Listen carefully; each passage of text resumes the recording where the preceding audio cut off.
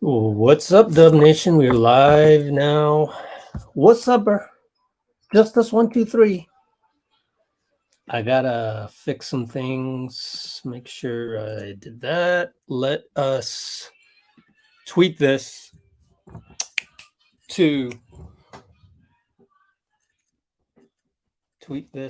on Twitter and Instagram. So give me a moment here while we do that. Let's see here.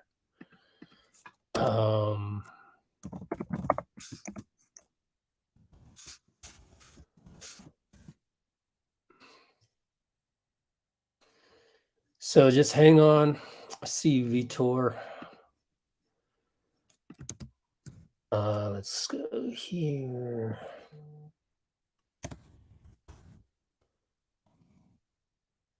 There we go.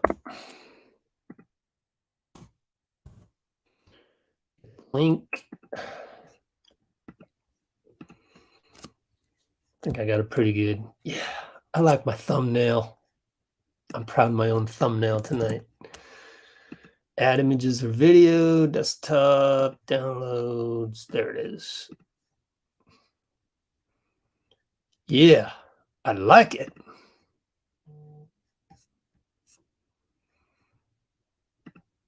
Oops. I forgot to put me on there. Oh, well. All right.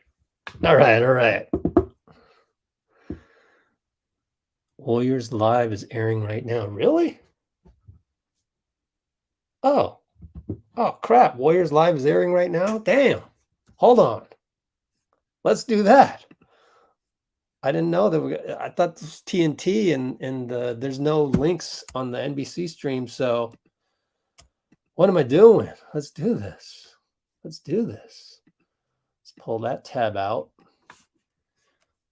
Twitter.com. NBC.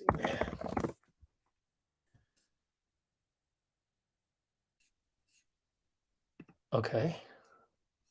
Let's go watch that. See what they got.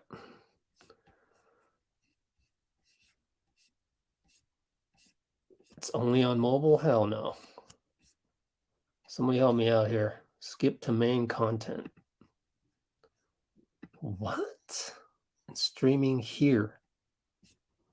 They're not streaming. They're only streaming on the... No, it can't be. Really? My teams. No way. No way. Fine. I'll stream it on my phone. My gosh. Does this mean all of you guys can watch this as well? Because, I mean, shoot. I mean, why not then? What? Okay, fine. Let's see. NBC My Teams. NBC My Teams app. My Team Sports. Okay. All right, fine. I'll install that. I'll install that crap. So it's not being streamed on their website, but it is being streamed on the app. Did I get that right? NBC Sports Bay Area stream. Warriors Live Dubs Talk Live 9:30 p.m. Full stream schedule. Nothing. And then they list, oh, here, today, Warriors Live. But there's no mainstream. Oh, you just gonna watch? Just gonna watch? Nope, nothing. I cannot believe it. Fine, open. I'm gonna do this on my Android. Whatever. Wow. Let's see.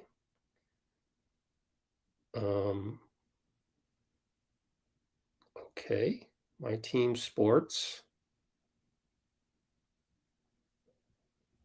Man, I had to throw this on the I should throw this on the channel. I should throw this on the live stream in another window. Okay, I've neglected you guys. You know what I want to do? I gotta get a couple more screens here. That's what I want to do. That's my dream. I'm gonna give myself a Christmas present, I think, with that. I have neglected to see your comments. What? Dude, I just opened my Teams and it doesn't do anything. It's stuck. What the heck? As a Suns fan, yeah, Monty Williams was Damian Lee. It's on our channel. Damian Lee, and I mixed it with Klay because I didn't think anybody wanted to watch Damian Lee anymore. So I had to put it at the tail end of my Klay video, which is on the channel. First video on there. Go check it out, Ryan.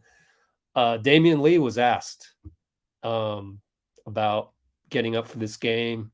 And for him, it's different. It's just old teammates and everything. But Monty Williams was also asked. We'll have, I don't know. I don't know if I'll ever get around to the Monty Williams stuff. But Ryan, Monty Williams said to the effect of, people aren't ever going to admit it, but yeah, there's this, naturally, I'm paraphrasing, naturally, we're going to get up to play the Warriors. But at the same time, if you need the Warriors to motivate you to play basketball, right, then something's wrong, right? You're a professional. So, but Monty Williams admitted that there is that natural element. I'm trying to get this My Teams app to work. It refuses to work. Welcome, Facebook. I do not know what that means. Is that Tagalog? But welcome.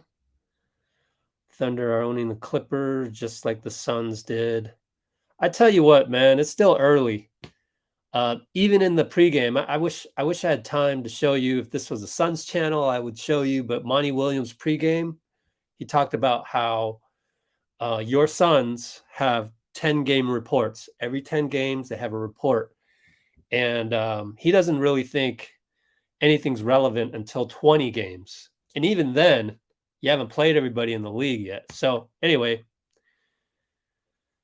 okay, let's go back to let's go. I want to play Steve Kerr because I have not heard his pregame yet. So we're going to look at Steve Kerr pregame. I have not listened to it yet. We're going to first just share this screen and then go to Twitter. Jason Dumas had a little bit of the pregame interview right here. So I'll leave that on the screen as if that's really him speaking, but it's movie magic. Just kidding. Very mundane movie magic in terms of I'm going to run the audio of Steve, and we're going to run it right now because it's 6:45 and the audio is 9 minutes long. Turn on device location.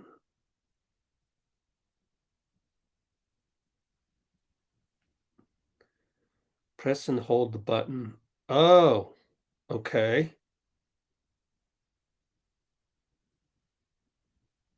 Okay. Reorder teams. Warriors. Okay. God, kidding me, man. You're kidding me. Man, this app.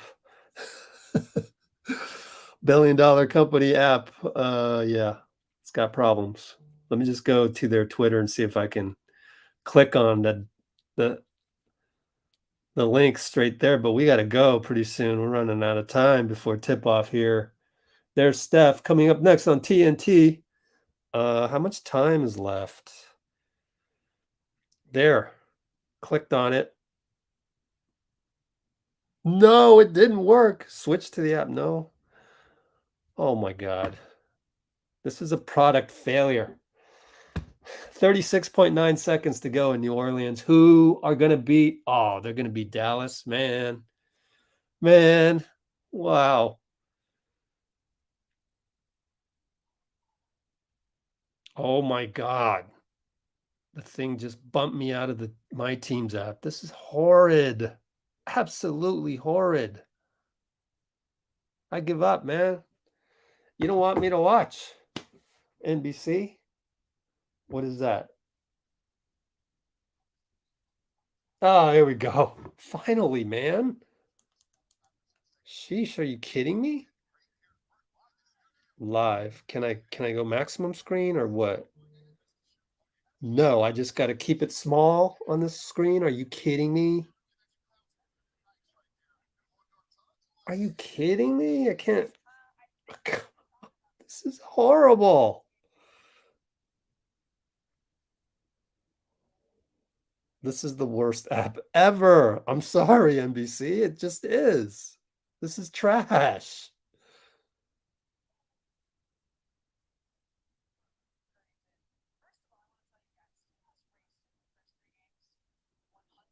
Dude.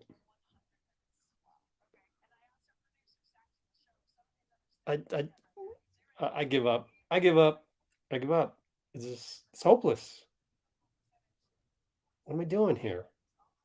Live in app. I can't even maximize it. Oh, it's stuck on this tiny little screen. I try to landscape it and it does nothing. Enough complaining. Let's go to Steve Kerr. Here you go. Pregame. Well, I haven't been able to yet, but I'm sure I will when we get out of the court. So it'd be great to see Dame.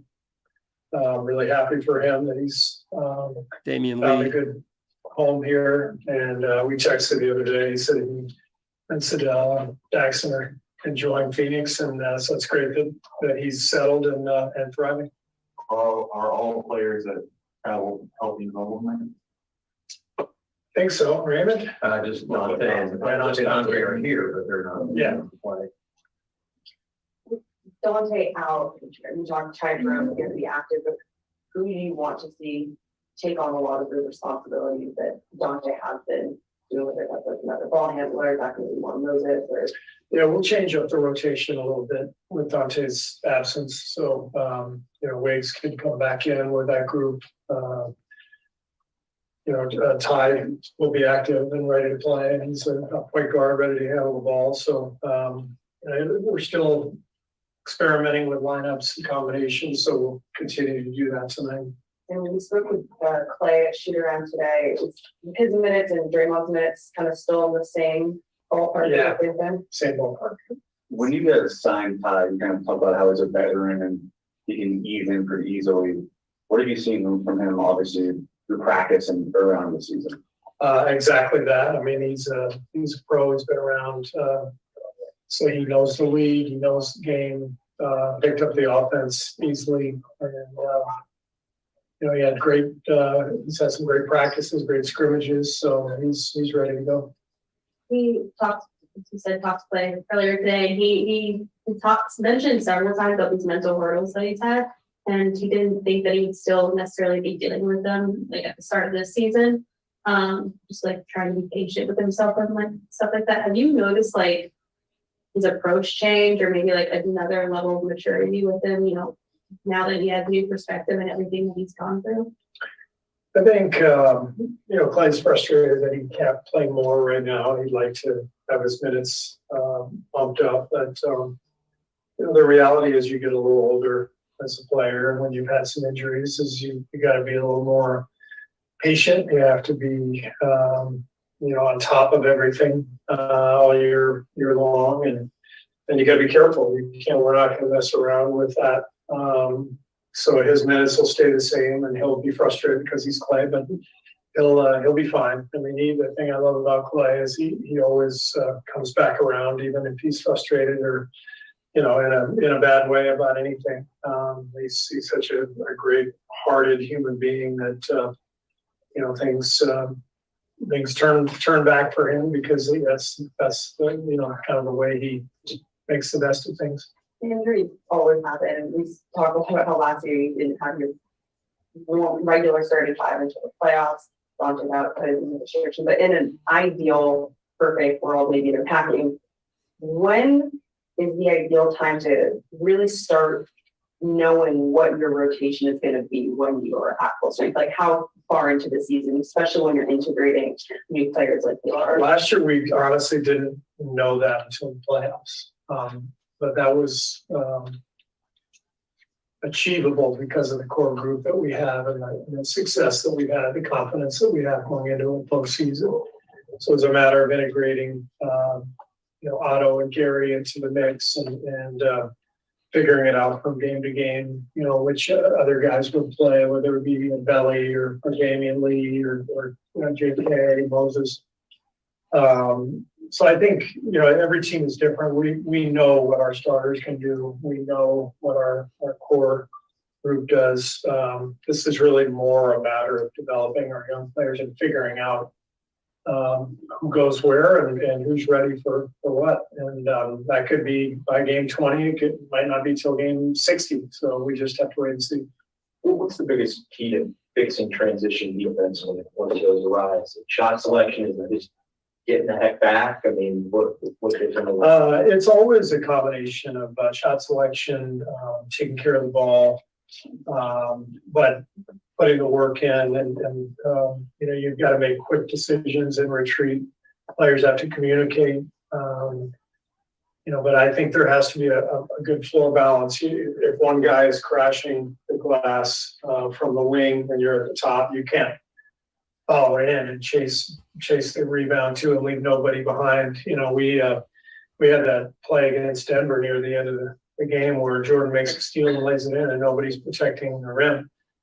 Somebody has to recognize that and be the last guy back. And it's killing us right now. We gave up 34 fast break points, I think, against the Lakers, 34 against Sacramento. I forget how many against Denver. It seemed like a lot too.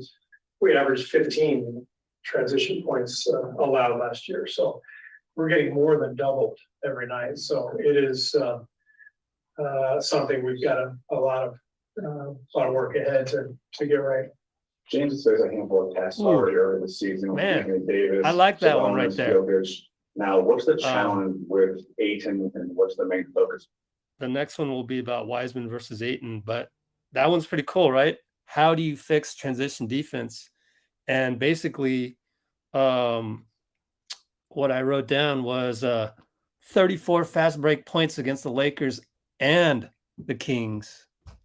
We got scored on. We're getting more than doubled. Just for someone like James, so makes sense.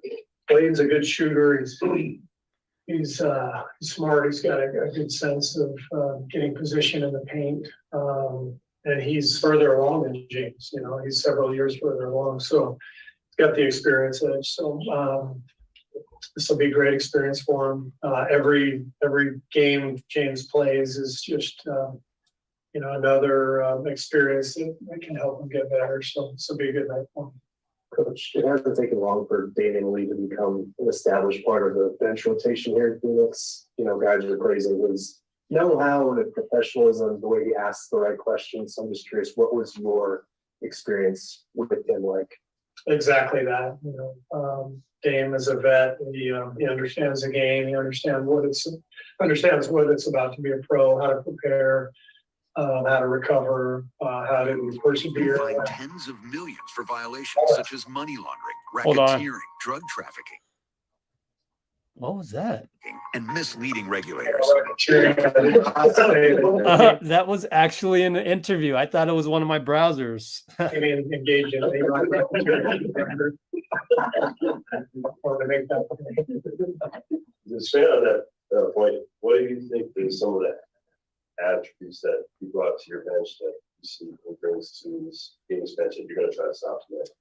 Professionalism and just staying ready. I watched that opening night game, or I watched the fourth quarter, and there he was knocking down shots. And I hadn't watched the first armed with an AR-15. until later. There we go again.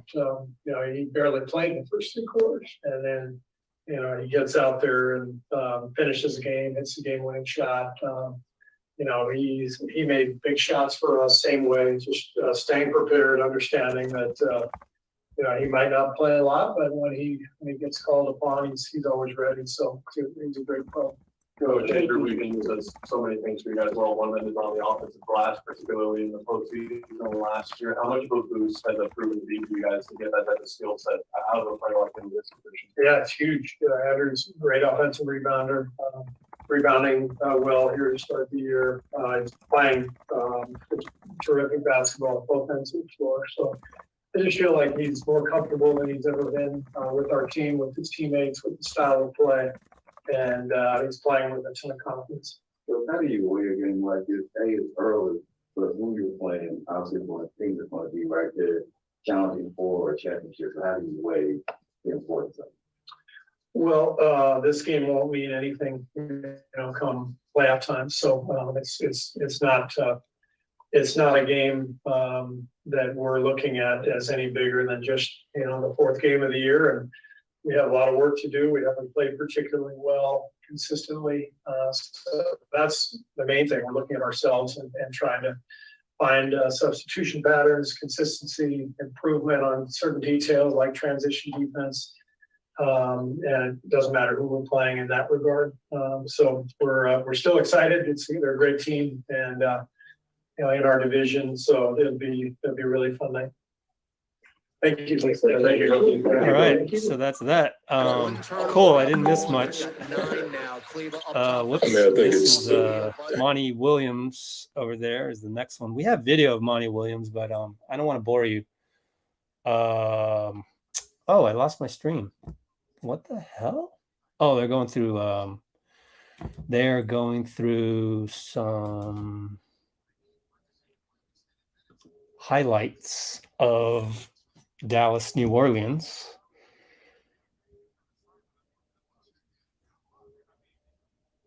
And that's pretty much it, folks. Importance of this game.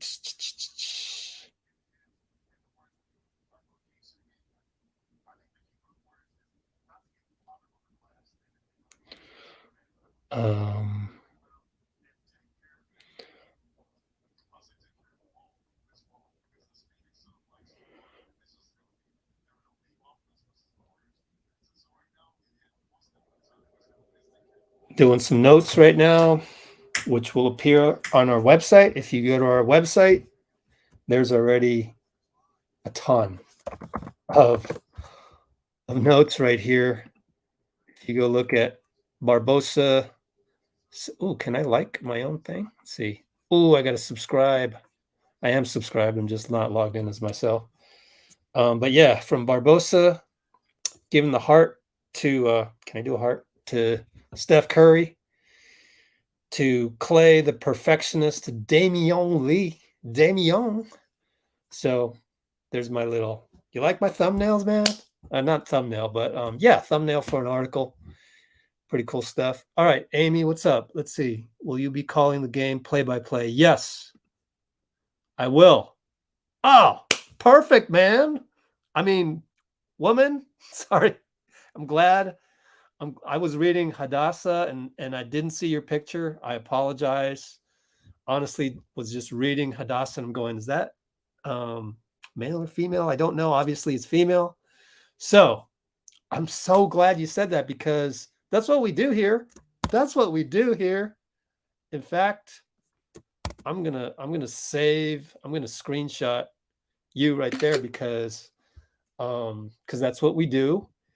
And it's exciting to meet your needs on that. However, my stream will be a little slower than the actual cable or however you're watching this. And sometimes that presents a problem because some people don't have DVR. Even my co-host who is working, Dean is working again. Shout out Dean if you're listening right now. He has well, we got to figure it out. I'm still not sure how it is that he's got a feed of his stream and he's unable to pause it. So because my stream's so much slower than his, we're unable to sync up.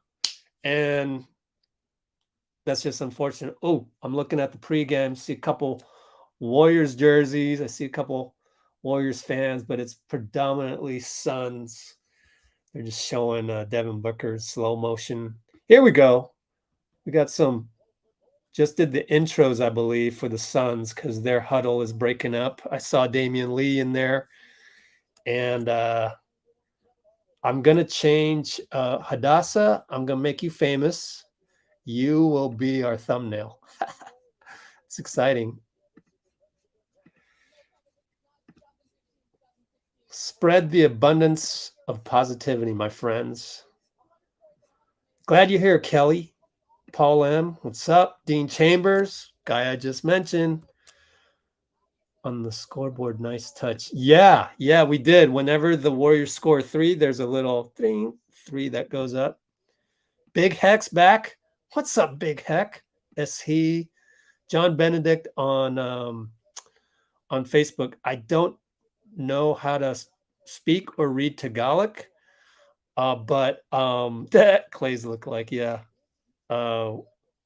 Fake Klay has been banned from Chase Center, in case you didn't know. Go Google that. Are we going to do this live? I mean, no live stream, but I'm going to do the play-by-play. Okay. I'm starting now, so I got to go to the box score, NBA.com. We're here. Pull that up. I'm going to hide the scores, hide the stats, because oh, whoa. What's happening? Where's that coming from? Oh, it's coming from the NBA site. Yikes. Don't turn this off. I wish I could show you that. I really wish I could, but I can't. Because then I would be restreaming. I really wish I could. And then they'll shut me down. So can't do that. Thank you. Somebody got to the spam. Let's go Warriors. All right. Suns win the tip. 11:47, 11:46, 11:45 if you want to keep up with me. Oh, Cam Johnson corner 3. Good. That was a nice pass by, I'm forgetting these guys. Anyways, our ball. We're in white. Looney to Wiggins on the right side. Cam Johnson. Oh, Mikal. Was that Mikal? Ooh, Draymond hits a long 2 from the left corner. 11-19, 11-18, 11-17. I thought it wasn't Bridges for a second because look at the name on his back. Bridges. It looks like a longer name than just Bridges. My fault. It says Bridges. Bridges. 7 letters. Okay. Medium length. Ayton hits a jump hook. And Klay's first shot is what's he call him? Not shortbread, but he calls him I'm gonna look it up. Long loaves. That's a long loaf. Long loaf by Klay. 10:42, 10:41. Booker jumps up for a shot over Klay and he falls down. He's left behind 5-on-4. Wonder what happened to D-Book. Wiggins on the trail 3, bricked it, but bounces out to Draymond in the right corner and then gives it to Wiggins for a reload. Cans it. Rims it in. It wasn't pretty, but man, the shot that missed looked prettier than that one. That one went in. Doesn't matter. It counts as 3 points. Ayton on the slip. And guess who's right in front of him? Steph Curry. Interesting defensive shift there. I wonder if that was on purpose. We will see as the game goes on. Right there, Ayton, too big because he got the rebound. I think it was over Steph, and who, by the way, has a left knee wrap. I don't know if he had that last game. Anybody know? Somebody let me know if he's going with the, Booker went a knee on knee. He's fine. And Steph has a left knee brace, or it might be just the one-legged, what you call it, tights, 3/4 tights. I do not know which one, which is the correct answer on that. So if somebody knows, let me know. And Phoenix is down 5-4. We have a 3. We have the long 2 by Draymond. Mikal Bridges picking up Steph, 3/4 court. Here comes a Looney pick. He's got the switch on Ayton, and he hits the banker and one against Bridges as he was late. Yes, sir. Yes, sir. That's our GOAT, man. That's our GOAT. What's up, Ryan? It's all good as long as you stay respectful, as I'm going to stay respectful on your sons. So all good with that. You can stay here. We just don't like it when people just go off the rails with the negativity, man. But anyway, Steph hits the free throw. Of course. Man, he's getting to the line at least 7 times per game, which is just GOAT level. That's GOAT level. Anyways, Ayton misses a hook over Looney. Again, Looney can play pretty good defense. So all the people that immediately want Wiseman to start, I think that you're rushing things a little bit. And here, Klay gets a clean shot on the left side. I think the pass was delivered by Wiggins, possibly Looney. And Chris Paul. In the pregame, FYI, Ryan, Suns fan, Monty talked about how Chris Paul hasn't been shooting lately. I didn't know that. And they asked him to shoot more, and he shot more right there. Right here, Looney over to Draymond, right wing, bricked the 3. Steph almost takes a charge. They didn't call it, but Mikal lost the ball, and Draymond gets the credit for the steal, even though you should credit Steph with the steal, basically, because that was an easy steal for Draymond. Wiggins, mid-post, squares up. Andrew Jeffrey Wiggins. That's not his real middle name. Maple Jordan, basically. Reference to Michael Jeffrey Jordan. Looney picks up a foul. Let's always check Looney fouls. 2 freaking fouls. I knew it. I had a feeling he already had 2 of them. Maybe we'll just see Wiseman earlier. Bring him in. Bring in a big guy. Just bring him in. Wiseman. Is he gonna? Looney goes out. This is the matchup we've been waiting for, folks. Wiseman against Ayton. Yes. Thank you for fouling out, getting 2 early fouls, Looney.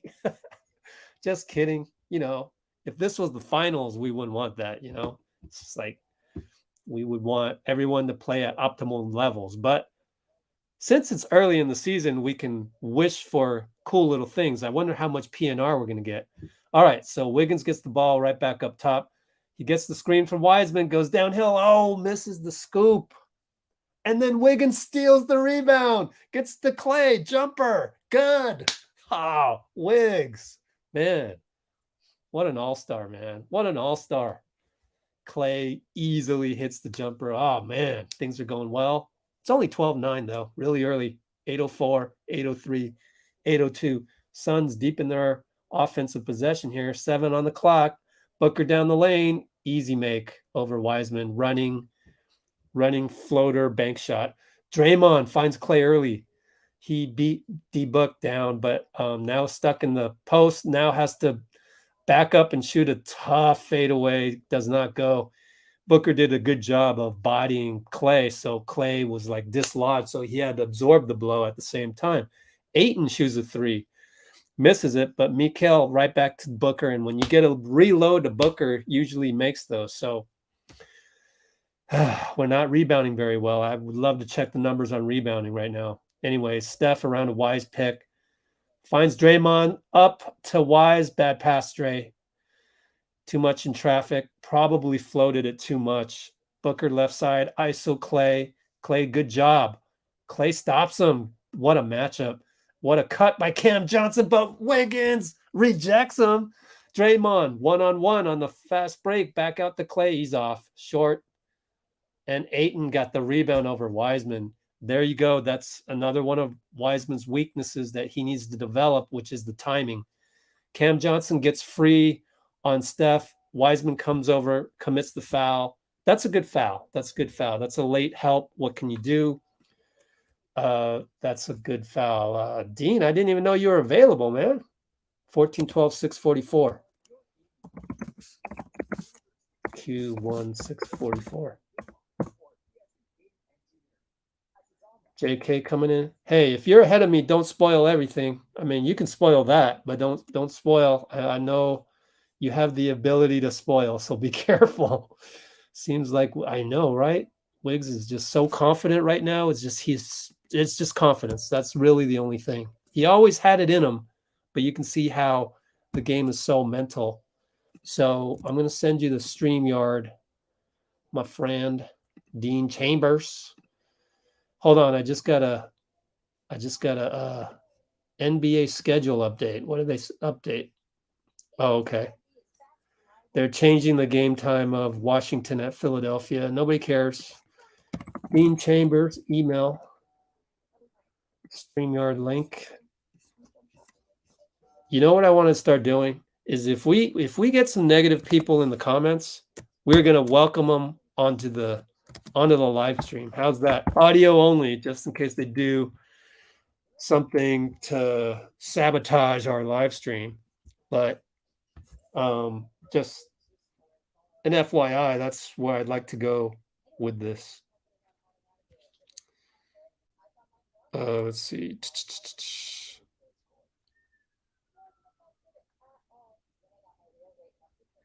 Hold on.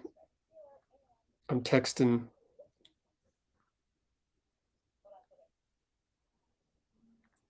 Hilarious how Dean Chambers has no social media. Once Dean comes on, I gotta hop over to Instagram because I forgot to message game. Oh, you know, they talked about that in the pregame. Both coaches was like, it's still early in the season. Yeah, you get up for it, but then again, this game will be forgotten. Besides, we're playing the Suns again in 3 weeks. And then after that, January 10th, as you saw in the Damian Lee Klay video I have on the channel, he's looking forward to January 10th. When Phoenix comes to chase, he's going to get his ring. That's when he's going to get the butterflies. Yeah, but I don't know that they want to come on. The positive people can come on, for sure. Especially when you're not around. Oops, we got another. Spam bots are loving trying to infiltrate. What's 10-4? Rebounding? 5 rebounds to 8. 8 to 5 on the reboundings. Oh, 10-4 means 10-4. Someone said that to me today. My guy Aaron. 10-4. Sometimes if you're not thinking what that means, okay, in military language, you kind of forget. So I got Cam Johnson on the line. That was again, Steph got caught covering Cam down low. Wiseman had to come over and foul him. He only makes 1 of 2. Wiggins will now bring up the ball. Let's see the action with Steph. Steph's going to fake a pick and roll, but look at Chris Paul anticipate the flare. Draymond fakes the handoff, goes strong against Johnson. No good. 8 and rebound. CP brings it up. Steph is guarding Cam Johnson. Had to switch over. He's guarding 2 guys. Good job, Steph. Good job. Wiggins tipped it over to Draymond, who touchdown pass to Wiseman, but it was too far under the hoop. Too risky, Draymond. But I mean, high reward. He makes that. That's a hell of a play. But again, Wiseman's timing is still leaves some room to be desired. And by the way, Chris Paul picked up a foul on Draymond. So we got 6:10 to go, dead ball. I mean, Booker did. Booker got the foul on Draymond because, he's in superstar mode. I can do whatever I want. And if I don't get it, I'll get a whistle type of mode. So, Dean, my friend, you gonna get on here? He is not here yet. Okay. Makes both. We're down 17-12. 6:02, 6:01, 6 minutes. Steph against Cam Johnson. Wiseman, huge pick. Frees up Steph. No good. Front rimmed it. Booker rebound. Right side. Johnson. Wiseman has to close out. They swing it to Chris Paul. Wide open three. Good. Man. Hold on. People need to get back. Again, we're getting killed on this early stuff. Timeout. 5:39, 20-12.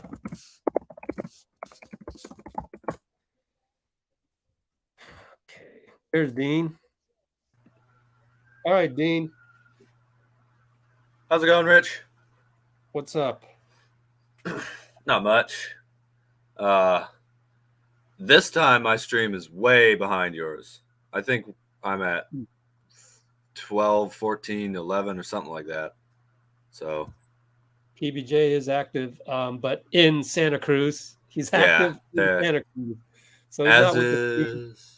Yeah, go ahead, because I need to do some social media marketing right now. Mm-hmm. Let's see. So Baldwin Jr. and Ryan Mullins have been sent down to Santa Cruz, which is a little unfortunate, obviously, with DiVincenzo getting hurt. Yeah, so I didn't see the Suns go on this little run here. Ty Jerome. Ty Jerome's moving up the depth chart. And obviously he's on the two-way here. So I don't know how many minutes we're gonna see from him. I know you said this game will be forgotten. That'll be interesting. I didn't say that. Steve Kerr said that. But sorry, my bad. The thing I know you were. Wiggins, Steve said that Wiggins might have more of a role with the second unit. Just FYI. That's probably good. I think, a big part of the struggle with the second unit has been the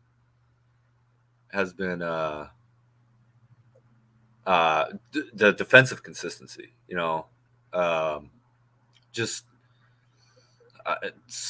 They're so young, that they weren't quite. How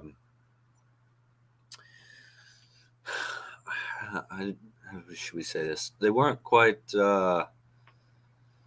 playing with the sort of. I keep using the word force and stuff like that. But there was also just a kind of clarity of thought, maybe that was a little off there. So Poole has checked in for Klay, by the way. All right. Yeah, I'm still way behind here. You tried the Hulu or the Roku? I just did, and they were in commercials. Yeah. You on a laptop? No, I'm watching on the TV just like I was last time. It's just way behind. I don't know why. You have a laptop? Yeah, I'm on a laptop right now. Oh, I see.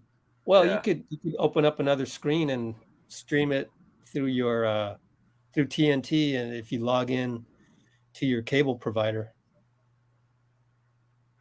Okay, we can try that in a sec. I'm gonna try and reload the TV one here. Because then you'll be ahead of me if you go to the TV one. No, that's what I'm saying. The TV one's like 2 minutes behind you. I have no idea why. Yeah. All right, we're back. Draymond gets stolen by Devin, so we just gave up another fast break. Turnover and 2 points. Oh my goodness. Playing soft, man. We keep starting these games off real soft. 5:22, 5:20, right? 5:19 right there. Wiggins, mid post. CP bringing the physicality and the swinging of the hands, knocks it out. Wiggins wants a foul. I'm not going to get it there, unfortunately for him. I thought you were snapping at me. Let's see. Wiggins gets the inbound from Poole right underneath. He misses it, but manages to tip the ball in against Ayton. Amazing. Wiggins is playing so well right now because Steph has only made one shot. I would say Wiggins has been the best player in the first 7 minutes for the Warriors. Cam Johnson misses, back rimmed it right to himself with Wiseman there, and Draymond steals it from Ayton. Thank goodness. Outlet Wiggins over to Poole, dunk. Wiseman, tic tac toe. Poole. Who dares to say Jordan Poole is not worth 123 million? Come on, he's worth it. Actually, if you say that, you have to include the 4 million that he's making right now. So it's like, average it out, my friends. He is way worth it. And there's Dante giving the celebration off the bench in the replay there. He's in Phoenix, but he's inactive, obviously, with the hamstring. He will be That's 422. reevaluated in 6 days. So Dante being reevaluated in 6 days. By the way, Devin What? Booker got fouled again on the other end. NBC's Bay Area, I think. And so what was I going to say? Devin Booker got fouled on the other end, and we keep fouling. How many fouls is that? Oh, okay. By going on his account and going into the Bay Area. 5 fouls to 1 foul. Got a little feedback there in the background.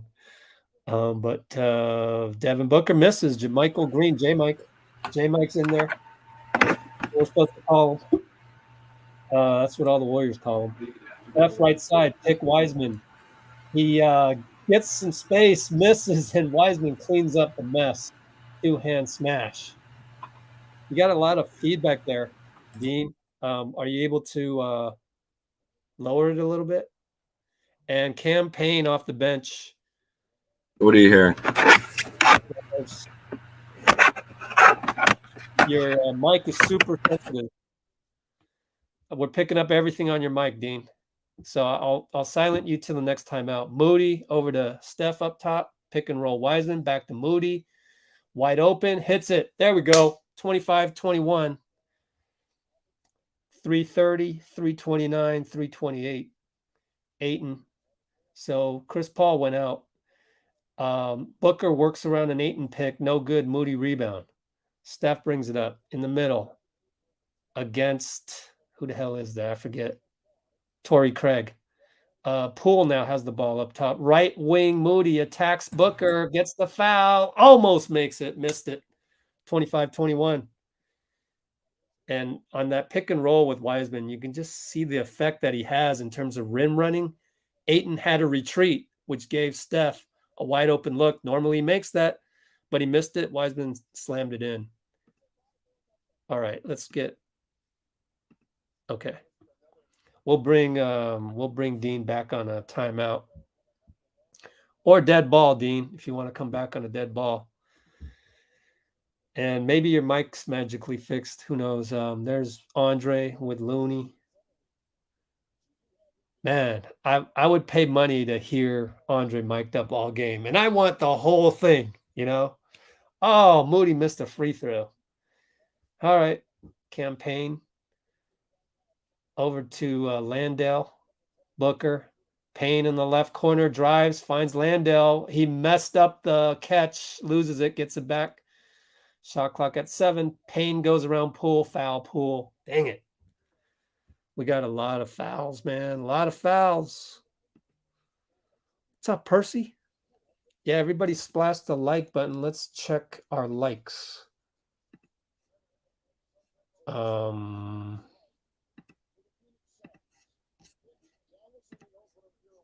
see. Live chat. Again? Oops, I didn't want to time out. I wanted to delete this guy. Thank you for hiding that guy. Vitor on top of that. 52 likes. How are we doing on the concurrence? 53. Hey, that's not bad. Not bad at all. All right. All right. Payne at the line.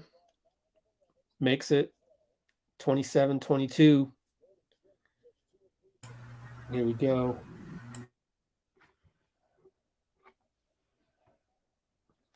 All right, Jordan Poole, J Mike over to, I'm sorry, Wiseman against Landale, looking for a handoff. Nobody.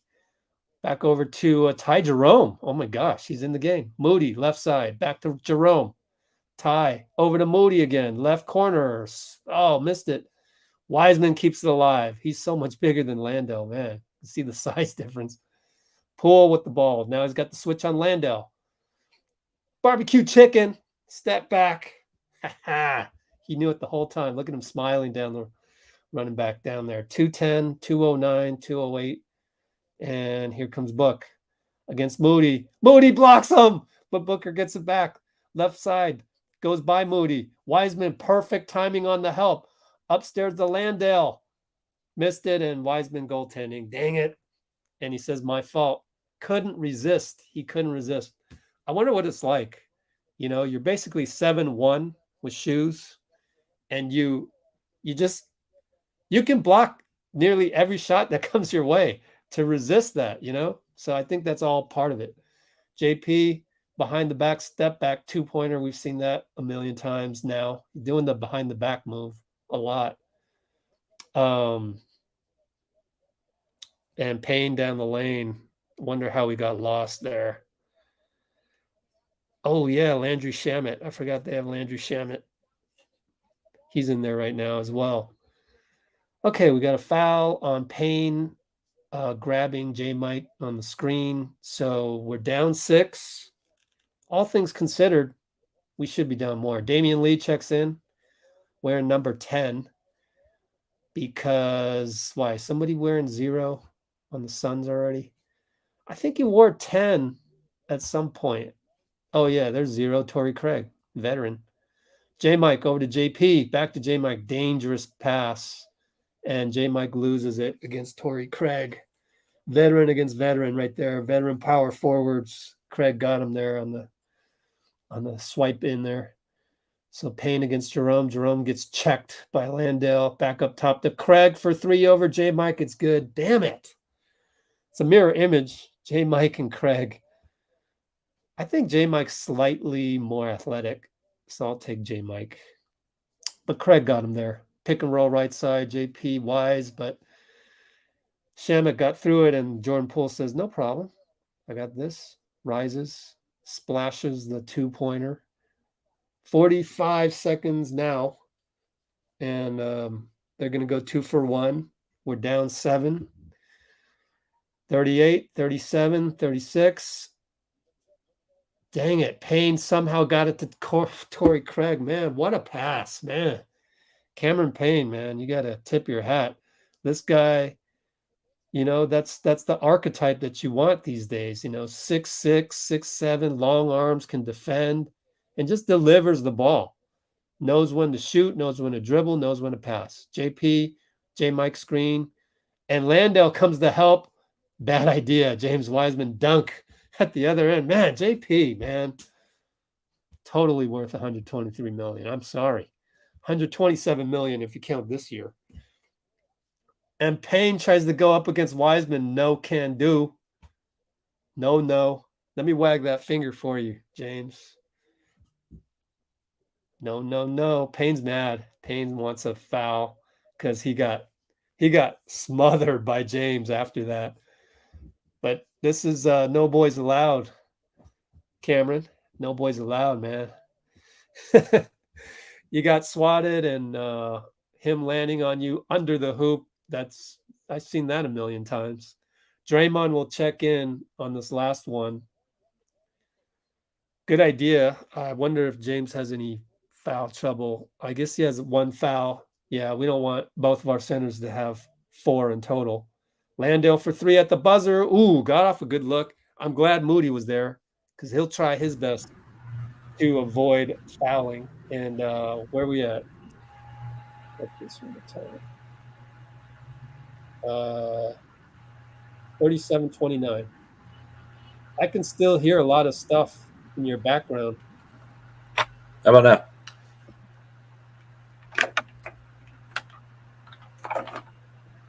I don't know. I mean, we can hear you, which is the important thing. Is that better, Rich? It doesn't matter because when you're talking, then that overcomes the background noise. So go ahead. I don't know. Yeah, when you're talking, it overcomes the background noise. So just go ahead and talk. Okay. Well, I guess I'll just have to talk the entire time then. Exactly. I don't want to sound spoiled or anything like that. Because obviously that's not what we're about here. We're gonna love the Warriors no matter what. But maybe having seen how well they can play in the playoffs, winning a title, it's annoying me a little bit just how soft they're starting these games. It's run around, maybe 2 passes and take a jump shot. Allow guys to get into the lane at will. No, you do a little tip tap for a rebound, but you don't box out hard. You don't make them feel your body. We're gonna have to start playing with a little bit of hunger and a little bit of anger, maybe, and not negativity, but a little bit of other than James Wiseman, we're still undersized. We're still, you don't want this team getting complacent because a lot of these players on the team are way too young to be playing complacently, So, but is it the young guys or is it the starters? I think our starting lineup has been doing okay. A little bit, not quite as great in the first quarter, but it's the second unit that's a little bit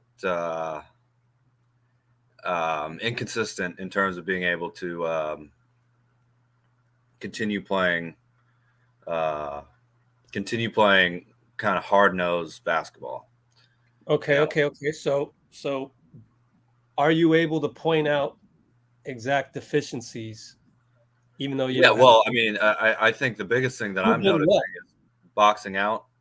Getting Steve Kerr talked about transition D being a major problem in all 3 games. That's a lot of that is not running hard enough, And look, I'm not saying this like, oh, these guys aren't good. Who is not running hard enough?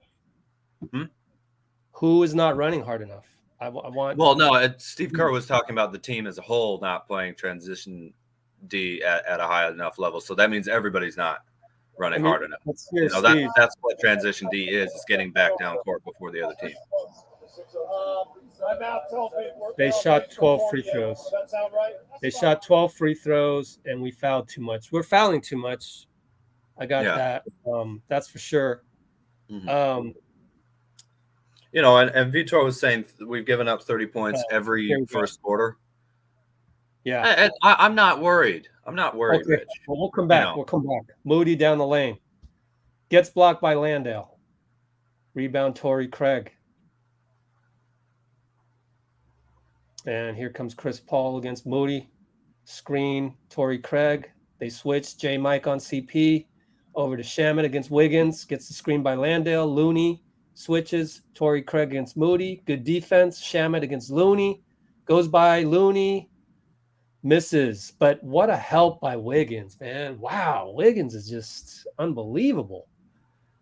So Poole, double behind the back move. Man, that is so effective. He's killing people on the double behind the back, guys. That's nice. That's an incredible move.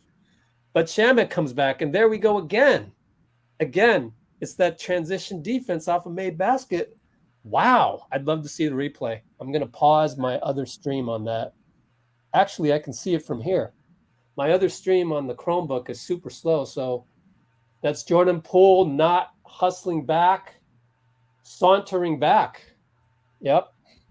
If I can point to one guy, I only saw that part. Maybe there was another guy on the other side of the floor. But yeah. That's why I'm not particularly worried about it as well, because it's just a mental adjustment. Absolutely.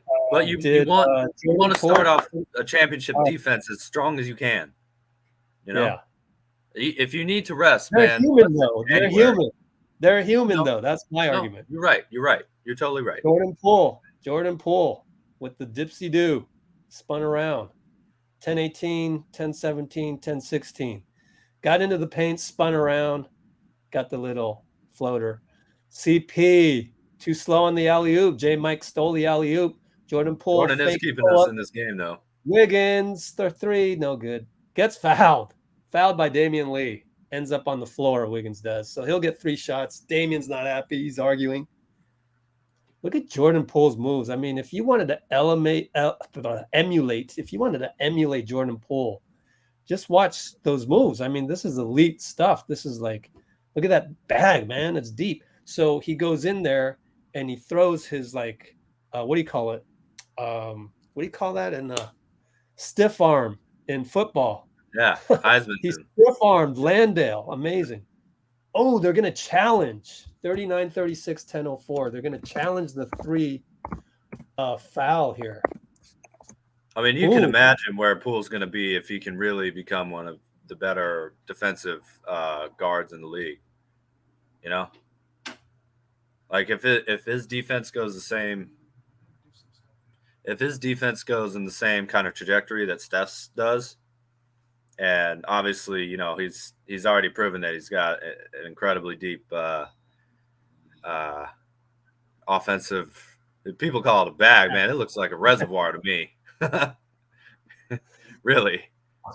No, what do we call that? He's got a Louis Vuitton. What do we call that, Hadassah?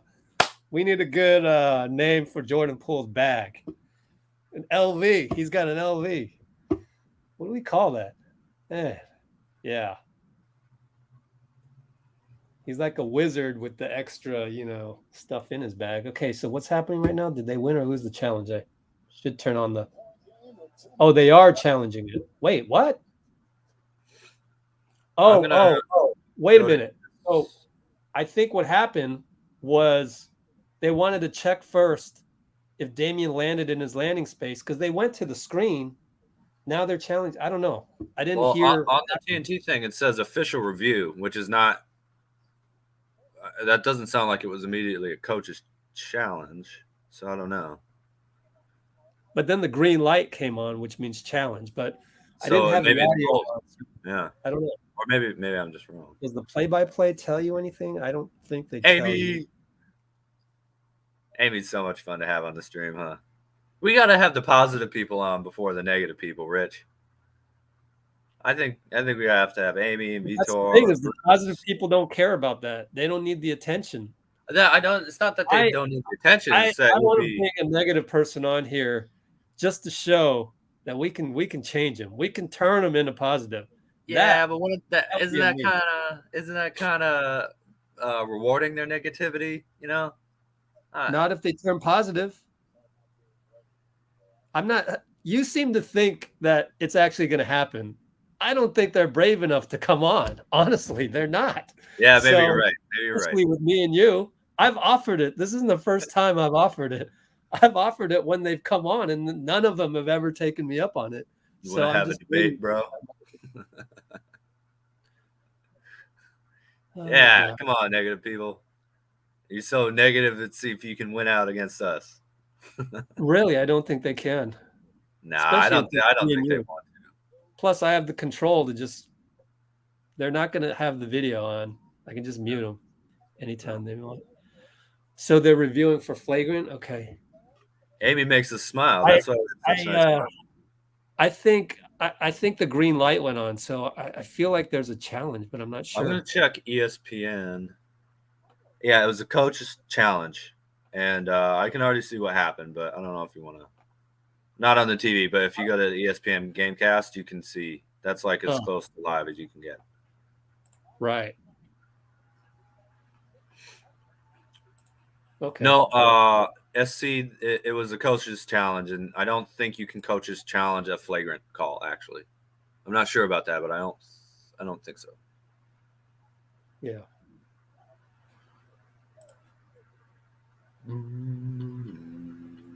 So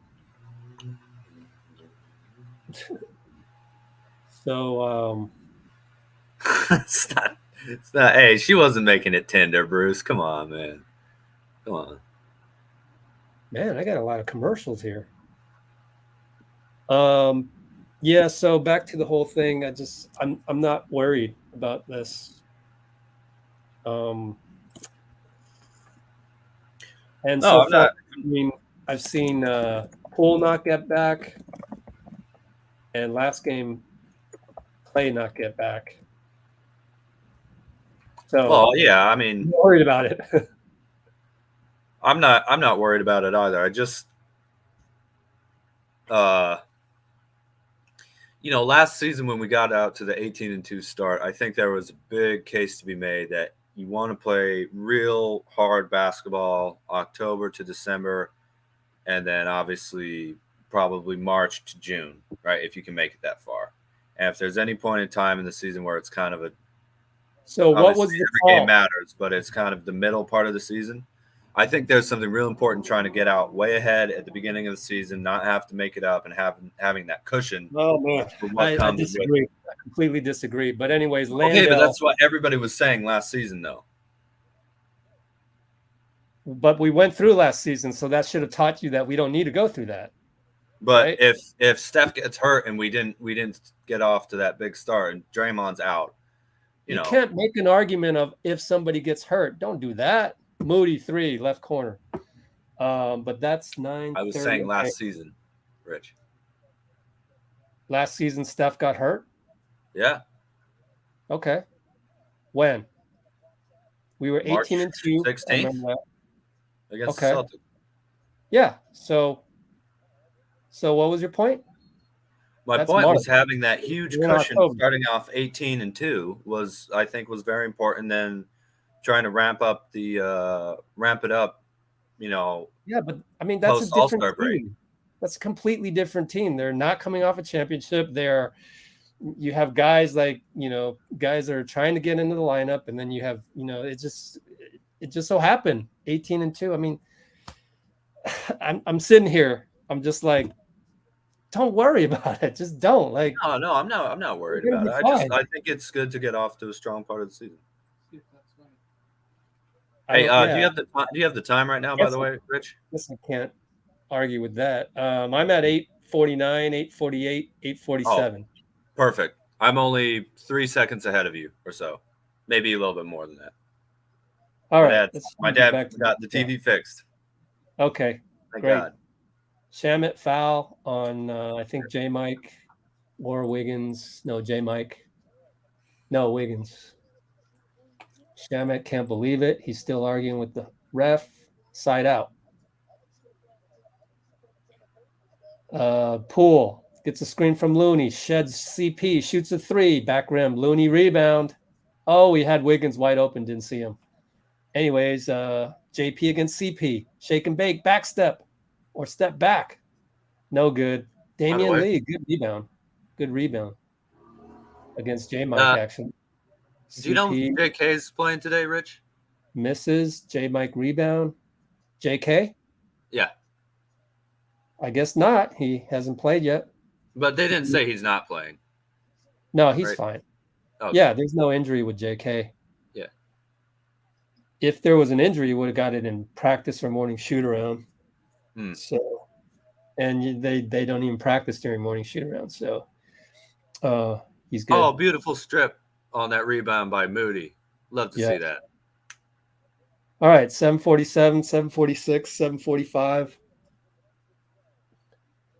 Wiggins posting up. Damian shows himself. Now Shamet doubles over to Moody's against Landale. Finds J. Mike wide open. No, missed it. That's the one they had to leave.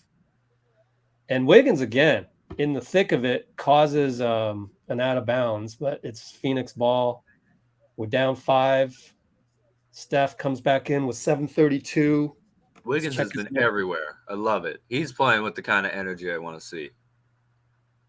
Steph with 9 minutes played in the first quarter. So now with 7 to go, 7.5, that gives him 17. So multiply by 2, he's on track for 34 minutes. So that's good.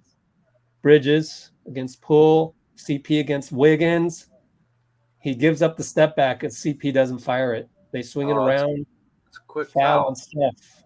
Foul on Steph against Cam Johnson, right baseline drive. That's ticky-tack, man. That's a ticky-tack foul. But what can you do? That's pretty ticky-tack. Yeah. That's very ticky-tack, actually. Are they in the penalty? Well, it's a lot of pause here. You know, they want the game to go faster. Why not inbound it faster? That was a long wait. Damian Come on, Lee Brad. goes around We want Steph. you to have a fast break too. Oh, beautiful. Damian, not bad, Damian. Wiggins, downhill, gotcha. Assist Steph. That's a nice fast play right there. Rip the Scored ball in out 3 of the hoop. seconds. 7:01, 7 minutes, 6:59. Pick and roll. CP, Ayton, Wiseman cannot get to CP. Good bucket, CP. CP saying, "Hey, get back, DeAndre. Go cover James Wiseman." He was late. We should have moved on that one, but we were slow. JP playing with J-Wise.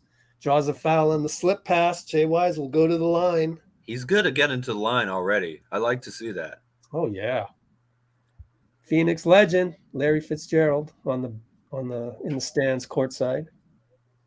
Let's check the stats right here. Wiseman. Okay, cool. Oh, they got Reggie Miller on tonight, do they? I just heard his voice. Oh boy. Well. Oh, got a lot of comments. Great shooter. Makes free throw. We're down 6. 6:42 to go. Dead ball right now. Free throw coming.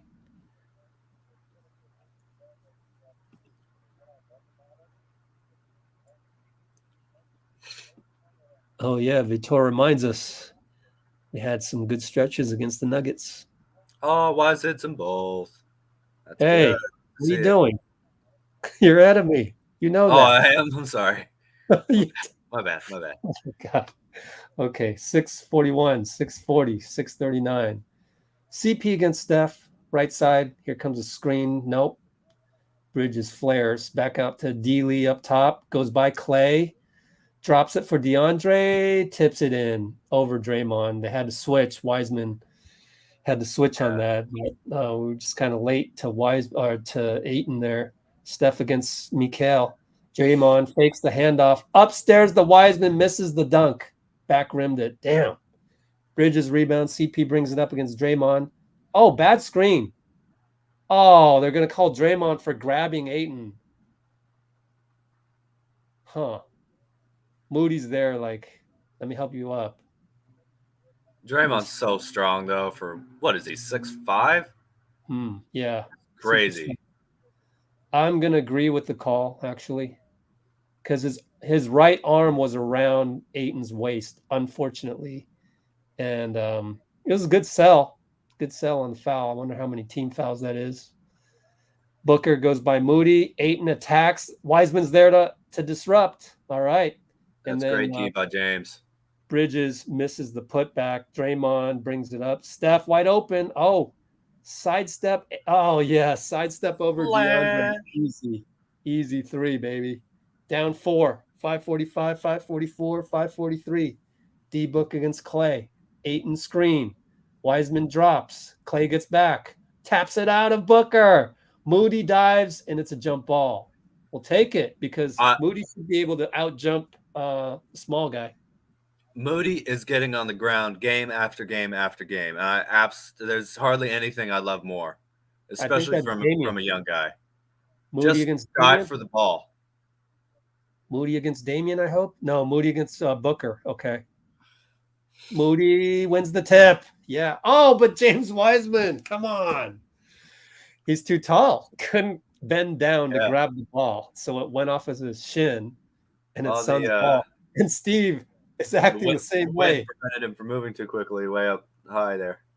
Steve's like, Jama, Decky, implement some grab the ball from your feet drills for Wise. Booker around a screen, that's too easy. Came around a swooping Ayton there, handoff, good. Steph over to Draymond, floater, good, all right, thank you. Needed that one. Now we got some energy. Down 4, 5, 12, 5, 11, 5, 10. Steph, steal over to Klay. Klay rushes up court. He's got it. Oh, that's Beautiful dumps it feed to Wiseman. off. Lefty. Love it. No look. Feed the Klay's Wiseman. I've really liked his playmaking Smash. these past 2 seasons. It's been really nice. Payne over to Booker around the screen. Throws it away. Damian Lee zigged when he zagged. So Klay man, what a remembered his steal. dad and took it back to Showtime. Oh, beautiful. Anyways, here we go. Live action. Draymond pick. Steph gets double, and it's Draymond tic-tac-toe Moody. Oh, Moody got blocked by Bridges. Damn. That's a good why shot, though. Bridges, That's a good play. Bridges is on an all-defensive squad. That's why. Playing Moody, zone here, looks like. No. Steph against Booker. It's man. Now, James will come over to Booker, though. But Damian steps around, layup, no good. Ayton tip in. Draymond wants over the back. He's yelling at Ed Malloy. Thank goodness it's Ed Malloy. He knows not to just automatically give him a T. Steph goes up against Booker, foul. Two free throws. 4:05, dead ball. Okay, where are we at here? Man, Draymond gets the crap beaten out of him game after game, Yeah. I feel like. Got the crap beaten out of him on that over the back. Yeah, and elbow to the head.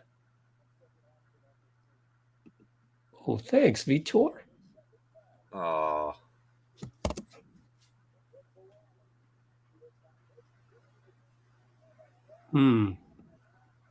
Falls asleep to the gentle sounds of raining threes. I don't know. 2013 commercial? What? Wow, that's a long time ago. I have no idea.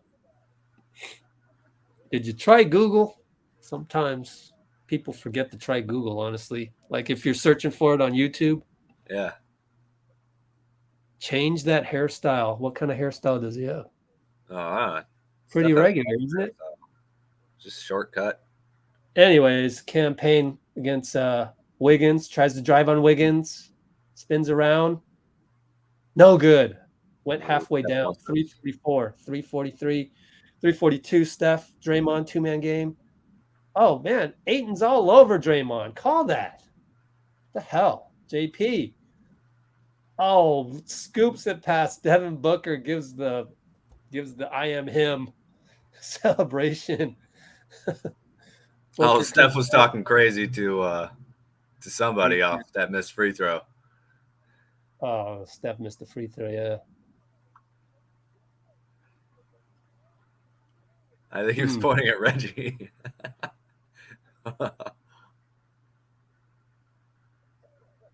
Oh, he was talking about the broadcaster curse or something. Someone jinxed him?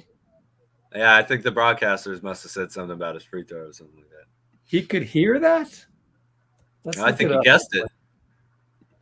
PKRef.com. There we go. All right, Draymond on the missed free throw. He pushes it. Oh, he's got a wide open lane. Yes, sir. Campaign was like, nah, I don't want to get tied. Tie ball game, 55s. 3-11, 3-10.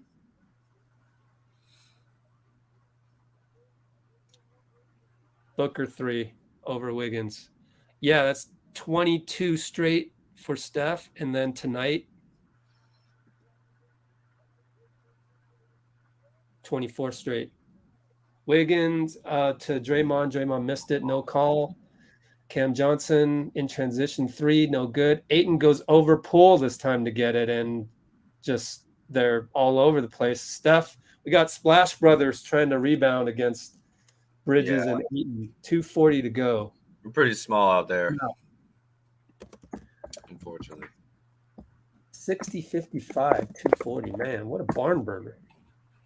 Yeah, really. Okay. Wow, Vitor found the actual YouTube.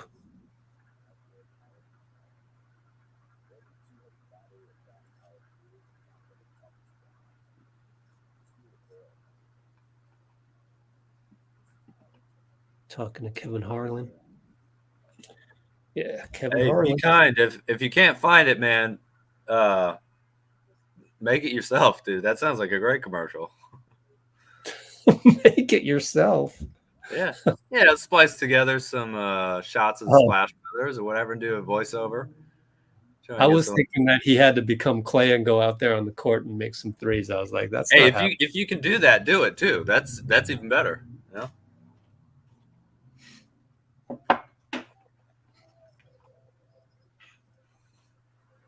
Well, I think our play has picked up a lot here. Yes. I'm happy with the way we've been playing. If we didn't give up 37 points, let's see, 29, 26. We'd be up by a few. So what are you going to be for Halloween? Me? Watching this Halloween commercial or Geico commercial. Yeah. I don't know, man. I think I have to work Halloween. I might get a nice jacket and a big hat and some sunglasses and pretend, and maybe like a flamethrower, and pretend I'm RJ McCready from The Thing. Yeah, I have no idea what you're talking about. It's a 1982 horror movie by John Carpenter. Oh, And, okay. Okay. It's a classic. It's about a alien that gets stuck in Antarctica, and it's a shapeshifter. So you don't know who is the alien and who is human. Oh man, Love that. sucks. Yeah. I hate those ones actually, because then you can't tell. You know, it sucks. Percy Well, it's knows. a great movie, man. Kurt It's a Russell. great movie. Yep, Kurt Russell. Yep. Stop those. What about you, Rich? You can't dress up as a warrior either. That's not fair. Yeah. I am dressed up as a warrior right here already. Always, yes. Yeah. Yeah. Hold on. Yeah. MMC coming here. Well, could it be? yeah, Could it be yeah, the 60 suggestions, points that we've MMC? given up? Could it be that MMC the 60 points? Do you have any Is that suggestions too? Any kind of positive input? Like what would you rather see? Let's hear your analysis, man. Yep. I think it's just play with force. The good Play old with play with force. I think Kobe used to use that word a lot. Force. It's a good one. Steph went to go talk to Kevin Harlan one more time. It looks like having a good laugh. He's not worried. He's not worried at all. He's having fun. Hey, Man. we're running some loops. Look at that. Look at the movement. Steph for three around Draymond. No, Draymond rebound. Reload. Right side. Splash over Ayton. Not over him. Yes, sir. What hell? Too late. Ayton way too late. But that's what happens when you get offensive rebounds. So we're now at 11 offensive rebounds for Phoenix. All right, CP against Wiggins, and somehow we lost them. It was JP. Oh gosh. Yeah. Weak link. Got a weak link, possibly. I don't know. They were arguing about it. Him and Steph. We'll figure it out later. Maybe that's something we can look at the X's and O's for. Anyways, Draymond shovel pass Poole back to Draymond, wide open dunk. Give it a go, cut to the rim. One of my favorite plays in basketball. 62-60, 141, 140, 139. Here comes CP, Wiggins, DeAndre, screen. Draymond drops, drop. Cam Johnson, what? Against Poole. If my guy Aaron, my X's and O's guy is watching, we got to look at Poole's defense. I don't know why his guy keeps on scoring. But Steph says, let me take the matter to my own hands. Pulls up from three. Good. 111, 110, 109. Only down two. CP against Wiggs. Good job by Draymond. Look at that, Draymond. He's on Ayton. Ayton fadeaway. Good. Man, that's why Ayton has his extension right there. Because he can do those. Pick and roll, Draymond. Draymond slips. One more pass. Wiggins wide open, left corner. Good. Three. Way to go. Way to finish. He's the finisher. Wiggs is the finisher. 47, 46, 45 seconds. Down one. CP against Wiggs. He's the finisher. Here comes Bridges. Pick and roll with Steph. Wiggins steps around it. Another pick. Draymond shows himself. Fadeaway Bridges. Good shot. Man, don't know if there's anything we can do about that. Draymond says 1 shot. 17 shot clock, 7-second differential. Going to go at 5. They generally do. No. No 2-for-1 chance here. Oh, there's only 7-second differential. Steph against DeAndre. DeAndre Island goes by him. Fake pass, gets the pass over to Draymond. It's too late. But man, did you see that shot by Poole? That was amazing. I think that I feel like that was good. No, I don't. No, I do not think so. 7.5 ball inbound here. Looney Yeah, it was comes a shot clock violation, is what they called. Looney in for Draymond. I guess what Draymond have 2 fouls. Yeah. Dead. CP for 3, and I knew you spoiled it. I knew you spoiled it. 69-66. I'm sorry, my dad reacted to it. And I couldn't. Oh, that's hilarious.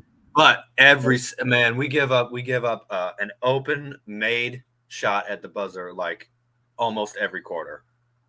Yeah, it's kind of like, hey, what's going on, you know? But it was a lot better. It was a lot better second quarter than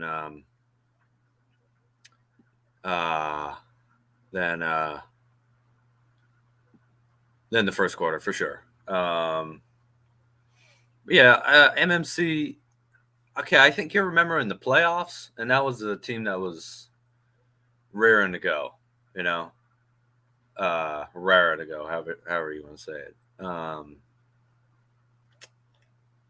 This team, I really think this team is improving drastically quarter by quarter, honestly, you know, just in terms of the cohesion, in terms of the energy, and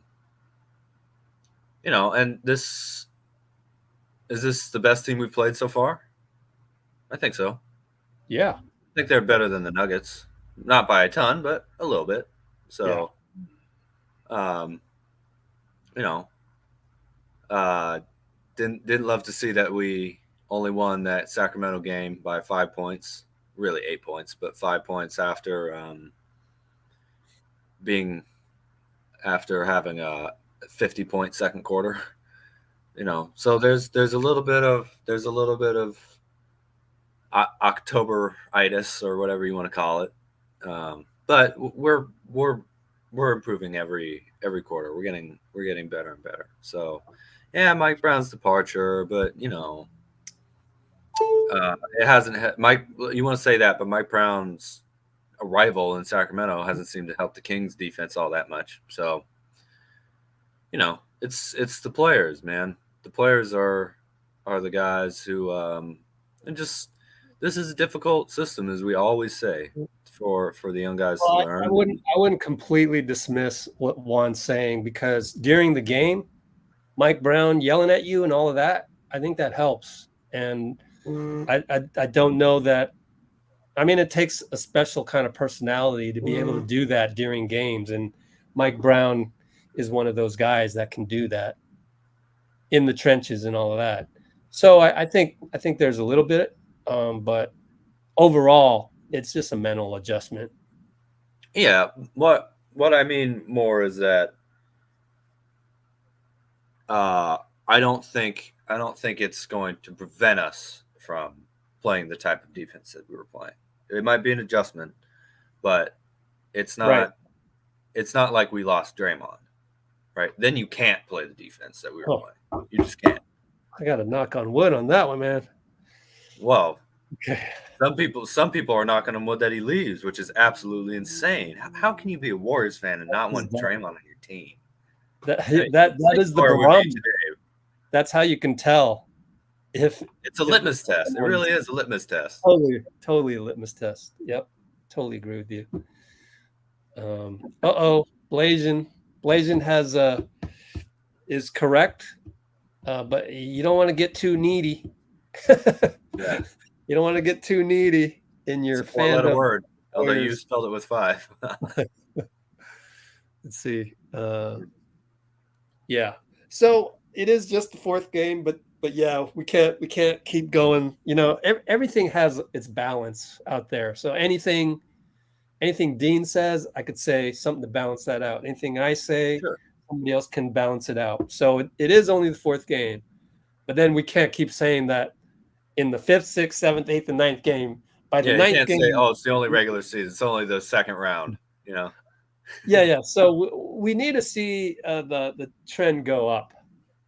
So there's some need there, yeah. So, but I'm also not worried, and I'm trying to enjoy the process too. Like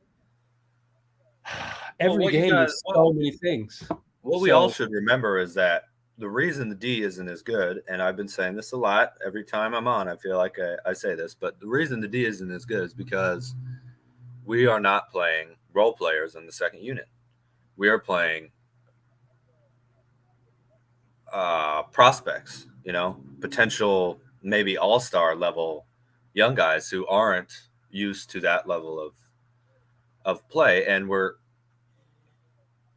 asking something of them that no young team, and that's what our second unit is a very talented young team. No other young team in the NBA is really being asked. But if they learn to do it, as a second unit, they will be able to do it as starters. And man, Wiseman, Kuminga, Moody, Poole, DiVincenzo, you know, those type of guys, they could be, you know, if they get to learn to be kind of young veterans now, once it's time for them to really take over, that's a kind of base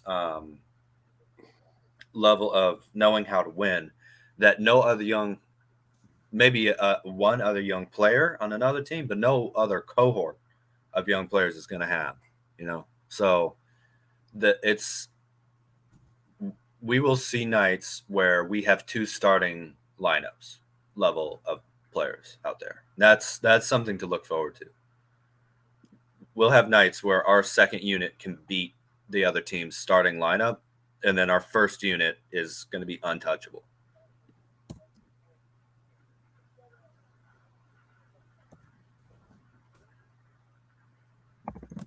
But we're not quite there this game. This game, it's close. We're having a good time, and highly entertaining. That's for it is sure. highly entertaining. Highly entertaining. So this, you can't say it's been a bad game. You can't say the Warriors are playing terrible. We're down. I want to we're address down. the Klay has been off every game right here. 132.30 mark. Let me put that in the description. Let's go here real quick onto. By the way, someone go and like my latest article. Let's go Warriors right here.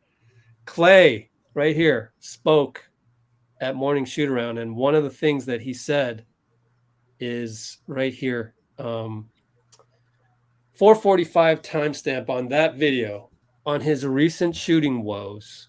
Okay. When you feel like you're the reason your team goes through a slump, it's nice to get that out of the way early. I'm such a perfectionist. I want to be great right now. Don't get discouraged with missed shots. All of this stuff about him being in a slump.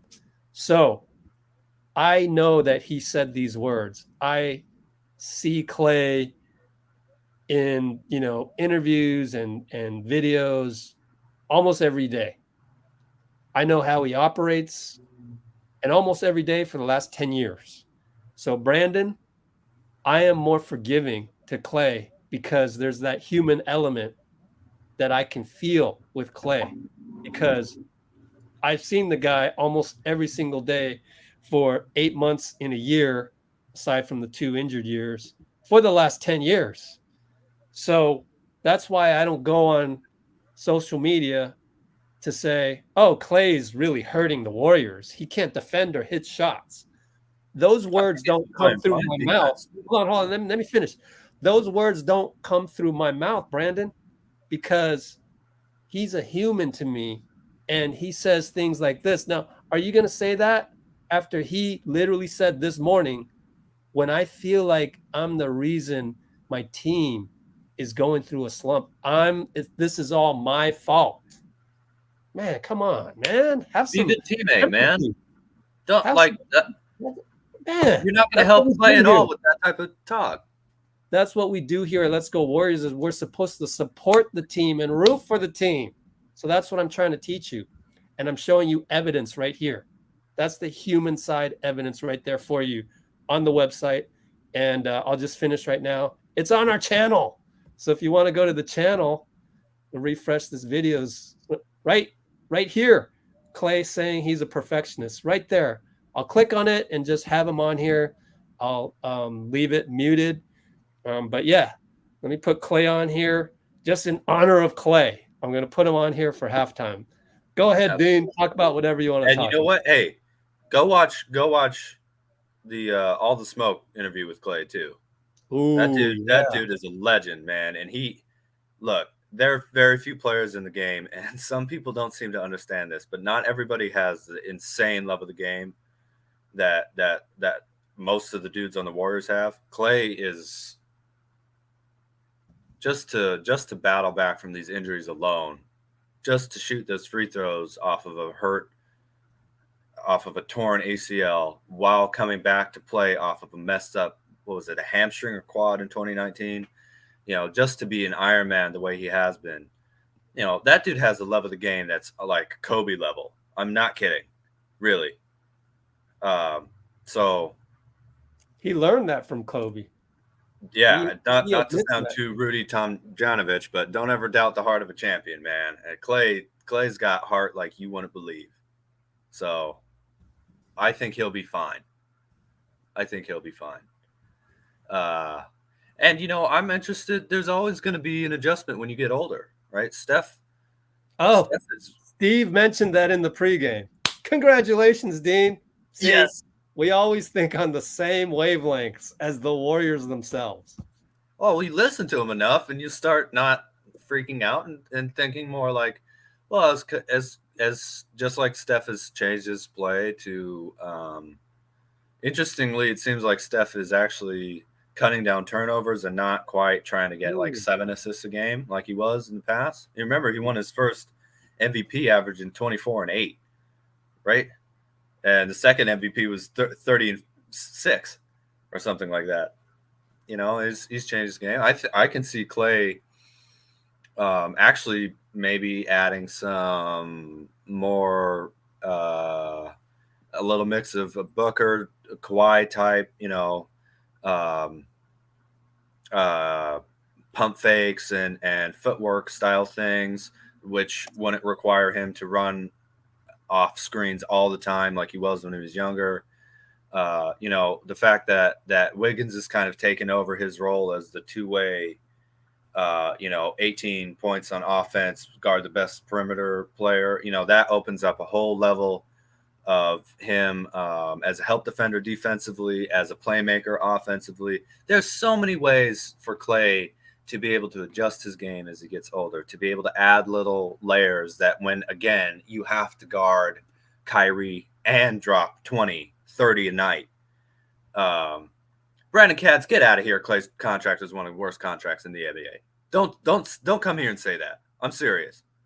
If there's one player that I'm actually going to get really pissed off at you for attacking, it's Klay Thompson. You know what that dude's been through over these last 2 years? You don't know what he's been through. You don't know how hard it is to play NBA basketball coming off 2 injuries like that. Don't ever say that again. I'm serious. Yep. I'm serious. That really pissed me off. Don't say that about Klay. Anyway, Klay's got Rocco over here. And Dean Chambers. Yeah, he'll sick Rocco on you, man. I'll sick Rocco on you for talking like that. How dare you, dude? No, don't bother me. Let me rest. Yeah. You got Dean, man.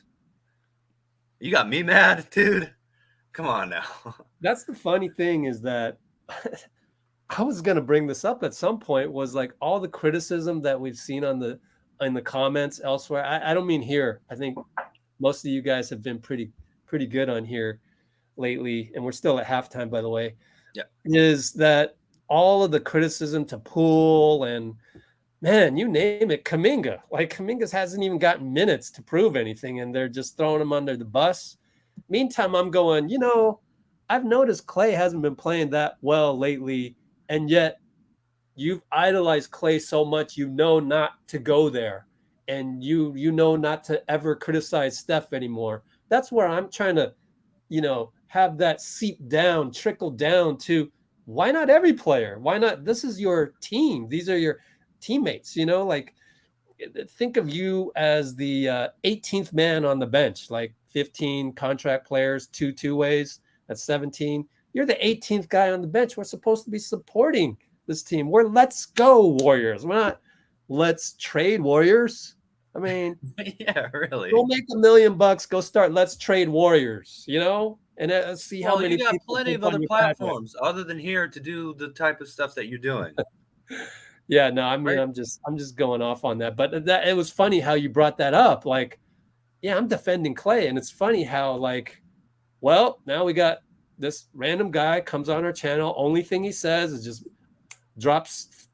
throw Klay under the bus, throw Klay under the bus, throw him under the bus one more time, and it's like that's hilarious to me because just 2 days ago everybody avoided Klay, and now you get a random guy. It's just funny. It's funny once you kind of turn the corner and realize how just kind of how funny it is that the negative people, the way they act, whether it's really caused by fear of something, maybe they're maybe they have a bet with their brother, or maybe they're the only Warriors fan at school and they got to go to school, and this is not the Bay Area, they don't live in the Bay Area, and they've got to defend the Warriors, and now this exposes them to I live in criticism. LA. I don't know.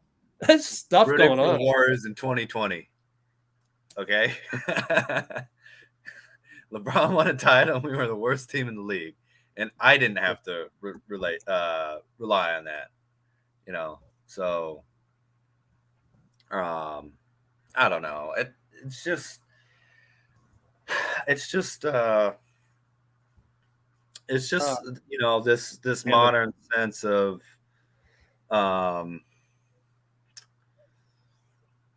complaining and that we use entitlements sometimes. I'm not sure it's even that all the time, but it's something like entitlement. See right here, Blasian's got an example. The example that I showed is you go to school, you're not in the Bay Area, and everyone in the world gloats, acts high and mighty, and that happens out there. Yeah, I get it. Let your game do the talking, though. Okay, I think we're coming back in a minute here, Rich. Oh, here's Steve on audio. Oh, here's Monty. I missed this. We take that out this half, we're up 15 right now. He's blaming the defense. That's not us. I bet you we said the same thing. Anyways, 11:48, 11:47, 11:46. Klay back out to Draymond up top. Oh, throws it away, but it lands in Klay's hands. Oh, corner three missed, but Looney rebound. Yeah, Loon against Ayton. That's impressive. Steph, two-pointer step back, no foul. He's not complaining, though. I thought he might have got touched on the hand by Cam. All right, Draymond gets a steal. Oh, but Looney can't walk the tightrope, and it's Suns' ball still. They get a new shot clock, so that's a steal on Draymond, probably a turnover on Looney because we have a new shot clock. Yeah. Wait. Well, that's not reviewable, but I think that was okay. I think Draymond was inbound by the time. What? Steve's upset here. Klay grabbed Devin Booker on the inbound? I wonder if almost a good strategy would be make Chris Paul shoot the ball more. Yeah, you don't want to playmaking. He hasn't. We talked about that in the pregame. He actually, Monty Williams said he hasn't been shooting lately in the last few games, so they've asked him to shoot more. Well, yeah, good point. Bridges gets just 4 or 5 though right now. Bridges gets free of Wiggs, hits a two-pointer. Here comes Steph against Bridges left side. There you go, getting back on defense. Oh, Looney finds a seam and Steph what a beautiful pass by Curry pass there. Ball pitched by Steph there, 11 minutes, 10:59, 10:58, down 6. Booker on the switch against Looney. Klay against Ayton. Ayton misses. Wiggins rebound. Oh, yeah, Wiggs. Oops. Let me get out of here. Go back to here. Wiggins for 3 from Steph. No good. Bridges rebound. Now it's CP against Looney. Got the switch. Look at DeAndre's pushing them. They finally called one. Come on, man. That's DPOY. You know what that equivalent is on the last over them back they didn't call? When Steph doesn't get the MVP calls. You know? It's the reverse of that. DPOY, man. But he finally did get a call. So Draymond over to Steph. 10:25, 10:24, 10:23. Draymond blows the layup. No, he made it. No call. He's mad at the ref, and it's a tech. Oh, that's what you spoiled. The tech. I'm sorry. I realized what I was doing. I couldn't help myself. Steve is upset. Looked like you didn't even say anything. Come on, man. That could have been a foul. Let's see. Either he said F-U-C-K or he said F-O-U-L. I'm not sure. He said that's a foul. He said an F word. Oh, my gosh. Come on. Brandon, you haven't been through anything like what Klay's been through. That's what pissed me off. I'm not being a snowflake. I'm talking to you like a man. Oh, my God. Brandon's gone. I love it when guys try to defend themselves by further attacking. Oh, it's not personal. Okay. I'm going to give you one more chance, Brandon. This is why let's see. He just called us S-holes, shitholes, liberal snowflakes. Okay, Brandon, you're too angry. You're too angry. Too angry for us. I have hid him from the channel because we don't like angry people coming on here. Like, why would you suddenly attack San Francisco, attack Dean Chambers? There's got to be some stuff going on in your life to like cross that line of like supposed to be entertainment, information, or entertainment. I like to be considered entertainment by way of information. So anyways, bye-bye. Bye-bye, Brandon. Glad I can't hear your angry tweets. But I can still hear the spoils. What's going on here? Man, sorry, Bridges was on the ground and got up while he was dribbling. That's a travel. Yeah, that's Ayton actually, which is even more egregious. Ayton was dribbling. Yeah, I don't know. I don't know. But they got an and one. Bridges got an and one. See what happens. We got angry people in the comments, and I couldn't concentrate on the game. But anyways, that's just. Sorry, I'll spoil it for you when it gets interesting, Rich. I'm sorry. I'm trying not to react like that. Yeah. Anyways, he hits the free throw. We're down 9. All right. Let's just reset right here. 9:59, 9:58, 9:57, 9:56. Pick Looney, Steph, fake 3, Draymond corner, brings it out. Looking for a cutter. Klay throws it to Steph, and it was zigged when you zagged. Turnover. It'll go down as a turnover, but it should be half a turnover for each Draymond and Steph. No good communication there. Ayton attacks, but he's too strong. That's a foul on Ayton. I think he ran over Wiggins. Push off. Push off, yeah. I think he pushed off on Wiggins. Let's see. Mm-hmm. Yes. Oh, Wiggs is so good, man. God, both ends. Klay for 3, back rim. Making Brandon the best two-way player on the Warriors right now. Somewhere Brandon's that much more angry because Klay just missed the 3. But it's our ball. Bounced off of the sun. Down 9. Steph, baseline inbound, 14 on the clock. Looney over to Klay. Klay up top. Over to Steph. Over to Looney. Dunk. There you go. Tic-tac-toe. He's really been scoring the ball well. Okay. To start the season. Let's look for that defense. 9-20, 9-19, 9-18. CP, Bridges, right side. Cam, over to Booker. Against Wiggins. Holding the ball. Steps back. Wiggins, good closeout. Short. Good job by Steph to grab the rebound. He's downhill now. Fake pull up. Crossover. Bye-bye, Cam Johnson. Lefty scoop. Get up. 5-on-4. Chris Paul. Yes, sir. Chris Paul for 3. No 15 good. points for Steph now. Wiggins. Touchdown pass. Draymond. Good. He yells at the stands. Through that. Was that Wiggs? Yes. Wiggs again. Nice. We're down 3. All of that. We're down 3. Oh, my gosh. Very good. Man, we're getting through all these obstacles. We're getting through Brandon, and we're only down by 3. 8:28, 8:27. No foul on Klay, I think, against Booker. Yeah, that's what superstars do, man. They say, "Hey, hold on. I'm a superstar.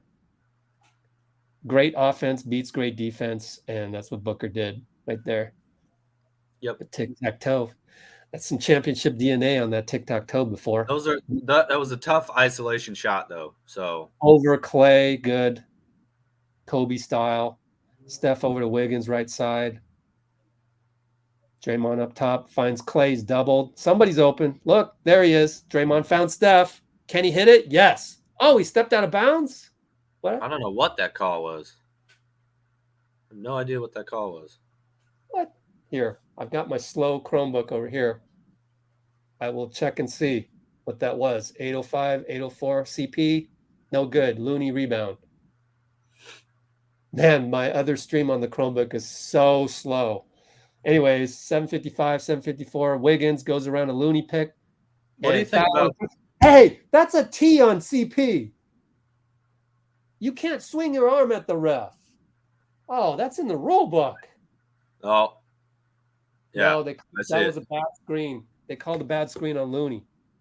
Okay, did they give CP a tech? Yeah. Yes. Good. That's in the rule book. Steph misses. Oh my goodness. 24 for 26 on the year or something like that. It's a little bit better than that, actually. Probably 25 for 27 or whatever. 2 missed free throws for Steph, though. Draymond finding Steph. CP's on They're him. only going to win the game now. CP got a hand on the pass that was somewhat careless by Steph, but somewhat aggressive by CP at the same time. Corner, Mikal over to Booker. Klay's draped over him. Step back 3. Klay knocks it out. Their ball. Klay's been playing really well defensively. I have to say, I really think he has been. I feel like not having to be the best perimeter defender is really. All right. Booker against Klay way out there, smothering him. Doubled by Looney. Over to Ayton. Draymond goes over. Steph, could not get the steal. Cam Johnson. Ayton he was going to dunk it. No, it's a shot clock violation. Haha. Looney had to foul him, and it was too late. And Klay, look at Klay. Clay's like, no, you can't get past me, Devin. Clay's really getting chippy out there with Booker. Dude, Book is, do not extend the conversation, Book. They're going at it. Hey, man, piss Klay off. Go for it. Please do. I'm saying that's a bad idea by Booker. Draymond and Looney are clapping.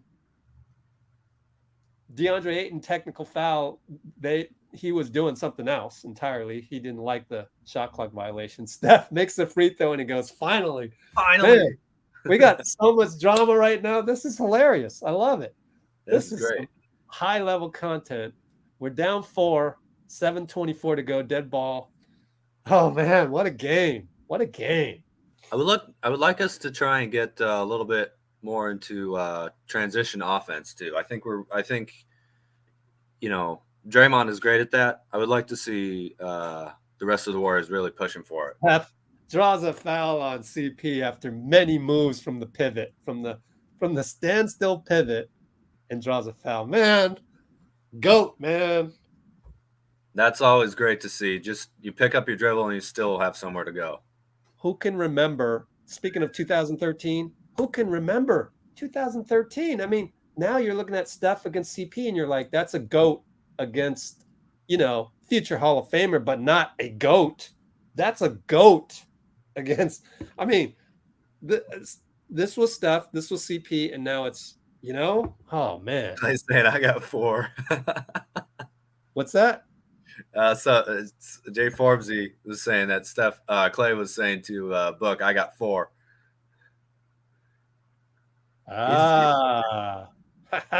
I was thinking fouls at that moment. I was like, what? Four? Oh, that. Oh no. Yeah. 4 rings, baby. Yeah. Klay. Let me twist this open. I'll prove it to This you. is McLeod, but he can't hit it. Too bad. Damn, that would have been nice if Klay would have made that. He would have just instant torch.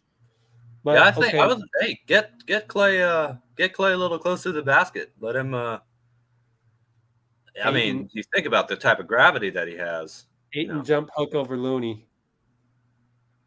So we're down 6. Wiggins right side. Draymond up top. Finds. Oh, what a steal by Mikal. Draymond hustles back. Blocks it. But can't. No. Foul. Okay. We'll take it. We'll take it. How many fouls on Draymond? That's the exception. Generally, just let him go. 5 turnovers. What? Dang. Oh, and it really is getting chippy, I think. Steph is talking to CP. Really? Yeah. Oh, yeah. We got Well, crowds. We got refs and crowds. The bench is the bench coaches are high-fiving Klay. Klay goes over. Now he's yelling at the ref. Oh, he's saying stuff. Oh, for sure you're going to get a tech on that. Did they throw him out? No, he went to go sit down. To sit down far away because he knows to sit down far away because he's pissed.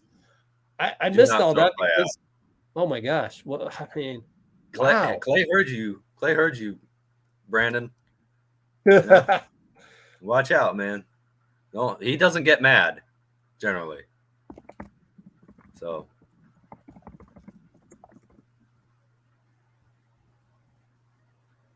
So what happened right there? Like it though, man. What happened? 83, Let's 76. a little bit of chippiness isn't bad, especially if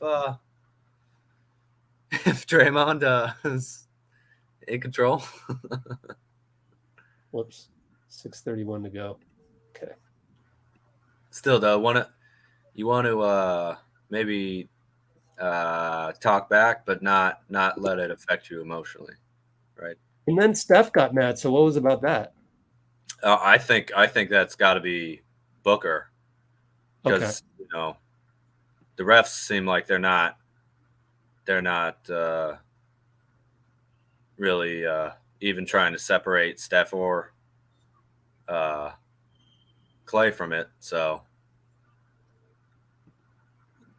I don't know. I don't think Klay Thompson got ejected. They can check the game. Oh, no. Oh, I'm wrong. He did. He got thrown out. Oh, crap. And they cut to commercial.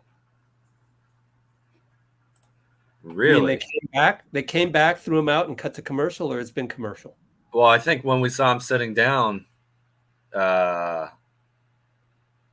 went to it's on commercial right now for me, and I went to the Gamecast, ESPN Gamecast, and said Klay Thompson ejected, got one tech and then another tech, and it looks like Booker also got a tech.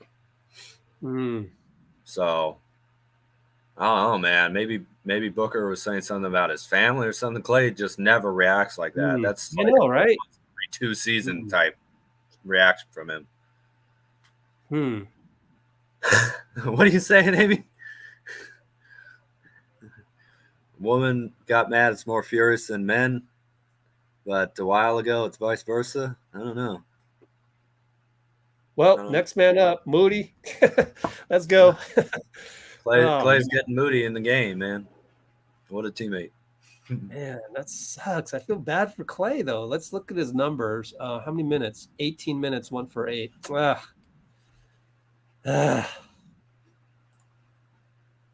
Hey, when's our next game? Next game is Thursday, right? Thursday? Miami Heat at home. And then we go on a 5-game road trip, which is booked. Oh, he shoved Ayton, kept talking a little bit. And, man, what happened, though? That is so on Klay. That is so on Klay. Double tech right there. Malloy's pushing him away. Oh, he went back. That's just not normal. I think he just said something to Ed Malloy. I mean, he already had the double tech. Oh, Klay's yelling at the crowd. Oh, he said something about, I don't know. Oh, wow. I've never seen Klay so pissed. Yeah. Literally, have you ever seen Klay so pissed? Only when that Philly dude was saying some crazy stuff about his family. Other than that, no. Really good? Oh, okay. Oh man, I forgot about that. Got to look that But up. hey, light a fire under us. Go ahead and do it. Wow, man. Let's catch up on the comments. Oh my goodness, comments is going crazy. Huh.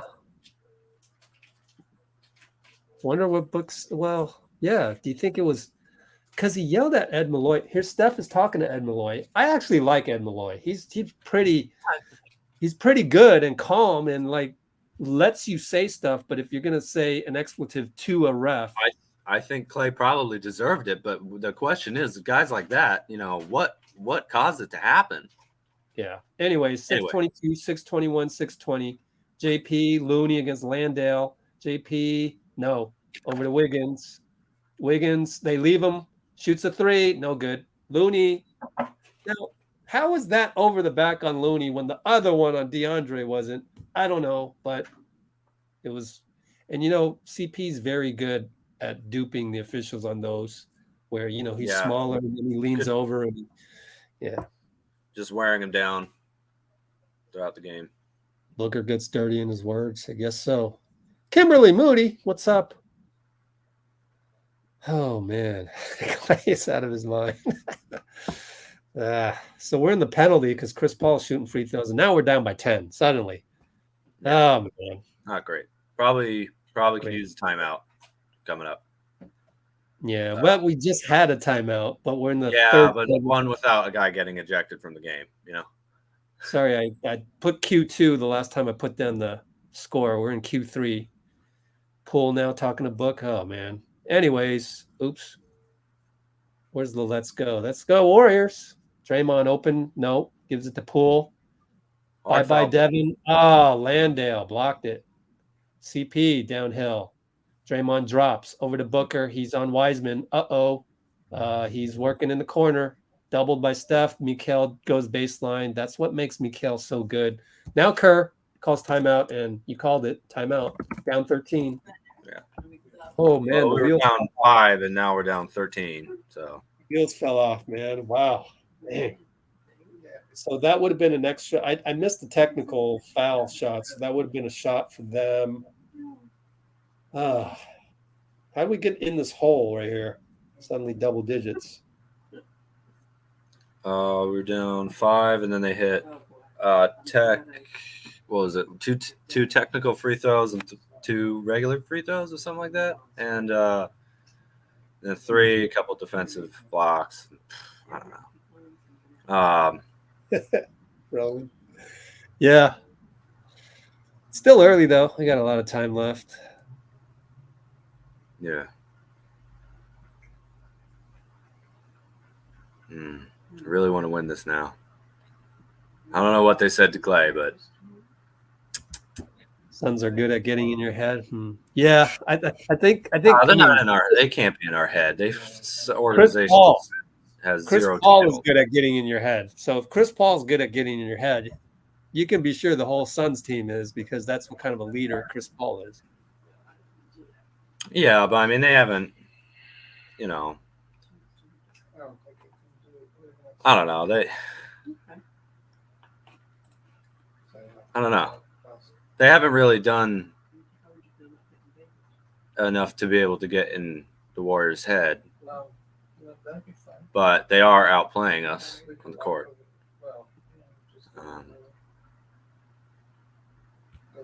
Oh, man. Blazing, you know me. I don't ever blame the refs. I mean, I'll get mad at a ref for missing this or that, but I just can't bring myself as a former coach, what you lose a game, you're gonna go over to your team and say, oh, the refs lost it. No, you got to tell your team to improve in A, B, and C, and the refs are not going to be A, B, or C to improve on. So I just kind of don't go there. It's outside the control of the players in a lot of ways too. I mean, obviously Klay, but could have reacted with his game, but you got to understand.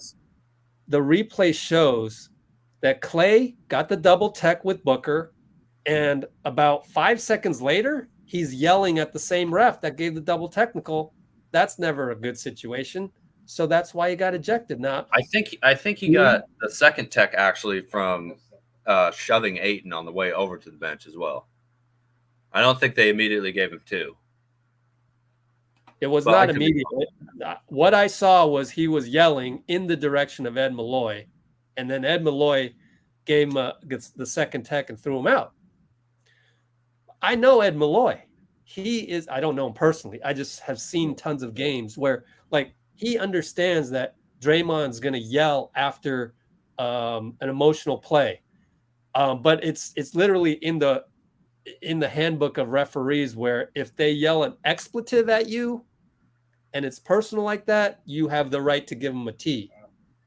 But I don't think that I think it could have gone there. And maybe Ayton got in his way and Klay was yelling at Ed to dish him a T because Ayton just got in my space right here. Yeah, but Klay just doesn't react like that normally to anything. Right. So it had to be something bigger. I am trying to argue against Blasian here. They ejected Klay, but not Booker. That's not the point. Booker wasn't going to get ejected. All he did was the one thing against Klay, and then he left the scene. Right. So that's you don't do that. Right. I'm trying to. I mean, I used to do that. I used to think that before I started playing a million rec league games with refs. Before I started coaching. Before I started covering the Warriors for 10 years. Maybe you don't have the experience, but you don't go, they ejected Klay, but not Booker. That's not a strong argument. Like that makes no sense to me. So anyway, we move on. 505, 504, 503. Jordan Poole inside against Cam. Back out. Draymond left side Wiggins. Post up Wiseman. Nope. Gives it up to Wiggins. 5-4-3. Shoots it. Short. Tough possession. A lot of jumpers and not a lot of attacking the rim here. Yeah. 443, 442, 441. Especially, I think Ayton's out of the game. Draymond. Yeah, Landale's in there.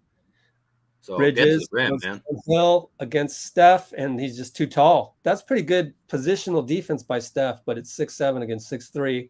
Banker good. So now we're down 15. Steph, Mikal, here comes Wiseman, really high pick by the hash mark. Steph loses the ball. Now we'll reset left side. Draymond pick. 3 guys there. Someone's open. Wiggins rises, no good. Landale rebound and loses the ball out of bounds. At least Wiggins was there, but it's out on Wiggins. 22 on the shot clock. Landale will bring it in. Yeah, we're getting outscored 22-11 so far this quarter. Wow, 24-9 on the free throws. Yeah. Oh my goodness. All right. 410. Are you spoiling again? 409, 406, 405, 404. And Torrey Craig attacks. Banker good. Poole, right side. Screen, Draymond.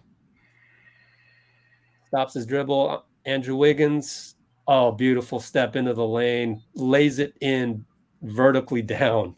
I love it when he lays it in like that. Incredible. But we're down 15 still. So we need some stops. Booker, Landale screen. No, goes away. Here comes the Bridges screen. Trying to get Steph on him. Instead, he loses both guys. Booker, runner, no good.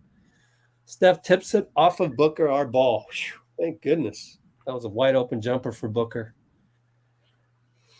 So, going to inbound here. Gotta say, really liking Ryan Abate's, I think that's how you say his last name. Steph comes out to his own. I like the way he's been respectful. Steph has 24 minutes played, so he comes out,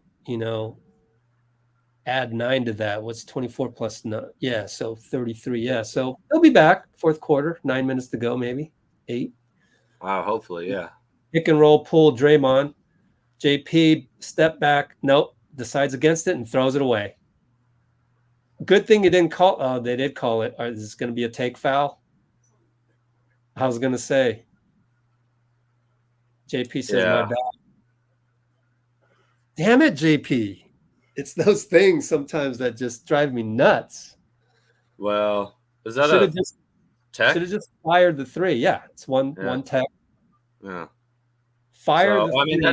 that is also a very recent rule change for the NBA. Come on, Draymond and JP are arguing. Come on, man, guys. JP shaking his head. If I was coaching him, I'd say, "Come on, young fella, you just made two mistakes." What if you try and take a charge though in the backcourt? Is that a take foul? I don't think anybody's gonna have enough high IQ to do that in the middle of a game, though. Try to take a charge. I mean, no, because you're in front guys of. just start sprinting up the court without. That's No, I good in don't know. theory. I just don't see it happening in real life. It might be Jake hard to Gibson, execute. You're right. Jonathan Let's get Kuminga's in. for him. Booker hit the Jumpers. Wiggins. If they shoot a jumper here, I'm going to have to tell you to stop spoiling it. But I don't think that happened. Wiggins. Oh, no. I'm just Euro praying. step. Oh, beautiful Euro step again. Yeah, that was nice. It can be argued Wiggins has been the best player tonight. Of course, Steph probably has some offensively, but Wiggins two-way? Absolutely. 16.7 assists for Steph. 16 points also for Wiggins. Booker draws a foul. 7 assists? Steph, yeah. Wiggins, 16 points, 4 rebounds, 2 assists, 1 steal, 1 block. Oh, geez. All right, so we got to get some stops here. We do. The defense has to pick up here. One thing no one's talking about is the schedule is going to be pretty hard coming up. We do have a back-to-back to start the trip in something, then Detroit. Let me check it out. Charlotte, Detroit. So, but it's a back-to-back. So that still worries me, because every team has talent. 212, 211, 210. Moody wide open. Nope. They're going to get Payne with the hold. No, Shamit with the hold. And then we have on the road. Then we have on the road Miami and then Orlando, New Orleans back to back. It's going to be a rough road trip, guys. Yeah, JP, but those aren't the hardest teams. I disagree with you, JP. Orlando, New Orleans shouldn't be. What? New Orleans? Nah, I don't know. I think they're not bad. They're not bad. Yeah, I might be wrong. I hope I hope they don't kill us. We come out of there at 500. The sky will be falling for everybody, but let's go Warriors. But I wouldn't be surprised. Now, could I be wrong? Absolutely. But I hope I'm wrong. But I see it. I mean, back-to-backs, we don't know the effect of back-to-back on this squad yet. And to have, Klay's not playing the back-to-back. I don't think Draymond's going to play back-to-back. So, those are usually scheduled losses, but we'll see. We'll see. I'm just warning you guys. I'm not trying to be pessimistic. I'm just trying to that this game right here is kind of the tip of the iceberg coming up. And right now we're down 18, Landale and 1. It could be 19 after this free throw. So it's just a tough stretch of the schedule. Comes at the worst time. Rich, I think we're going to win this game, man. Okay. I know that's crazy, but I feel like the Suns they're kind of getting. But now that you said that, I've got to unjinx. You just jinxed us, so now I got to unjinx it. See what I did there? So, now we throw it away. How did I jinx us? You think we're going to win, which then the basketball god says, "No, I will give you humble pie, Dean Chambers." That's how I didn't say we are going to win. I said I think we're going to win. That's a little different. What? There's no difference. No, there is a difference. We are going to win. It makes it seem like I'm angry. I think we're going to win. Is like I actually kind of like that. Moody goes down the lane, layup, beautiful layup. We're still down. Do my math. 19, 104, 103, 102. D-Book against J-Mike on the switch. Tries to get him. He's going to go Kobe offense there. Nope. Gets rid of it to Payne, who goes by Kuminga, and it's a good scoop. Kuminga showing a little exasperation there. Don't worry about it, fella. You got to just keep playing. 44, 43, 42. And back to Wiggins against Torrey Craig. Makes a move, attacks, throws it to J Mike, right corner, 3, no good. One of those nights, you know.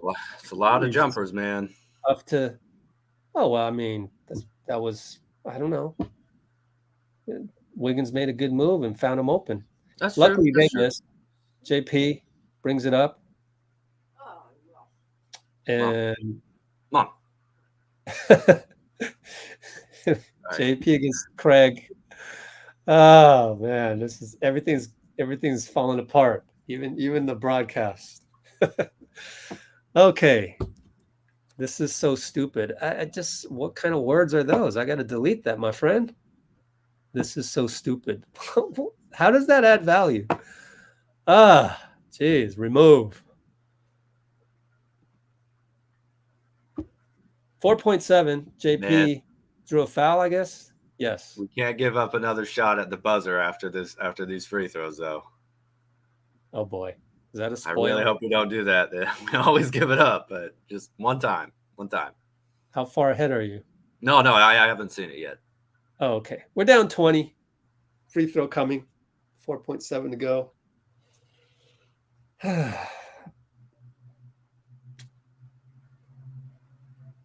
I'd love to see the tape on this, but I don't have time for that. I'd love to, put on my coach's hat, kind of look at the debacle.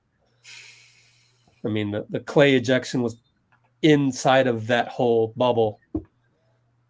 Well, it's been really uncharacteristically bad third quarter for us too. That really got either traveling or bad screen on Torrey Craig. Steph comes in 2.4. Damian Lee will check in, moving the chess pieces right here with 2.4. 2.4 to go in Q3. See what happens. We got another buzzer beater guy out there, JP, and he's being covered way on the outside of the screen by, I want to say, Campaign, but I can't see him. It's 4-on-4 on your TV screen. They know the play. Draymond sets a pick, Poole front rimmed it. I was close. Pretty good. I think Steph may have been open on the corner, but I don't know if there was enough time. Anyways, yeah, I think if he passed it, that would have been a 105-86. Booker has a talk with Malloy. Yeah, let's see. God, Steph's only taken 10 shots the whole game. Wow. Incredible. He has 16 points. Booker's taken 15 and shot 12 free throws. So Calvin's got a prediction. Calvin thinks he has one less free throw than the entire Warriors team. Yeah, the free throw disparity is gigantic. We are fouling too much. That's for sure. Yeah, no, that's us. That's totally us too. Like that is we're meeting to blame fixable as well. problem. But it's funny. That's what we did last season. There's always a stretch of the season where Steve goes on the podium and goes, "We're fouling too much." That happened like 3 How times. about I put it to you this way, Rich? With the way that everyone's reacting right now and the kind of energy that's around the team, can you imagine how much fun it would be for us to go on an insane fourth quarter and take this game back? There you How go. about that? I like that. I feel like that's there's still a window for that, maybe. That's the type of thing that basketball gods won't want you to eat humble pie from. That's all I'm saying. I got you. I was thinking about a better way to say it. Yeah. See, that's at least what it'd be we're fun. teaching here. At least it'd be fun to watch. If only more people would do that on social media, like, oh wait, let me think about if I can say this in a better way. Never happens on social media. Oh gosh, let's see. Yeah. This has been a weird game. Well, that's why we're here, man. It has been weird. But Calvin thinks maybe Kuminga could be an X factor. You never know. Man, free throw disparity, man. Yikes. And offense, they've got 5 more offensive rebounds than us. They already have 12, and it's the end of the third. That's not really what you want to see. 25, 21 defensive rebounds, but Well, 10 minutes ago, Jeff was like, Warriors just need one run. They might need two of them. Now that we're down, 20? Are we down 20? Close to that. Oh, let's see. What else is going on in the comments? Yeah, I see all the ref hate. I think there's other things that we can improve on. there's a little bit of them getting easy calls. There's a lot of us making not the best I kind of agree decisions here defensively too. Yeah. Having a foul to cover up people's mistakes. That's on the Warriors as much as anything else. I like it, Anthony. Yeah, very disciplined. I don't even if we lose, we're 2-2, right? We're 2-2. I don't equate that with disappointing. There's no word for it. It's not Rich approves of 2-2. No, it's not that either. I wouldn't call it disappointing. 2-2 is just 4 games. So yeah, and this is a contender in the West. I think if we had played with this level of energy versus the Nuggets, we probably would have been able to a little bit earlier. We might have been able to win that game. So, we're back. Hey, it's all stepping stones. It'll matter. What matters is what happens at the end of the season, not right now. But hey, Draymond getting up in defense. We got a quarter to go, man. Don't give up. Draymond getting up in defense of Jordan Poole on that out of bounds deflection there. Jordan wanted a turnover, didn't get it. CP gonna inbound against Moody in the corner over here, left corner. Inbound coming. Damian Lee's in there. Landale will pop a 3. No good. Oh, that's a ridiculous call. Ty Jerome on foul against Damian on the rebound. I don't know. That was against Kuminga. I wasn't looking at it. Well, Jerome's arguing. So, and there's your first foul. One team foul. I'll keep track of it on my left hand. We got to stop fouling. Damian Lee against Looney. We got the switch. Landale against Moody. Travels. Moody. Moody's so good. Moody's so good. You too, Kimberly. Just kidding. We got a Moody in the comments. Yep. Kimberly Moody. But we got a Moses in the game right now, and he's playing his butt off. He is playing so great. Hand off to Moody from Looney. He's demanding more minutes. Ty Jerome. Tough spot to come in for Ty Jerome. Moody working against D. Lee. We love this. Oh, crossover pull up. Got him. Wow.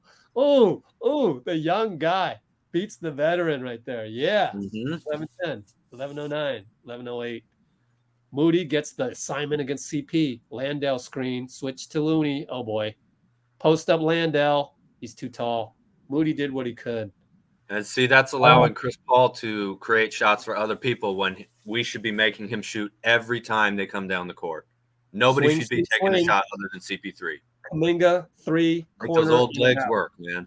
On the swing. So no good. Landale, this time against Ty Jerome. Hey, pretty good job by Jerome to bother him. He missed it. Kuminga rebound against Landry on the right side. Loses the ball. Back outside. Swing over to Jerome. Pick Looney. Slip past Looney. Shoots the rock. Good. Free throw good. Free throw distance on the jump shot by Looney. 10-17, 10-16, 10-15. CP against JK. Left side. Oh, boy. What's he going to do? Post up. Landale against Moody again. Moody doing whatever he can. But Landale's too solid. Landale's pretty solid. But, of course, he's got a 6'7" guy on him. I think we got to think about going small once you bring in the regulars. JP loses it out of bounds, but it's our ball. I think, would you say Curry, Poole, Moody, Wiggins, Green? Yeah, in other words, I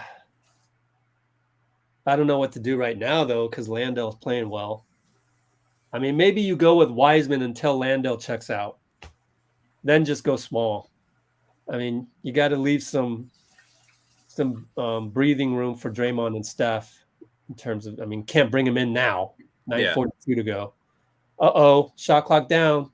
JP loses it against CP. Buzzer sounds. Dang it. CP celebrates. CP got him there. But oh well. Future Hall of Famer. See if we can get one more run. Just get a run here. Give him some doubt. Throw some doubt the way of the Suns. Ty Jerome, deflection back to Shamet. Goes downhill right side. Corner. Swing to Cam. 3 brick. JK rebound. Yes. Go, go, go. Careful. Don't lose it to CP. Good job. There's Jerome's wide open. Shoots the 3. Nope. Back rimmed it. Man, we needed that one to fall. Yeah. Wide open. We're 9 of 29 in this game from 3. CP against JK. Now Jerome. Now Damian Lee. JP with the I don't like that reach in, and then they got to open 3, missed it, 8 and rebound. I just there's a lot of things that annoy me about JP's defense, but I love the guy, and it's only his 4th year, so he's got a lot of room to grow on that end of the court. So Dante has a Audacity to Dream t-shirt. I like that. And right when I said that, JP forces a jump ball with Damian Lee. Unless, did they call a foul? Is it a jump ball or a foul? Foul. Oh, man, that's 2 team fouls. I have to see a replay. Jerome was holding Damian Lee's arm. Steph comes in, probably for Jerome. Nope, it's for JP. So they're doing the rotation thing so if JP doesn't. Yeah. Little sneaky foul there because he's just not as athletic. Yeah. Looney goes out, so we're small. Draymond in. Monty counters with Mikal Bridges. It's kind of nice to go to Bridges. Oh, man. Mikal's good. I like that guy. Yeah. Okay, so we put all our chips in with 8:51. Kuminga's going to play the 4, Draymond the 5. Moody is still in there. All right, Bridges against Ty Jerome was still in there. So we haven't really pushed all the chips in because we still got bench player in there. Draymond, rebound on the CP miss. JK right side, going to attack, spin, got him, dunk. That's a beautiful move. To spin against Mikal and then dunk it on the spin. Wow. After pivoting, beautiful. Play with force now. Moody against CP. 822, 821, 820. DeAndre inside. Look at the positional defense by Steph. Damian misses a 3. Jerome rebounds. Steph downhill. GOAT goes down. Gets blocked by Mikal. Moody rebound. Wow, what a hustle. Foul on CP. This dude, man, we got to stop. We got to come up with a nickname like an Energizer Bunny or something because Moody just keeps coming at you, man. I love it. Hustles. Love it. What a tough young vet. Okay, I got one. Oh man, no, I don't. Something to do with commandments because he's Moses. Moses, yeah. No, I like it. Awesome. Let's hope we get Kimberly to keep looking. That means he's doing stuff out there. Moody. Yep. Oh, man. Oh, it's a little something. Oh, we missed the free throw. Wait. Yeah, something happened though. A foul? I don't know what that was. Lane violation. Lane violation. Okay. Lane violation on Chris Paul. Ha ha. Gotcha, CP, with your little tricks. Man, I used to hate that. I used to hate playing against the vets that have all these little tricks. In the NBA, tricks are for veterans. Moody hits it. Yes. Okay, we're down 15. 5 more points. 5 more run. Get this down to 6. Get it down to the Fitz single digits. How's that? 757, 756, 755. Mikal against Ty Jerome. Wow. Ty Jerome is in there in crunch time. Wow. CP now switch. Oh boy. Ty Jerome. Oh boy. Does the Steve Smith hezzy left side. No good. Steph rebound. What a rebound, Steph. Head to JK, back to Steph. Fake the 3. Back to Draymond. Ty was late, but Steph still got the ball. 3 good. Yes. 12-point game, baby. Yes. 109.97. 109.97. 732. We might not win, but never count us out. Don't ever count this team out with Steph Curry. And Ty Jerome was just a little bit off. But even despite him being positionally off on the swing, Draymond still got Steph the ball there. Yeah. And Legend. Tell us we can't do it. Draymond Tell is us we there. can't. He's simultaneously telling Ty Jerome to set the pick for Steph and then delivering the ball. Do people notice that? Like, you can't trade Draymond. Are you crazy? Are you crazy? Who's going to be able to do that? He's Oh the my chess God. master, man. He's the chess master of the team. And still got Steph the ball. Ah, I want to see wow. It's beautiful to watch. my man Moses Moody is +7 plus minus right now. He has already got 13 points. Yep. Guess who discovered Jock Landale, Ryan? Greg Popovich and the Spurs. Yep. No surprise there. But actually, I mean, Smart player, nothing flashy, but solid. I like that. Yep. I watched the Olympics. I think, was it the Olympics where Landale was playing great? So it was like, at that point, it was like, okay, somebody in the NBA has got to pick this guy up. And they did. Mm-hmm. I know. The Suns had Was Steph fouled? I got to rewind on my old Chromebook here. I can go to the Gamecast. No, I mean, it doesn't look like they called a foul. No, I mean, but was he fouled? Oh, and it wasn't called? Yeah, I don't know. Damn, I can't go back on a commercial. Freaking streams.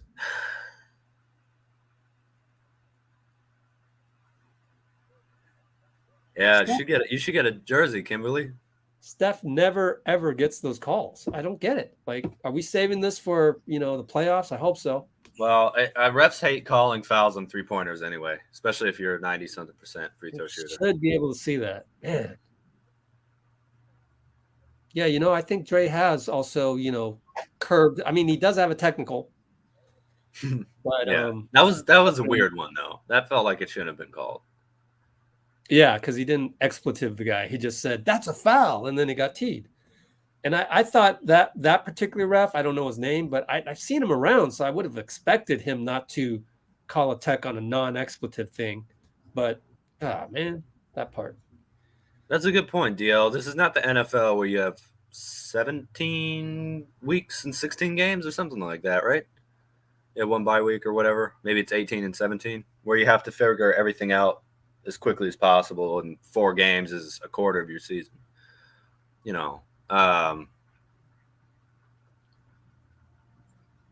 Players to lead franchise in games, points, assists, and steals. It's Curry, Mike Conley, LeBron, and somebody else. That's pretty cool. I mean, all time. Speaking of the NFL, also nowadays there's 17 games in the NFL, so someone's going to get in the playoffs. That's 9-8. Yep. And there's seven playoff spots per conference. So, yeah, I'm still hopeful for the Niners, for example. Anyways, we're back. 7-16, 7-15, 7-14. Ayton takes a bad baseline shot, gets called for a foul on a rebound by Steph. Good defense by Draymond. Yeah. In normal 16-game seasons, I would kind of be worried about the Niners right now, just because they're 3-4. You kind of want to go, at least 10-6. But now that there's 17 games and 7 playoff teams per conference, I'm not as worried about that. Kuminga spinning against Cam Johnson. Oh, missed it. That's the right idea, though. Sometimes you miss great shots. If you keep giving Kuminga those shots, we're gonna be Moody against Booker. Booker feeds D-Ayton. D-Ayton. Yeah, might as well be D-Ayton. And he hits it over Draymond. I thought for sure Draymond would get a DPOY steal there.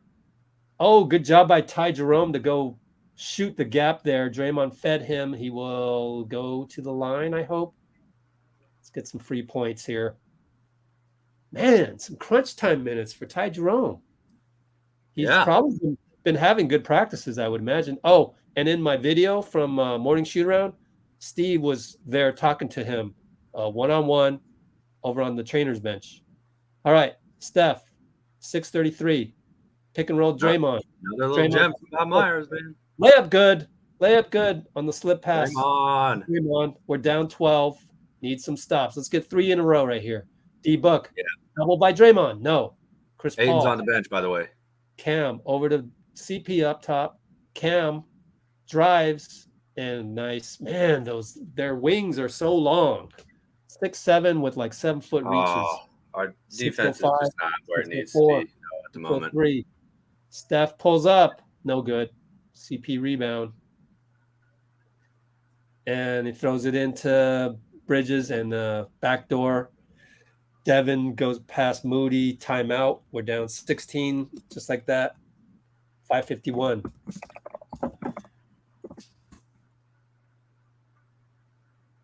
Almost getting to that point where we have to, as Fitz would say, pitch a shutout. Mm-hmm. Bring Moody back in the game, man.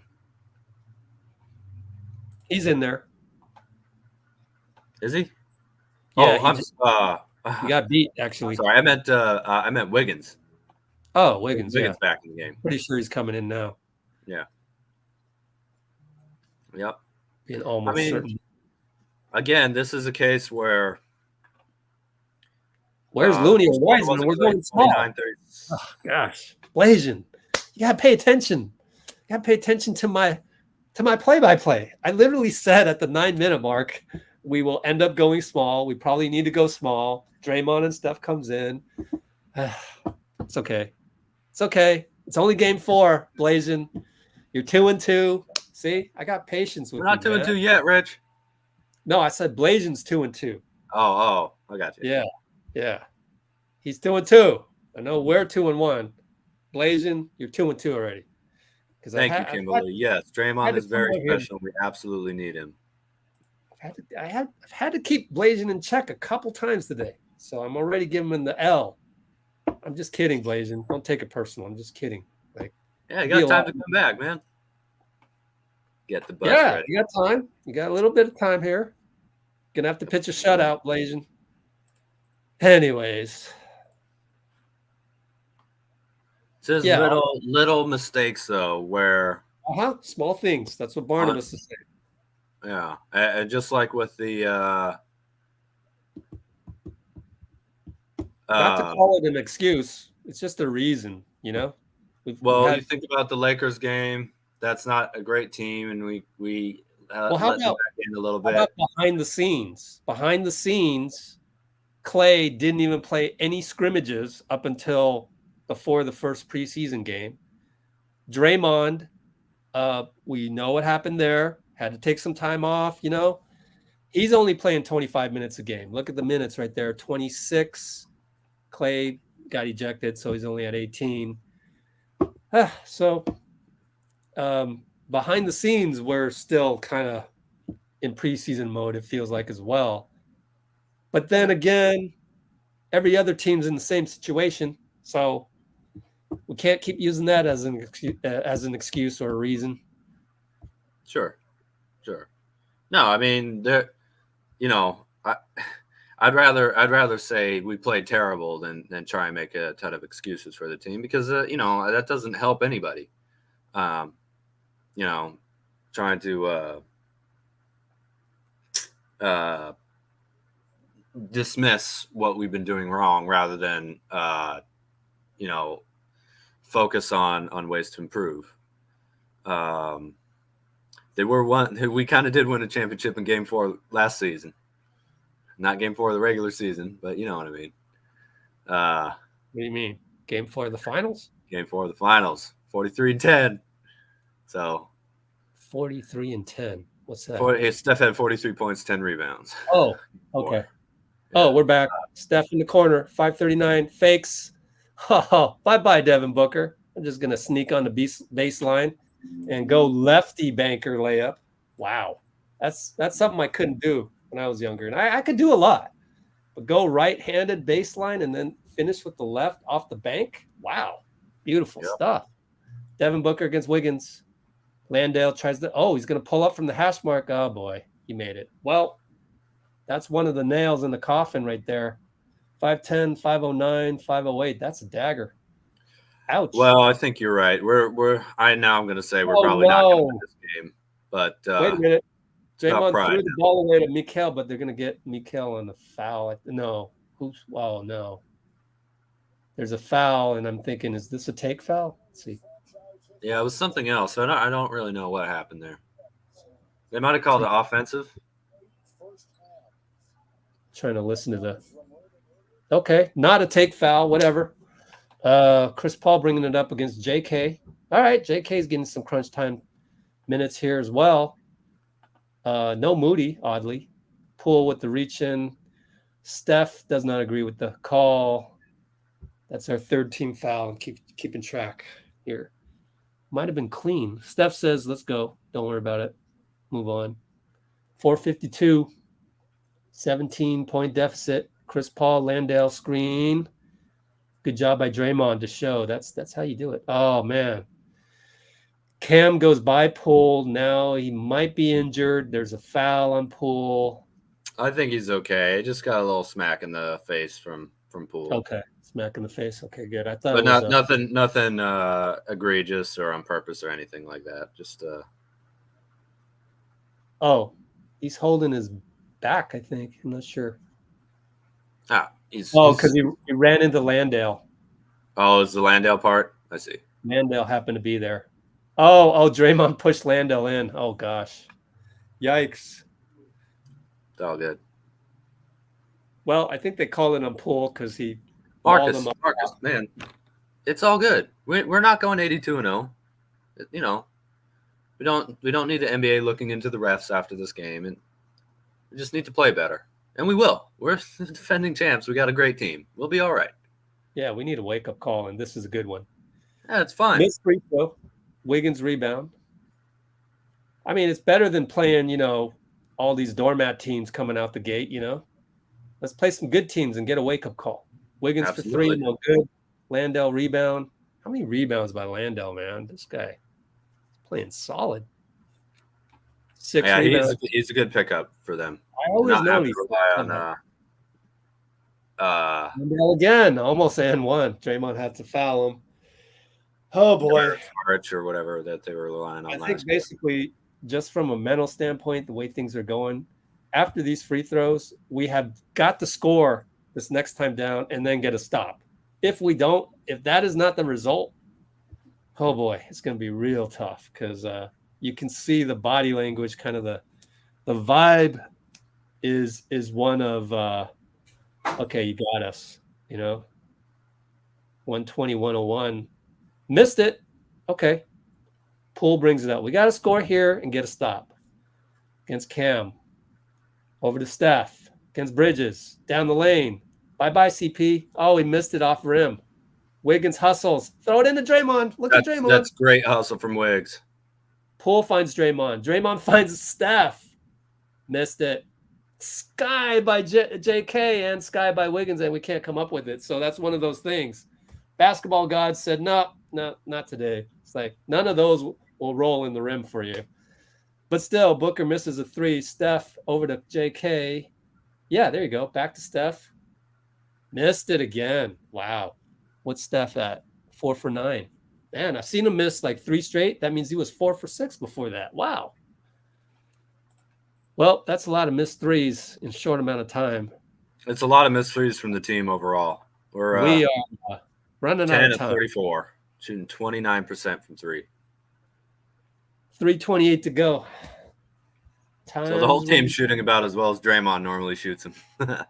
Just to put that in perspective. Or Magic Johnson, if you want to think about it that way. I would love to know what Jordan Poole is talking about with Ed Malloy, because I don't see what there's to argue about right there. But I'm speaking from a coach's standpoint, trying to make him a better player, 101, 3:28 to go. Yvette, don't worry about the dubs. We're going to be okay. We're going to be okay. All right? Look, yeah. How about this? Everybody just relax and see if we can win the series. Out of 7 games, looks like we're going to be 2-2. You wouldn't freak out in the playoffs if we were 2-2. That's not terrible. It's not 0-4. Didn't get swept. Just see if you can win 4 out of 7. 4 out of 7 every time. And if we end up winning the next 2 and we win 4 out of 6, then you start over 0-0. Try and win 4 out of 7. just I don't like someone messing with Klay and then we lose. I really don't like that at all. I want us, when I saw that happen, it's like, well, let's kind of bloody their nose a little bit for doing that to Klay, but it doesn't look like we're going to get that opportunity. So you bottle it up, work on what you can work on, try some different lineups, maybe start off small ball and then get bigger. I mean, Wiseman, Kuminga, Green, Moody, Poole off the bench. Yeah, bro, I guess they were freaking out too, but you haven't lost a series. So we got plenty of options here to see what we can get. That's a shame, but again, this is I think the Suns have a chance of being top 4 in the West. We'll see. And also, didn't the Suns lost to a team a while back that was Utah? No. Oh, they lost to the Trailblazers 113. Right. Blazers are undefeated. The Clippers. So they're probably, it'll all even out. They're not going to stay undefeated. We're not going to stay at 500. We'll get our run. So we got a cleanup crew here is Ty Jerome, Moody, Kuminga, J. Mike, and Wiseman. Moody, scoop. No good. You know what I like, though? I like Kuminga at the 3 a lot. I've always wanted him to play more 3, and he's getting his chance this year because, Wiseman's around. Yep. So Wiseman being in that front court role with the 4s and the 5s. Oh, right here also, he gets to cover CP. Monty Williams is taking no chances. He's still got his main guys in there. Good. And he's got proper fear and respect for the Warriors. That's good. Oh, Wiseman disrupted Landale, but nobody was there to get the rebound except the Suns. And yeah, it's pretty cool to see them have confidence in Landale. Don't attack Blasian. It's I get what you're saying, but there's no need for that. Moody He's a good 3. guy. I think Moody's earning himself some heavy minutes against Wiseman. Oh boy. Good job, Wise. Now it's Booker against Ty Jerome. Mismatch after mismatch. Good job by J. Mike to showing himself again. Booker just doing the Kobe workout there. Fade away good. Mm-hmm. Down 25, so not aesthetically pleasing on the scoreboard for people, but we know it was a lot closer than that. Wiseman will shoot. Oh, swish over Landale.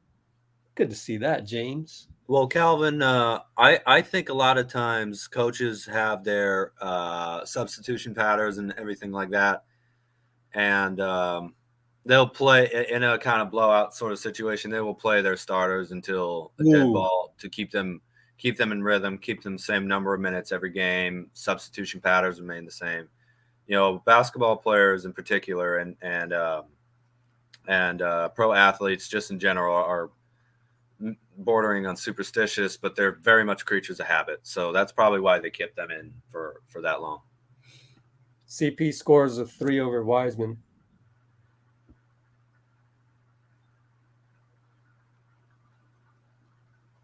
Let's see.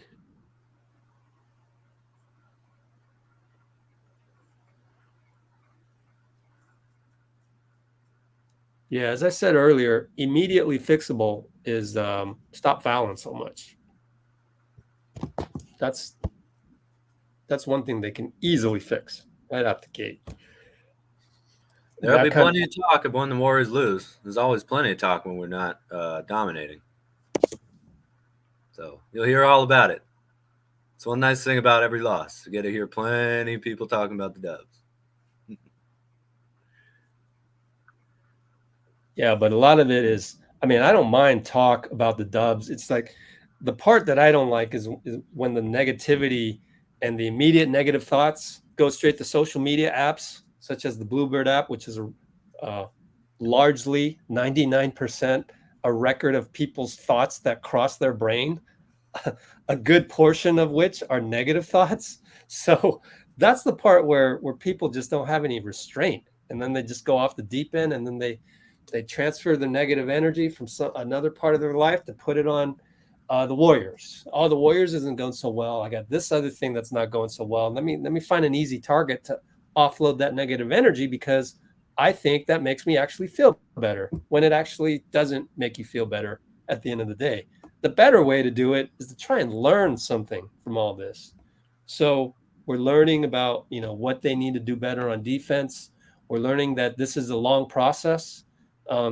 This is a humbling process. So we're going through those ups and downs, and this is one of those downs.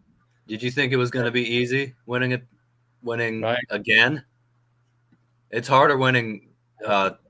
It's harder repeating than winning the first one. Not that we should be thinking about titles in October. You think about one quarter at a time. But,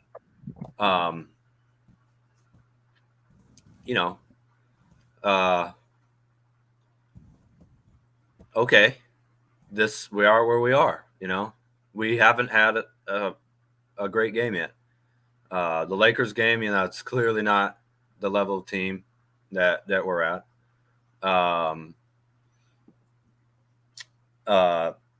And we kind of let them back in the game,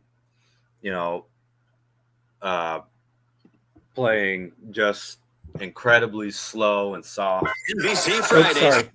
The Nuggets. Pull up the post game.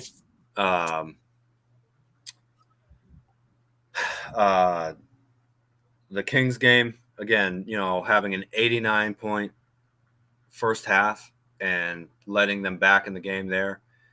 And then here, the game, okay, let's look it up. All right. JP and Damian hugging. Yeah, that's nice to see. I miss D-Lee. He's a good guy.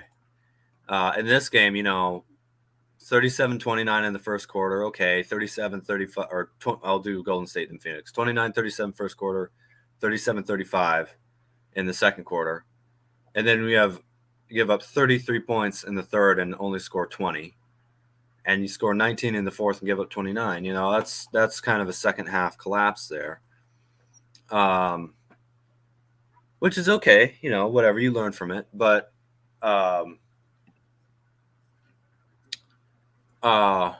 this has not been the best start to the season.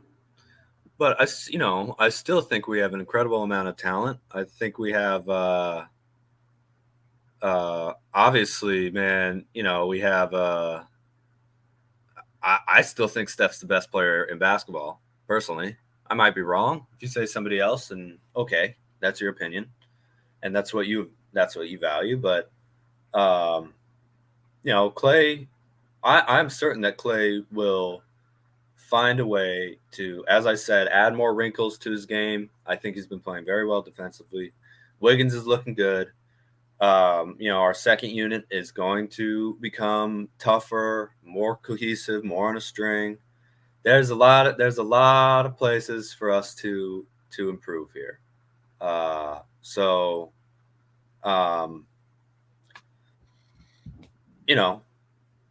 If we don't, then we're not going to win. I don't think you want to see that happen, though, because, man, if you really force us into a place where we can't win, it's not like we have no other options. It's not like we're stuck. This team is really good. We're going to find a way to get it done. Not saying we're definitely going to win a title or anything, but this team is going to be good. I'm telling you, as long as we have health, this team will figure it out, because we've proven it with our veterans over and over, and their coaching staff over and over and over again. So, yes, sir. Come along for the ride, man. Enjoy the process. Enjoy the process. He's going to say that tonight at the podium. Watch. Mm-hmm. He definitely will. He definitely will. Trying to get the stream up.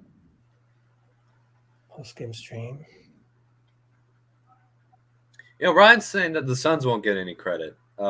Maybe that's true. It's just Really? I guess what I'm saying is that tonight.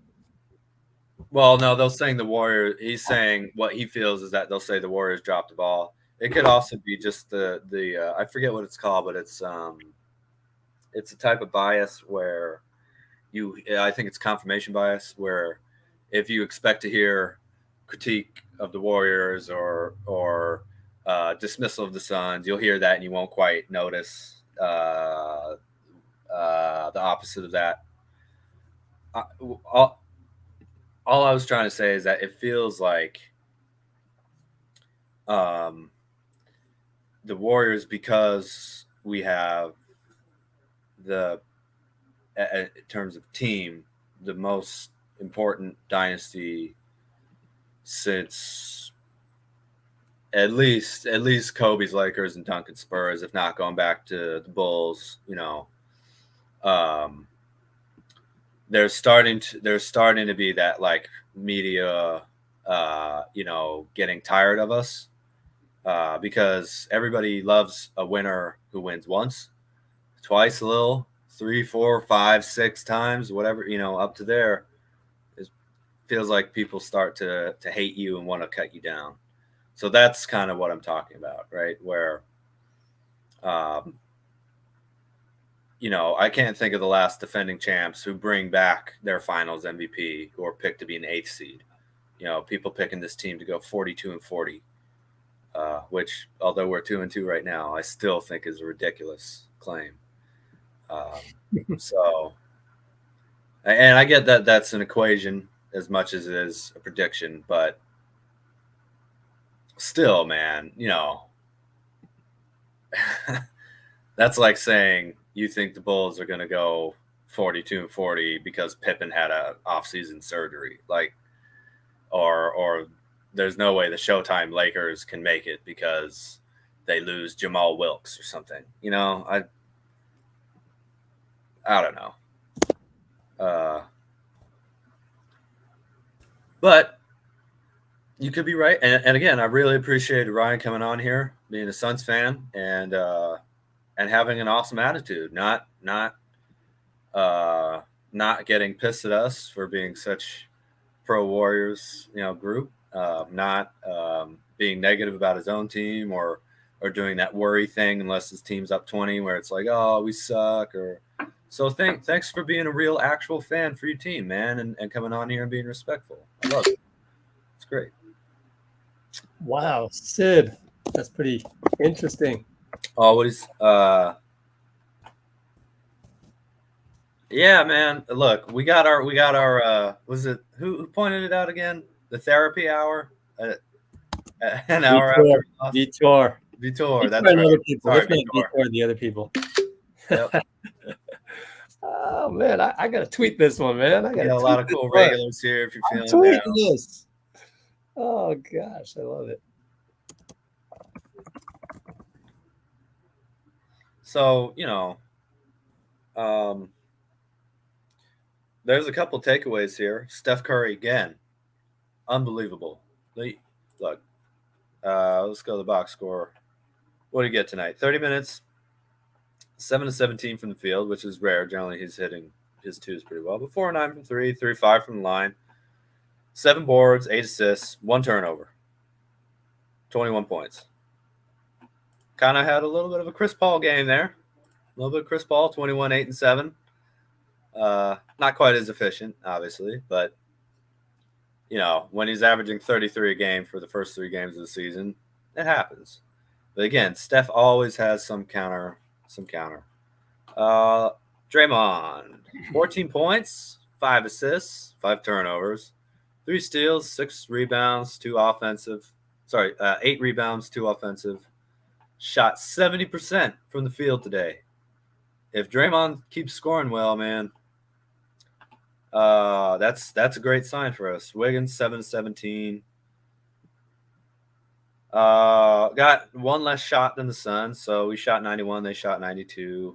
Shot 10 of 35 from 3. That's not that regression to the mean. That we'll get a lot better than that. the Suns shot double the amount of free throws as we did. They shot 34 and we shot 17. So that's both us needing to get to the line as well as, man, please stop fouling. At halftime, I think the Suns had 12 offensive rebounds and they only ended up with 14. So that's a good improvement. We had 28 assists, 13 turnovers. Again, on 41. So 28 assists, 41 made shots, 13 turnovers. They had 31 assists, 13 turnovers, 47 made shots. This is the Suns shooting 50, 40, 80, being on fire, and the Warriors not having the best defense, not hitting from three, fouling a lot, and still not playing terrible. Let's see. Jordan Poole, 17 points, 5 assists, 27 minutes, shot 50% from the field, 40%, from three. Missed a free throw. So three missed free throws from Steph and Jordan is not going to happen too often. Let's see. 12 stocks, which is steals and blocks for the Suns, 14 for the Warriors. Not too bad. They had 19 fouls and we had 28, so that's a huge difference there. And again, the third quarter, generally the Warriors quarter, got outscored by 13 points, and obviously, kind of cut it down to had a shot with that Steph 3 to take it down to 9, didn't hit it, and then it kind of the stitches got ripped open and the Suns managed to pour some salt in there. So that hurts. But, Klay getting chippy, getting ejected, not necessarily a bad thing for his energy. Again, that's a once in every 2 seasons type of thing from Klay. You almost never see him get that mad. So, yeah, 28 fouls, Michael. There's a lot of room where we've been trying the kind of starting lineup, bench, obviously having DiVincenzo, out. That stings a little bit. You would like to see him get double-digit games in a row to go with the Dubs. I hope someone in the comments is getting this guy talking about AIDS in the comments. Yeah, they get them pretty quick, actually.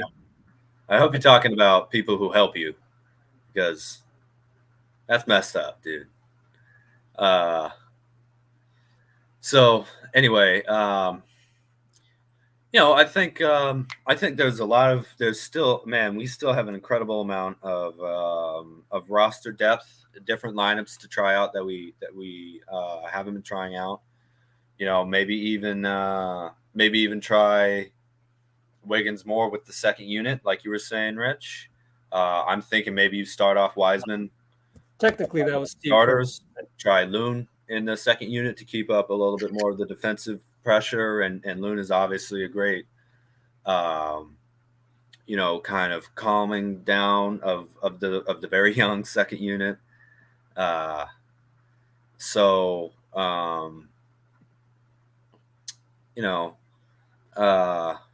This is Klay's first ever ejection. Man, some Booker or whoever must have really said something bad. I think that's got to be about something about Klay's family or his dog or something. I don't know. Because Klay is a cool customer. He does not react like that very often.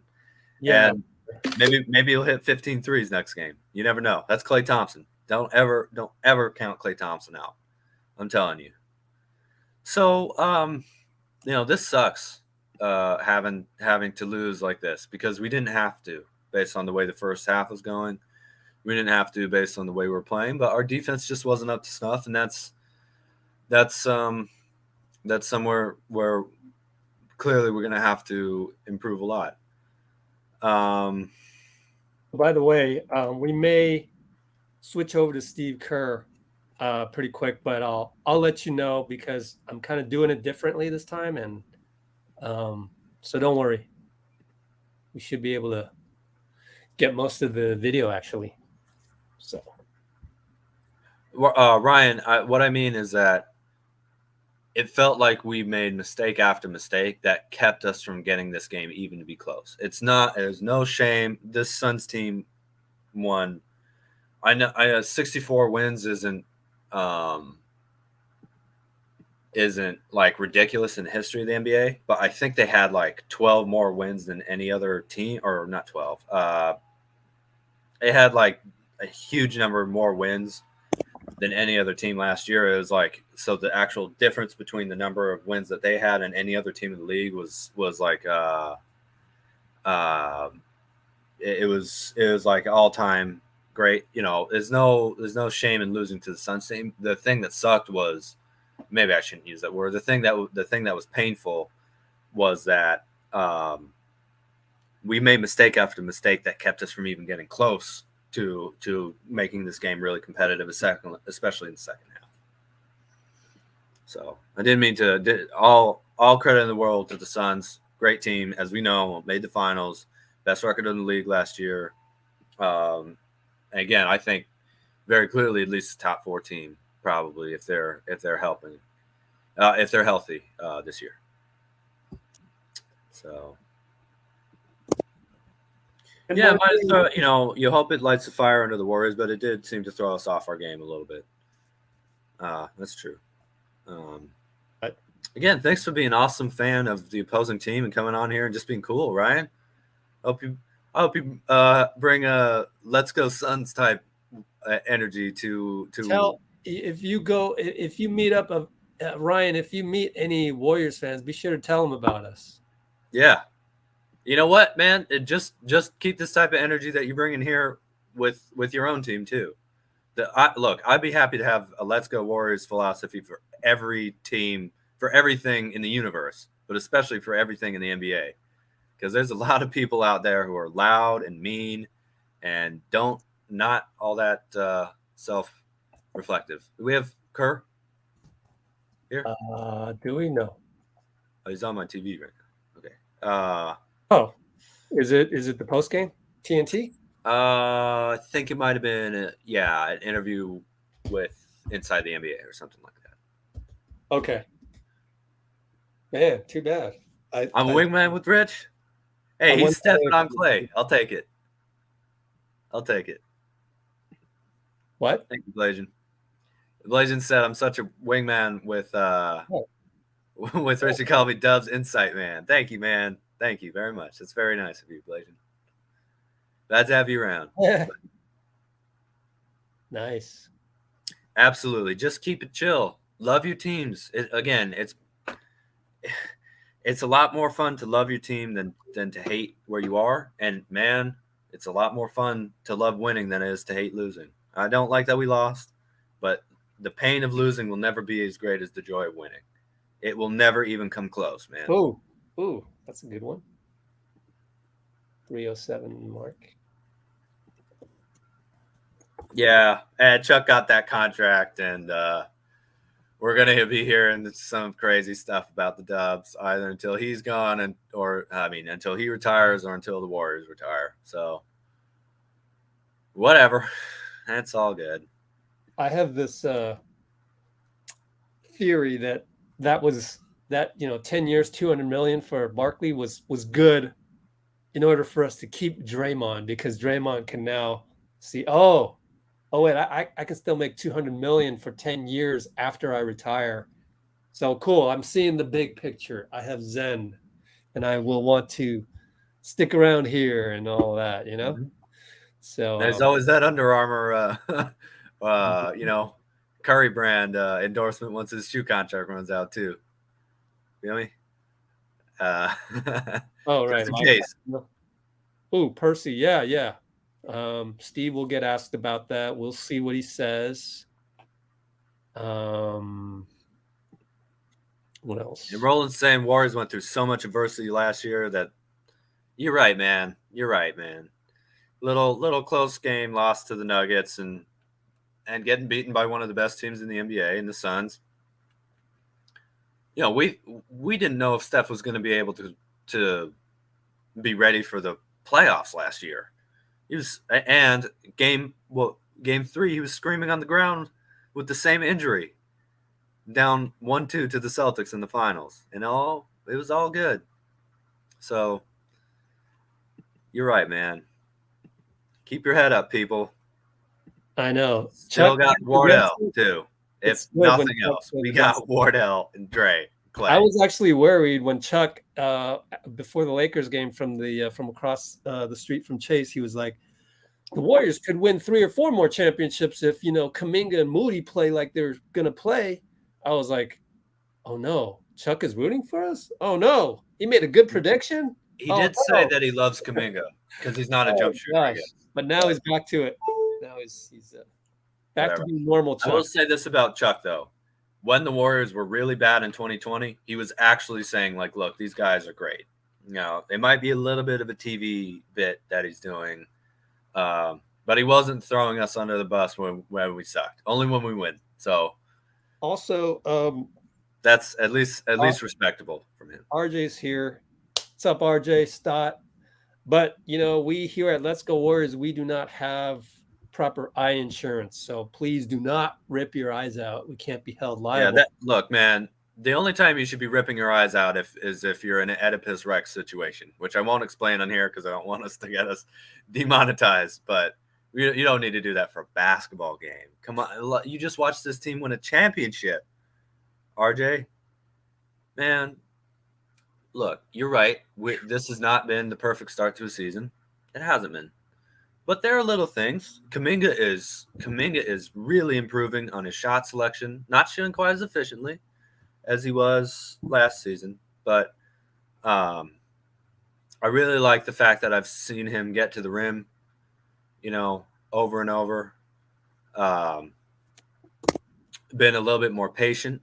Wiseman's out there looking good, not looking nervous. Again, not chucking up too many shots, and all the people talking about, can't handle the ball or anything like that. Like, he's been doing fine.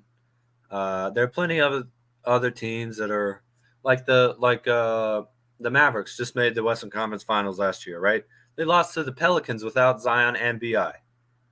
They're not freaking out. No one's saying that Luka's overrated and trash or anything like that. No one with any level of intelligence. I mean, just watch The Last Dance and remember how up and down that season started off. That team finished 62-20. It's all good. We've got Wardell. Okay? We've got Wardell. This is a good team. We're young. They're learning to play heavy minutes. And Draymond's out there looking great. Moody is earning playing time, man. I'm surprised Kerr didn't play him more, honestly. I'm happy to see Ty Jerome out there getting some minutes, but I would have played Moody like the whole second half, honestly. Get a rest. Even the young guy's got a rest the whole second half. Yeah, it's 24 minutes. He's 20 years old. He'll be fine. Guys, look, we'll average 48.5 minutes a game in one season. Playing. All right, Steve's coming up on the podium right here, so let's cue that up, okay, guys? Let's cue that up, and then we'll do that. Blasian, Bruce, thank you, man. And Christian Leon, we got winning culture. Yes, sir. Yes, we do. Give me a minute here. This is my podcast, Bruce. I gotta have my Steph Curry if I'm gonna be Klay, man. Okay. Gonna have to cut your mic right here for a little bit. And we're gonna start this.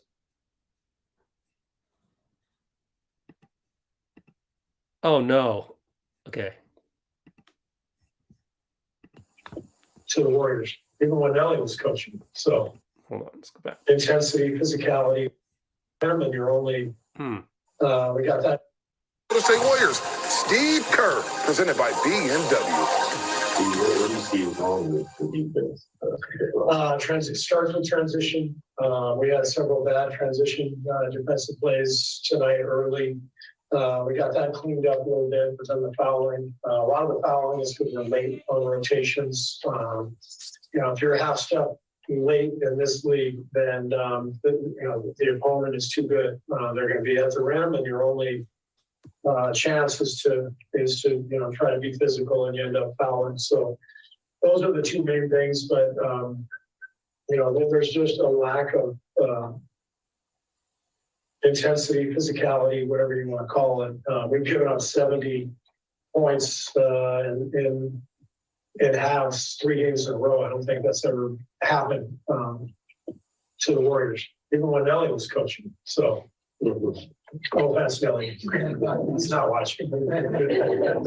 Spoke a big one. But speaking of the 90s, we played in that 90s era. So, the third quarter, the six stack that go through 4 minutes of that, physical and, Vernon Johnson remind you of that 90s style of basketball. That didn't come to mind. Does it kind of resemble that time that came up?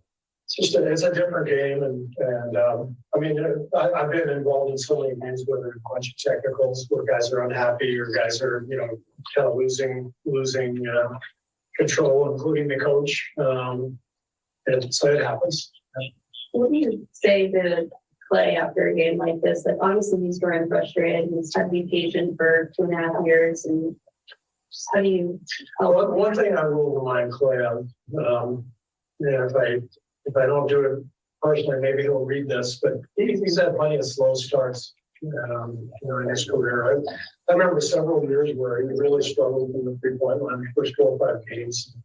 But Klay he cares so much about the game, about his own impact on our team. He wants it so badly, and he's trying to force everything right now. He's just trying too hard, but he's done that many times, even before the injuries. So I'll remind him of that. 78 games to go. He's going to be fine. Our team's going to be fine, but we have a lot of work. He's got a lot of work ahead. As his conditioning comes back, he's got to get over the hump. And we have a ton of work to do defensively. We're not good right now. All right, that was Steve Kerr there. And one of the big things he said. All right, let's get Dean back in here. Okay, he's in here. Yes, sir. Can you hear me? Yep.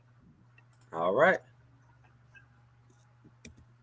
Anything to add? Back home versus Miami, and then Charlotte, Detroit, Miami, Orlando, New Orleans road trip. That's what you're saying.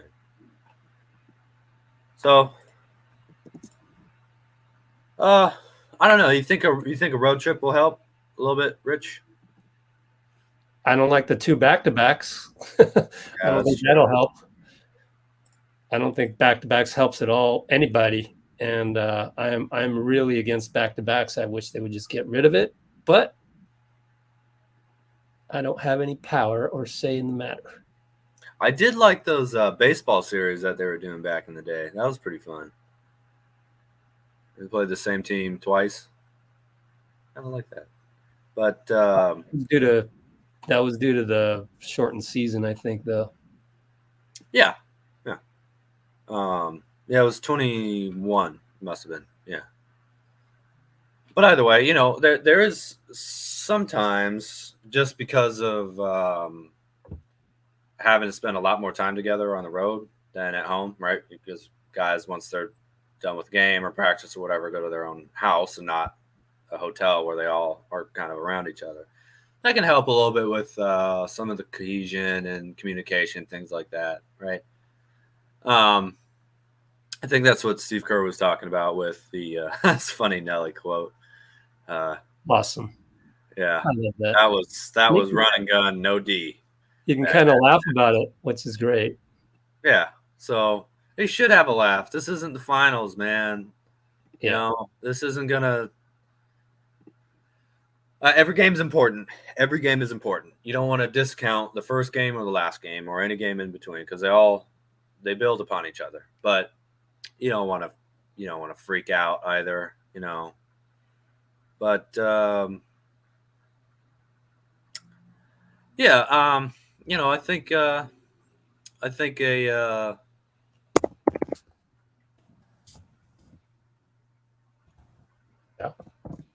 a big impact of these first 4 games and hopefully going on this road trip is you have to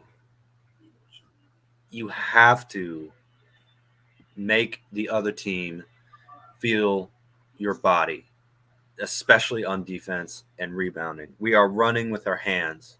You know what I'm talking about, Rich? You like reach forward with your hand rather than getting your body to the ball, getting your body and boxing out hard, making them feel you every time. That reach-in that you're talking about, that's my main criticism of Jordan Poole's defense. But it's not like I'm going to throw him I'm not throwing him under the bus. He's just a young player that has never really learned that part of the game. So he just needs to learn it. Oh, by the way, just for all you naysayers out there, the Clippers just lost. The Clippers that a lot of people picked to be the number 1 team in the West just lost 108-94 to the Thunder. So just to put in perspective, good teams lose. And the Thunder are not the Suns, right? So just, yeah.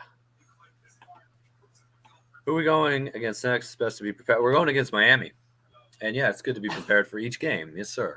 You want to take a look, man, go 1 quarter at a time. Don't worry about winning championships in October. Unless you're playing baseball, and we're playing basketball here, or watching people play basketball. The Heat are on a back-to-back. Thank you, Bruce.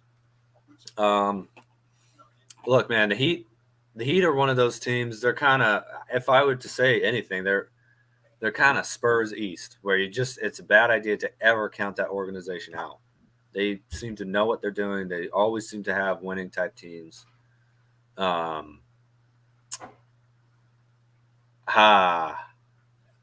Emotionally, I think that's a game where you want to get obviously Klay coming back. Hopefully he's going to be a little pumped up, not forcing it or anything, but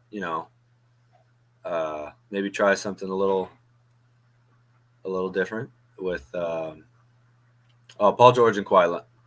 No, they weren't out. I saw Kawhi and Paul George didn't play in that game. The big thing, though, to me is that would be a let's feed Jordan Poole, have him go up against Tyler Hero. I think that might be a fun little matchup there. Kendra Andrews reports Devin Booker says Klay kept telling him that the Warriors have 4 rings. He repeated it over and over. Did they report why Klay got so mad that he had to keep saying that? Nope. Yeah. He never talked to Jaren Jackson like that, dude. So you can imagine Booker had to say something. Yeah. Is he still dating Kardashian? D-Book? Kylie Jenner, right? Or whatever. They're all the same to me. Are they related or no?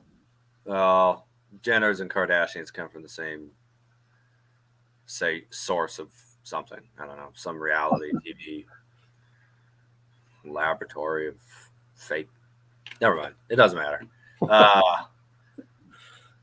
Just wondering. That's all. He did say, I love Klay, man, on TNT after the game. Man, I love Klay Thompson. Again, sometimes things happen on the court that are not reflective of, of the off-the-court relationship and whatever.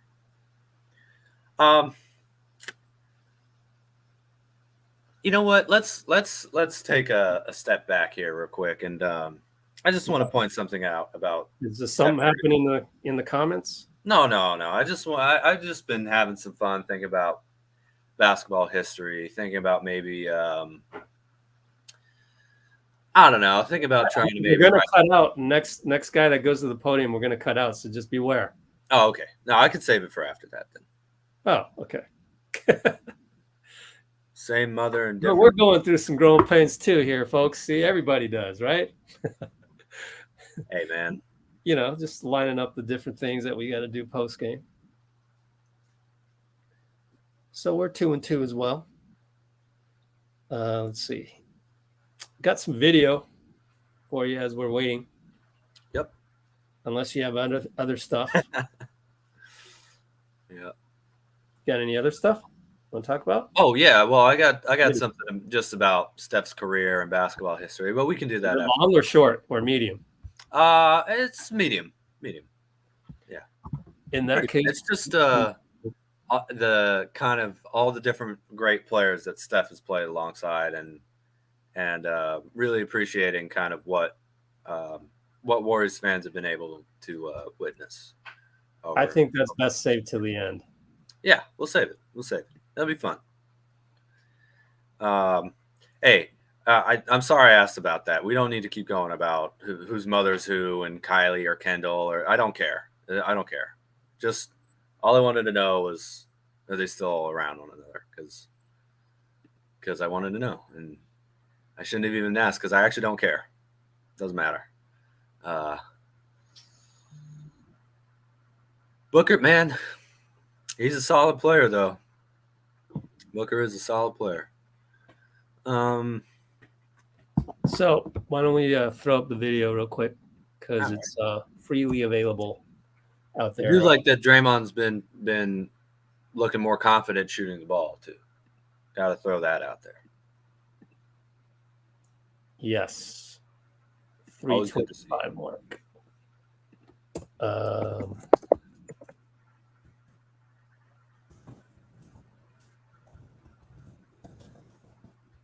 Okay.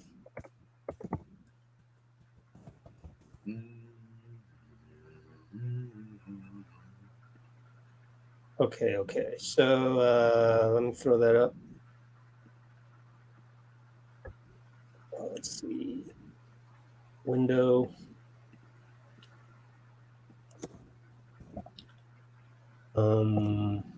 Yeah. Look, man, those dudes got huge paychecks. Otto and GP2. I get it. You know, Belly and D-Lee and Monty and all those guys. They got huge paychecks that the Warriors weren't going to be able to afford. Whoops. Look, man. JP at the podium, so I got to get out of that one and switch it over. Cue this up. Let me check one more thing. Okay. What? Wow. Steve Kerr postgame was incredibly short. Sorry, folks. I need to get me a couple more screens would be good here. And it's reinitializing. Love it. Okay, hold on. Give me a sec. Real quick, Blasian, I'll remember to answer your question. No, don't do that. Don't do that. When I do rule, Dean. You can't be doing that, Dean. Killing me. Just comment it back to him.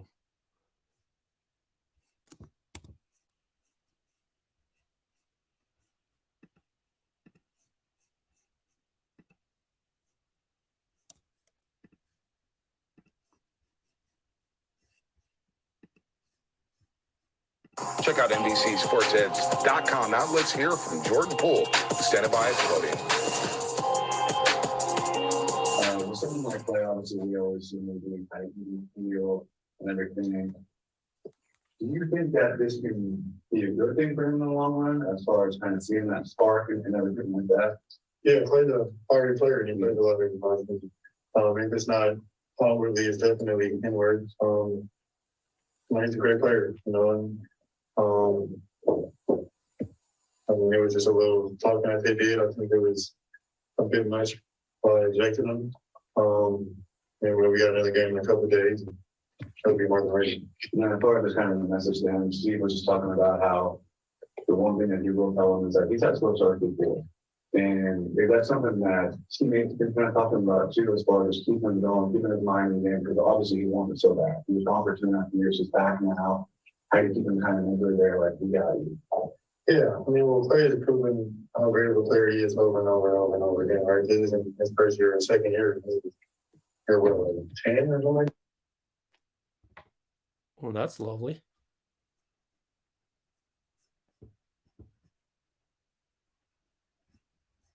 Okay, let's try that again. Well, then we got to go through the freaking commercials. So get out of there. Hold on.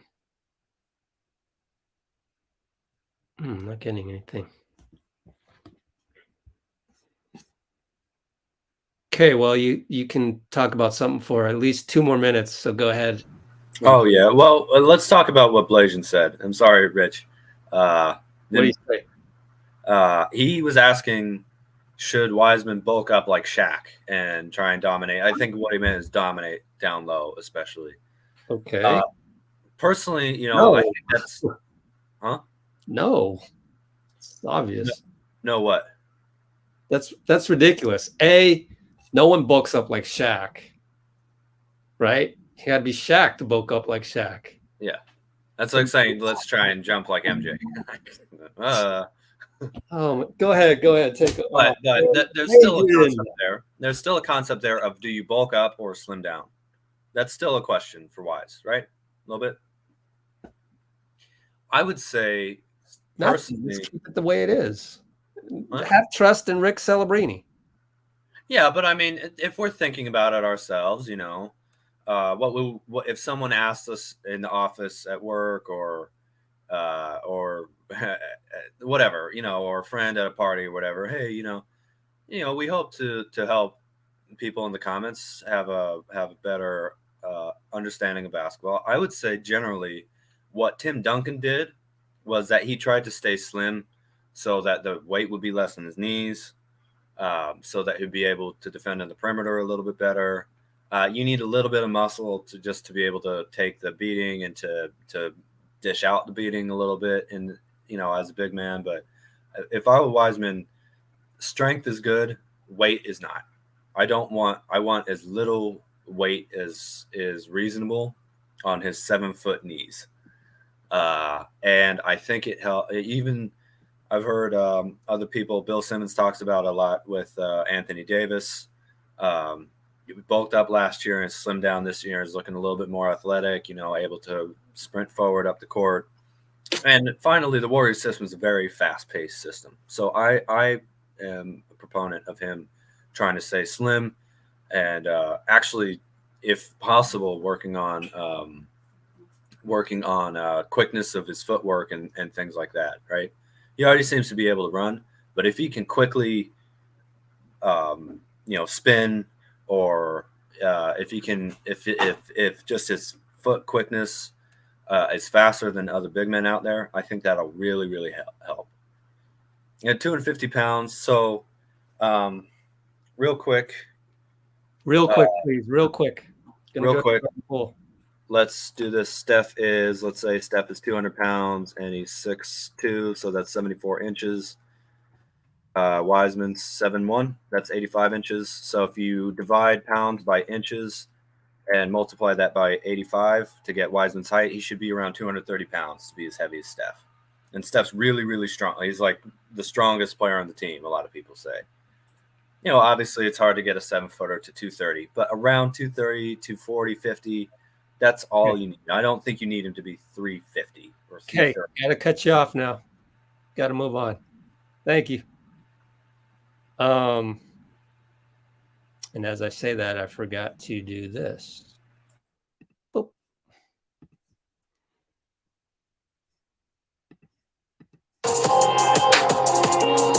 With something like Klay, obviously we always see him doing kind of PVO and everything. Do you think that this can be a good thing for him in the long run, as far as kind of seeing that spark and everything like that? Yeah, Klay's a fiery player. He plays a lot of positive. If it's not outwardly, it's definitely inward. He's a great player, and it was just a little talking that they did. I think it was a bit much by ejecting him. And we got another game in a couple of days. That'll be more than ready. And I thought it was kind of a message to him. Steve was just talking about how the one thing that he will tell him is that he's had slow start before. And if that's something that teammates can kind of talk to him about too, as far as keeping him going, keeping his mind in the game, because obviously he wanted it so bad. He was gone for 2.5 years, he's back now. How do you keep him kind of over there, like, we got you? Yeah, I mean, well, Klay has proven how great of a player he is over and over and over and over again. Right, this is in his first year and second year. Here, what, like 10 or something like that, 11, 9, 10, something like that. So he's done it for countless years. I mean, you know, Klay's capable of a huge game, and he's a really big part of our team. And it's only a matter of time before he goes off crazy games. What got in, well, a couple stretches where they pulled away, what was the difference? When you were able to get some margin that you guys? Main phone calls. Where we get to the line, they shot 14 more free throws than us. We like to get out of transition run whenever the ball stopped. He's our best to do that. So every time they broke away for a lead was cutting the balls consistently. What adjustments did you see the Suns made in terms of how they were going in personal? I saw a couple more doubles, a couple more shots out of the ball screen. I get the ball out of my hands a little bit from the first half to the second half, but you know, there's an adjustment that we'll make and just continue to make the right plays. I'll get doubled, I'll probably get off of it, get to the make my teammates make a ton of backside, but that's probably what I saw. All right, that's All Jordan right. Poole standing by. That wasn't a ton. Dean, you're welcome back. Bruce said he's filmed Shawshank Redemption 2. What? He said Jordan Poole looks like he's filming Shawshank Redemption 2 in the background. Oh, say that one more time. I'm sorry, I messed up technical. Bruce said it looks like he's filming Shawshank Redemption 2 in the back room. Shawshank Redemption 2 in the back room. Like where they're interviewing him. Yeah. It looks like yeah. Oh yeah. Like he's the let me president in a post-apocalyptic movie or something too. I don't know. What do you mean from this era? We got 3 rings. What are you talking about? King of Arizona. Man, have a little class, dude. Come on, man. Come on, You man. get a Suns fan jump on here? Is that what No, happened? it's not a Suns fan because Suns fans are like Ryan. Seem to be there's some cool ones out there. This guy's coming in and calling him Screech Powers, Klay Thompson. What? Yeah. What are you talking about, man? Come on now. Just ignore him. We didn't okay, but still, we weren't trashing the Suns for making the finals in 2021. He just jumped on the stream. He doesn't know that. He's just a Warriors hater. Yeah. Whatever. All right. Good game, dude. We'll go spread your negativity somewhere else. It's not the place. Draymond just had a podcast with De'Aaron Fox last I heard. Yeah, Bladen.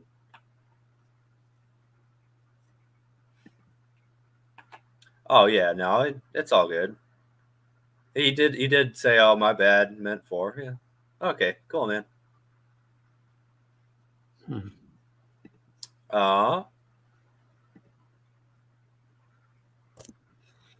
See, there you go. What's popping? Just Suns needed a good start with so much negativity. Suns needed a good start with so much negativity looming there.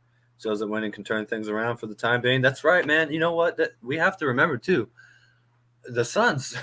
You talk about negativity.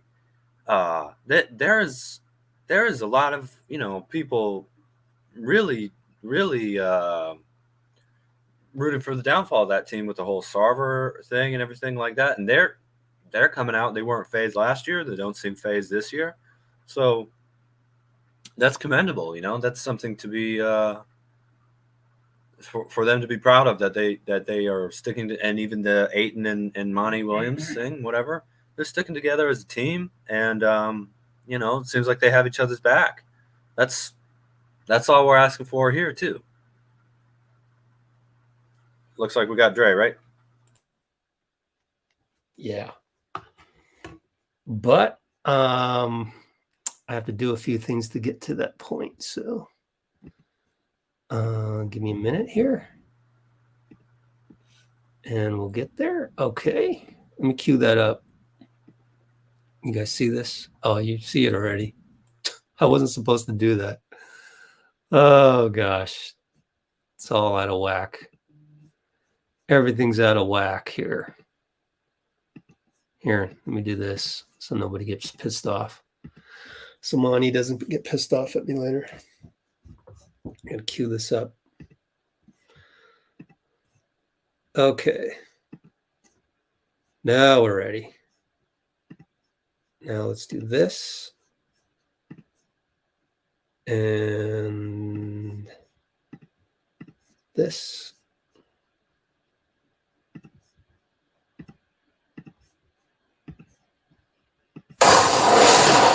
So you talk about this being unconsciously, so this is the anxiety that is being upset in the first half. And what are you saying in the defensive effort?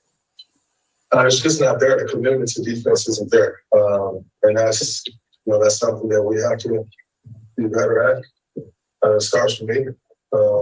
And I'll make sure we get there. But right now,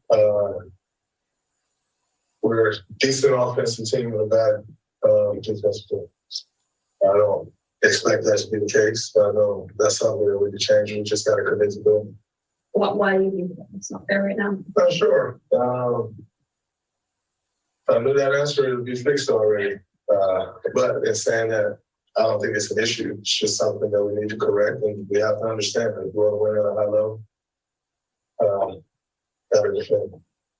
What kind of growing for other girls, I guess? I think every team's having growing things. 4 games into the season, nobody's got to figure it out. If you got to figure it out by now, I can guarantee you're going to lose. You got to figure it out game 4. So it's early, still figuring a lot of stuff out, figuring rotations out, figuring all types of things out. So I don't see many growing pains per se. Everybody got to get better. Everybody's not in the form, and it takes time, but you want to win while doing it. You've talked about how Klay's patience is starting to get a little bit frustrated, and his patience is running things with the minutes restriction. Let's get back to what he was, so much time off. This was his first career ejection. I mean, did you hear back and forth when Booker said that Klay's going about 4 rings and just never repeating that? I'm not wanting to get into talking about what guys said on the floor. There were chirping on both ends. I know that. So, but however, what someone says on the court, that's between them. And I'm not going to come here and say whatever every word that was said. It is what it is. Obviously, it's only game 4, but with that third quarter, I don't know if it was like the intense play all the time atmosphere. I think they were very emotional, which I kind of expected. So, yeah, I mean, credit to them. They brought a lot of emotion to the game. All right, Draymond saying the Warriors are a decent offensive. Okay. Yeah.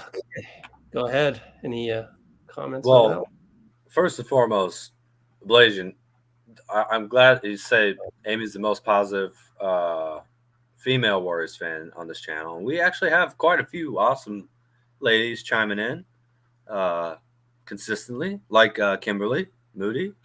Great. And I don't know. I think Amy can challenge anybody who's on here in terms of positivity, and she's our rock in Gibraltar. She's unshakable, just always pro Warriors, never getting too low, and also never getting arrogant or too high. Anything. Amy's the exact type of person that I think Rich has built this platform to give them a voice with all the loud mouth, negative Nancy's screaming at everybody, So Well just our regulars here. I love hanging out with you guys, especially when I know what's coming after the Warriors lose by, what did we lose by? 29 or something like that.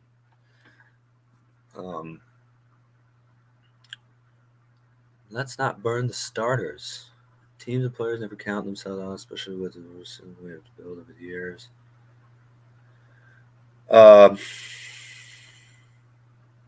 Yeah, 4 games in, every team is trying to figure something out. That's true. And I think what we're seeing here is a little bit actually of a run and gun type offense where we are able to score this ball against any team in the league, it seems like right now. Just remember. Yeah, so we're able to score the ball against any team in the league right now. But our defense and our rebounding and maybe even a little bit of the pace that we're playing at, something that we're going to have to improve upon. But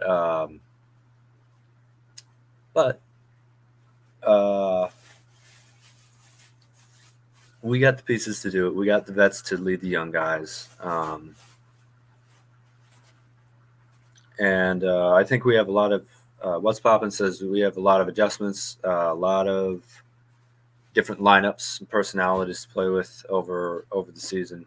That's exactly the way I think you should be looking at the game. Is a problem presents itself, you don't cut the team down for it. You figure out what moves you can make to try and address it. I mean, there's so many different things that we could try. There really is. There really is. Do you know how much time we have until the next interview, Rich? Don't know. Okay. Well, I was thinking about talking about Steph Curry's kind of the all-time lineup that he's had around him, which is just to put into perspective how special of a organization and system that we have around here.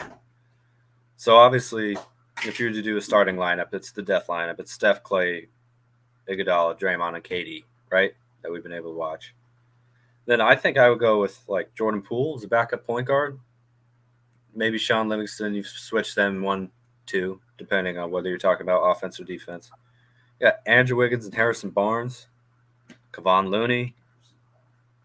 And then the third string, you got like Leandro Barbosa, Gary Payton II, Otto Porter Jr., David West, Andrew Bogut, and Jonathan Kuminga and JaVale McGee. That's the kind of Steph's at the podium. But that's an incredible lineup, man. So just trust in the organization. All right, cool. Thanks. How did I do this? Oh yeah. Oh, I got a problem with my feed. So if you want to talk for 2 more minutes, you may do so, because it's not going well. Just how far? Absolutely. Go ahead. All right, fine. So right now, what we're witnessing is the Warriors having to figure out how to take all the tremendous amount of talent that we were able to put up. Thank you. What's poppin'? And wrap it up soon. Focus on the fundamentals of the game. That's what the best teams do. They're not just talented. They're not just athletic. They figure out how to work together using the fundamentals and how to limit their own individual self and put that energy into the team. When you see that pop, watch out. This team could be insane once we figure that out. And once the defense is there and once everything is there. So we'll have some fun, I think. But I guess, maybe not, but keep up the faith in the team, man. All right, I'm queuing it up now. A few more seconds, and we should be right there.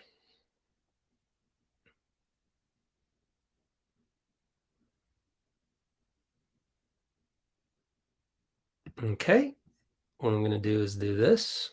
Boom.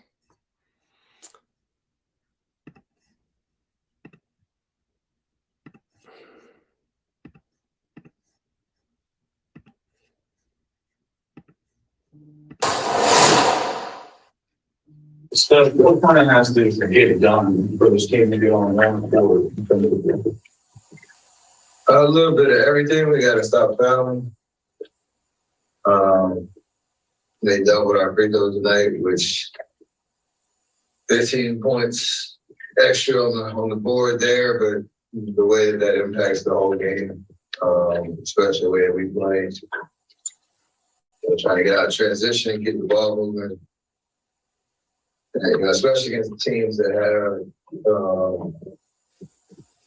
an understanding who they are defensively, and no matter where they are, they have a good chemistry.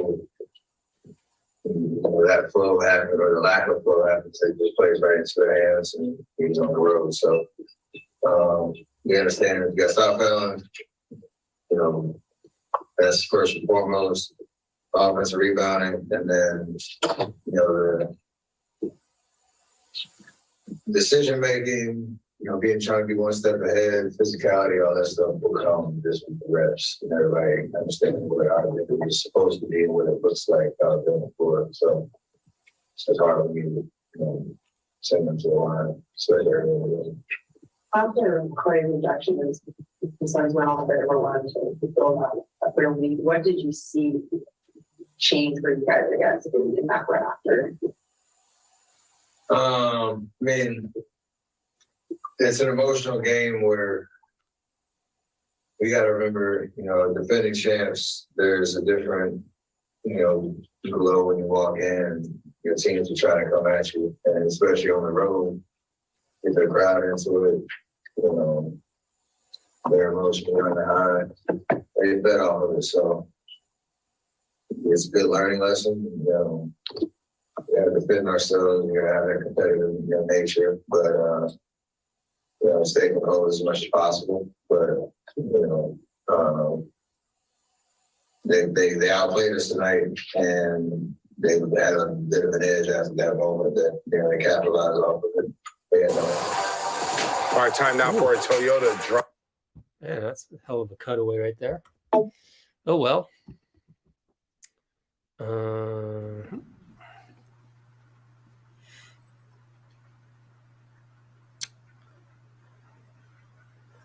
Well, Colin, what do you mean, top six? Top six seed? Yeah, obviously. I mean, we're not trying to be in the play-in. Oh man, let's not doubt the team. Let's not doubt. No, he was just saying what he said before that is rebuild good defensive habits for the bench while keeping the starters fresh for the playoffs. That's too long from now, though. We need all 10 guys who are normally in the rotation in a game, and whoever is being substituted in and out game by game. We need them all to have chemistry before going into the playoffs. But people are talking about Belly and Porter and GP2 and Dealey. All those guys are like almost 30. Most of the guys who were playing on the bench, other than Poole and DiVincenzo, aren't able to drink legally yet. It's a little different. And I think we're already seeing. I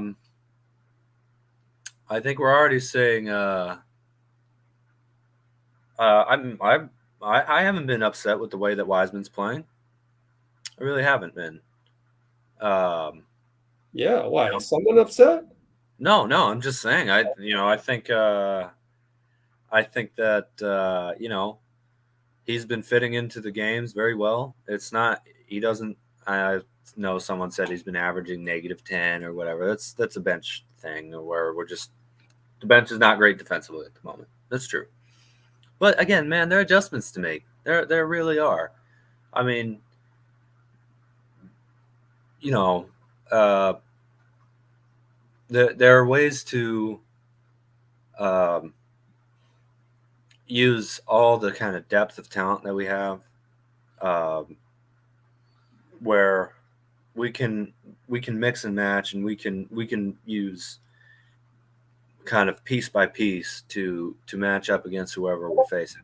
Just need to get back into that mode. I think we were taking the fact that, you know, it could be a little bit of just a shortened off season type thing too, where Maybe. you know, it's hard coming off a championship and immediately, like, you know, going into the preseason compared to not making the playoffs and having all that time. And we were trying to prove everybody wrong last year, and now we got a big target on our back, even bigger than just the Warriors brand. Like, we're the defending champs again. Every single game we're going to get the other team's absolute unconditional best game that they can possibly put out. You know, hotness of shooting not taken into account. But again, you know, look, man, having Dante DiVincenzo as a backup to Steph, having Jordan Poole as a backup to Klay, having Moses Moody as a backup to Andrew Wiggins, having Jonathan Kuminga as a backup to Draymond, having James Wiseman as a backup to Kevon Looney, and being able to throw out guys like, you know, JaMychal Green, and hopefully by the playoffs, you know, Andre Iguodala. That's not a team where your main problem is we don't have enough good players. It's just figuring out how to mix everything together, right? That happens sometimes. I mean, I don't know if you guys play 2K12 much, but one thing that anymore, I know that's a long time ago, but one thing they'll say, and this is Steve Kerr talking on that broadcast, they'll say, if you're playing my player, like, you know, the effects of one season don't you know, provide a total blueprint for what the next season is going to be. It just don't. You know, we won a championship one year. It doesn't mean we're definitely going to win a championship this next year. We missed the playoffs. 21, we won the title the next year. Doesn't mean we were bound to miss the playoffs again.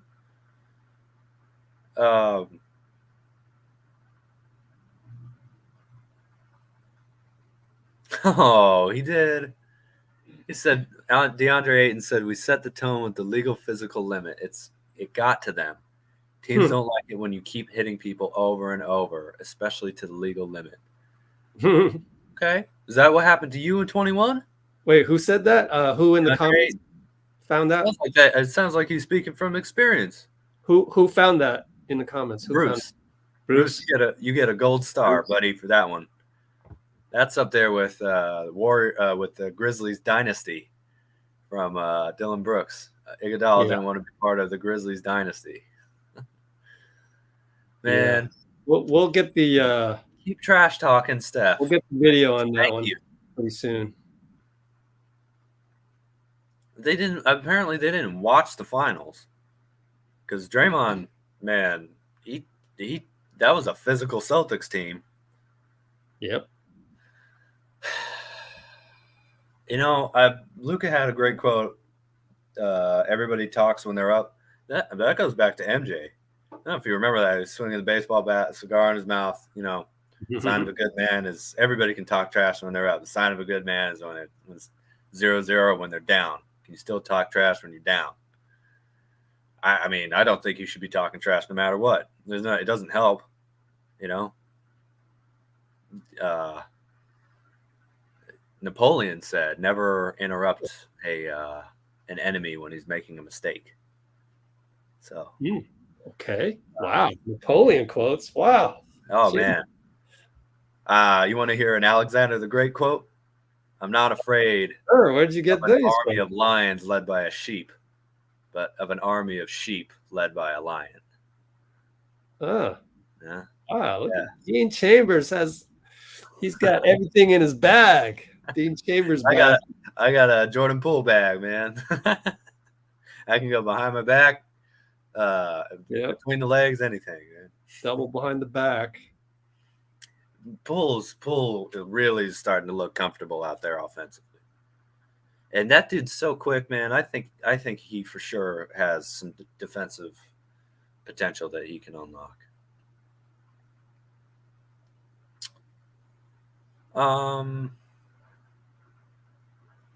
Yeah, we don't need to trash talk DeAndre Ayton. We don't need to trash talk him. You know, if anything, man, hey, you know that's Klay Thompson's Bahamian brother right there. So it's all good. Klay already let Booker know how many rings he's got. You know. Yeah. So again, this is a big win for even the great Phoenix Suns, even the best regular season team in the league last year. Feels it's a big deal beating the Warriors in Game 4 of the season for us, and I think it was Game 4 for them too, because we're the defending champs. This is going to be all year long. Everybody's going to go at us.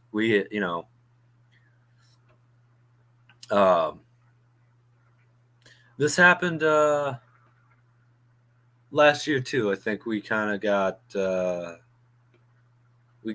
beaten sort of badly by the Suns in our first matchup. And then we came back and got them with before Klay Thompson was back or something like that. And you know, they're probably also feeling kind of like it should have been them facing off against us rather than the Mavs in the Western Conference Finals. You know, so it's big time. I thought this was a statement game, and it turned out to not be a statement game for us. Hopefully, if it is, that's not a good thing. But you know, it's more of a learning experience. Yeah, but Blazing, we also were very clearly, if we weren't fouling, we were giving up wide open backdoor cut dunks. So I'm not blaming the officials for this one. There wasn't, you want to say they got more free throws, fine, but I don't think there was any egregious moment of like, how could they possibly have not called that? How could they have called that for us, or not called that for us? How could they have called that for them? You know, it felt a lot like we were compounding that problem. So, you know,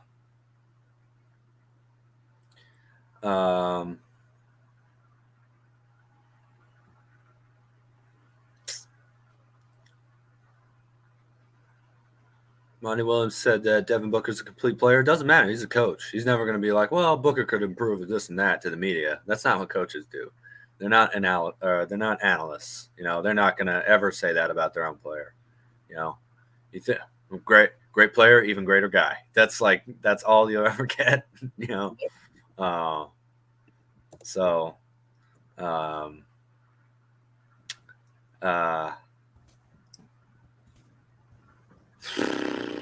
yeah, man.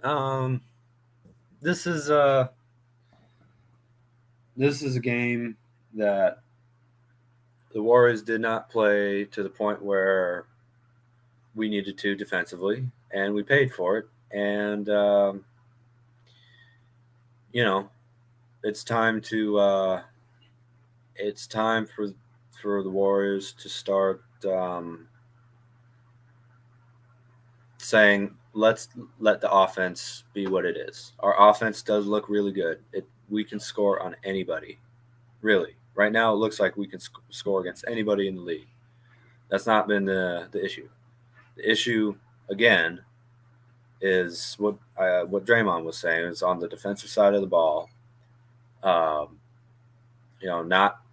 we're a step late and we're not quite playing with enough force as it is. So, Amy, Ryan said the person who normally does his son's channel is sick today. So that was nice. So it was fun. It was fun having a cool, positive Suns fan. Able to come here and chat. I know I've said this before, but real fans love their team, and they don't have to try and crap on other teams or be all negative or have a huge ego or anything like that. It was just like, all right, hey, game recognizes game, right? So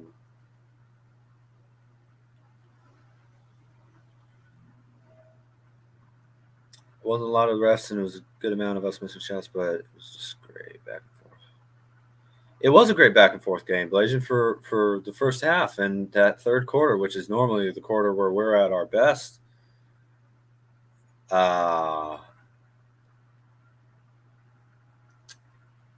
Just it felt like our energy just plummeted,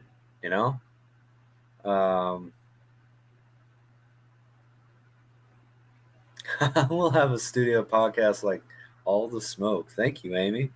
Hopefully. But the most fun thing is being here for live broadcasts, hanging out with the regulars, and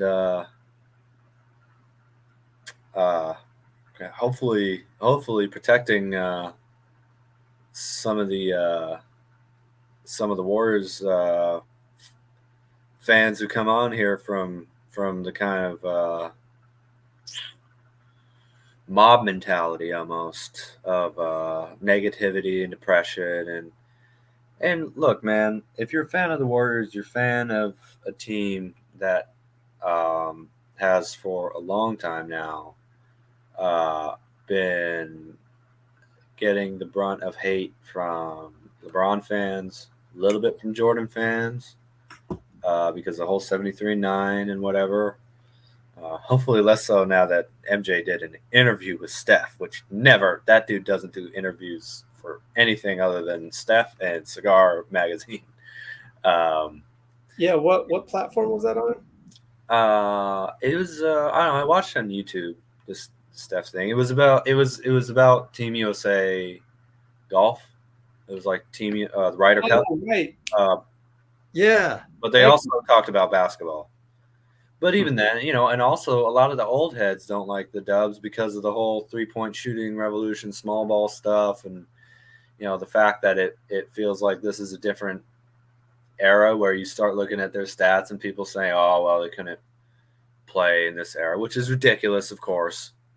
It's ridiculous trying to say that about, look, the past legends are legends, and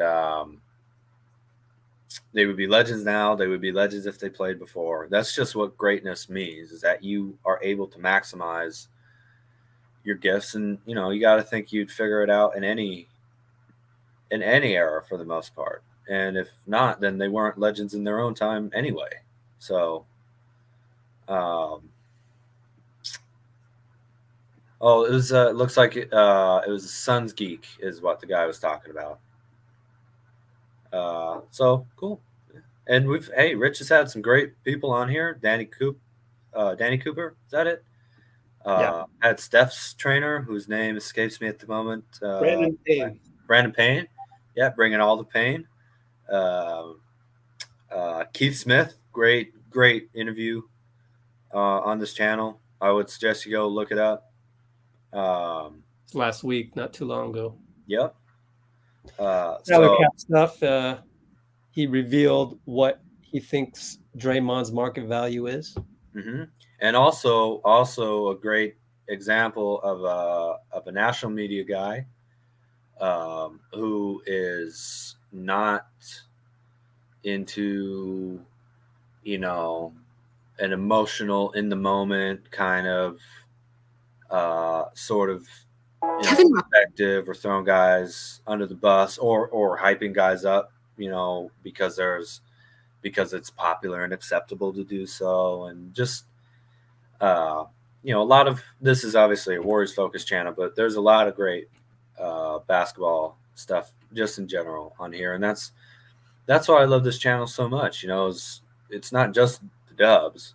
As great as the dubs are, it's the dubs are a vehicle for teaching you the beautiful, the complex, a little bit fragile understanding of truly great basketball, because a lot of people don't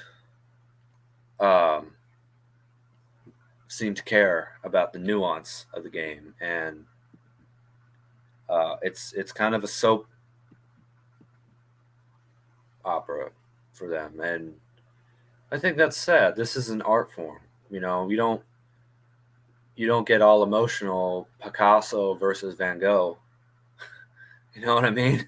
You don't trash Beethoven for being music of old heads, whereas Tchaikovsky is, this idiot for thinking Tchaikovsky is anywhere near Beethoven. It's ridiculous. So we're the Jedis and Rich is Yoda. Nah, it's a lot of Star Wars stuff on this channel, but I like it, Bruce. I like it. Hey, you say I'm Darth Vader? Come on, man. I'll take Luke, but I don't know. Darth Vader seems a little. I guess he was good in the end. Could it be Obi-Wan, man? Come on now. Really? I gotta have all my limbs cut off and get all burnt up. It sucks. Obi-Wan is the low-key man, though, huh? Yeah. Man, he beat Anakin how many times? Wow. Mm-hmm. Golly. Hey, I'll take Han Solo, man. And he never got a limb cut off. Man, that's right. That's he didn't disappear. So I guess it's Star Wars world. Yeah. Oh, right. Talking about, is Booker a complete player? Well, obviously any player that find the DeAndre Ayton interview, so it might have been in the locker room. I couldn't find it in the Zoom call. So we'll see. It will be interesting to hear the tone of voice that he said that with. But in terms of, is Booker a complete player, I would say that that's like asking if Kobe was a complete player, or Jordan, or whatever, or Steph. Sure, but their job is to put the ball in the hoop, right? Not only scores, not shot chuckers or anything like that, but Booker is in the line of like a Klay, right?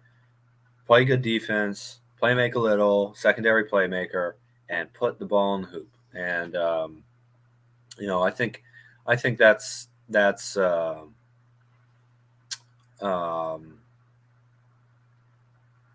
really what I would classify him as, is an efficient scorer who is able to have a low not dominate the ball, but still be very effective. And I think that's a winning type player. Obviously he's been able to add kind of other whether it's a ball dominant pass first player like CP3, or kind of more team offense around him with Ayton or Bridges, Mikal Bridges. So yeah, I appreciate what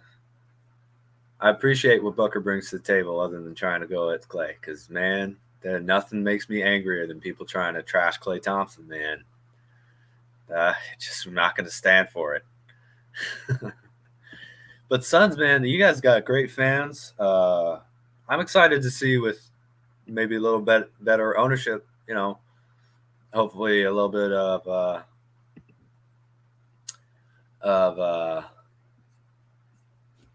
more of a commitment up top to being in the tax, and you know, I hope there'll be less things for that organization than there like the it feels like you know, as I don't know if you know this, Ryan, but I'm from Utah, and we had a situation with Gordon Hayward where we also let him hit restricted free agency, and that didn't go down well with the Hayward camp, and obviously he played through his contract, but he left after that because he felt like, oh, you guys are gonna not make a commitment to me, even though now the Jazz didn't make the finals, so Ayton's got even that on top of it, and you know, he obviously, there was a big storyline about him you know, committing to play in the way that CP3 wanted him to play.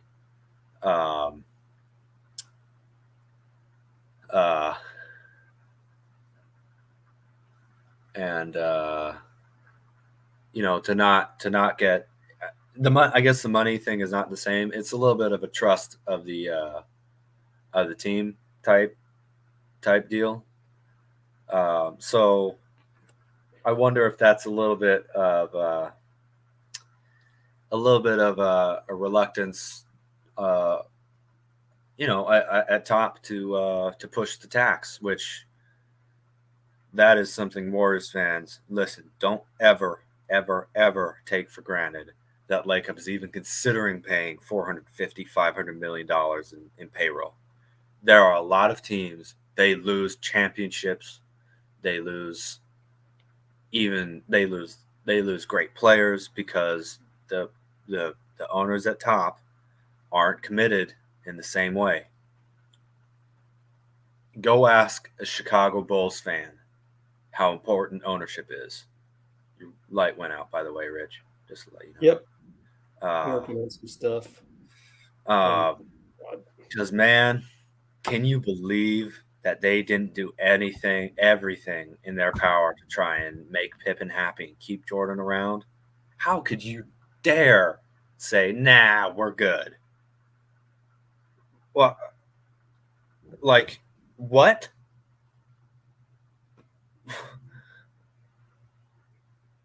So Ryan's saying he hopes it's Bezos. Why? Well, because I guess because he's got unlimited funds, and you know, like you can't say don't pay, we can't pay the tax.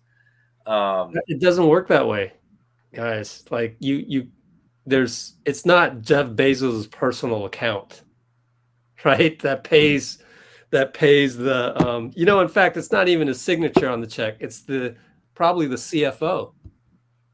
It's probably not even CEO, right? So it doesn't matter who it is, as long as it's not a guy that is doing illegal things like Sarver was doing.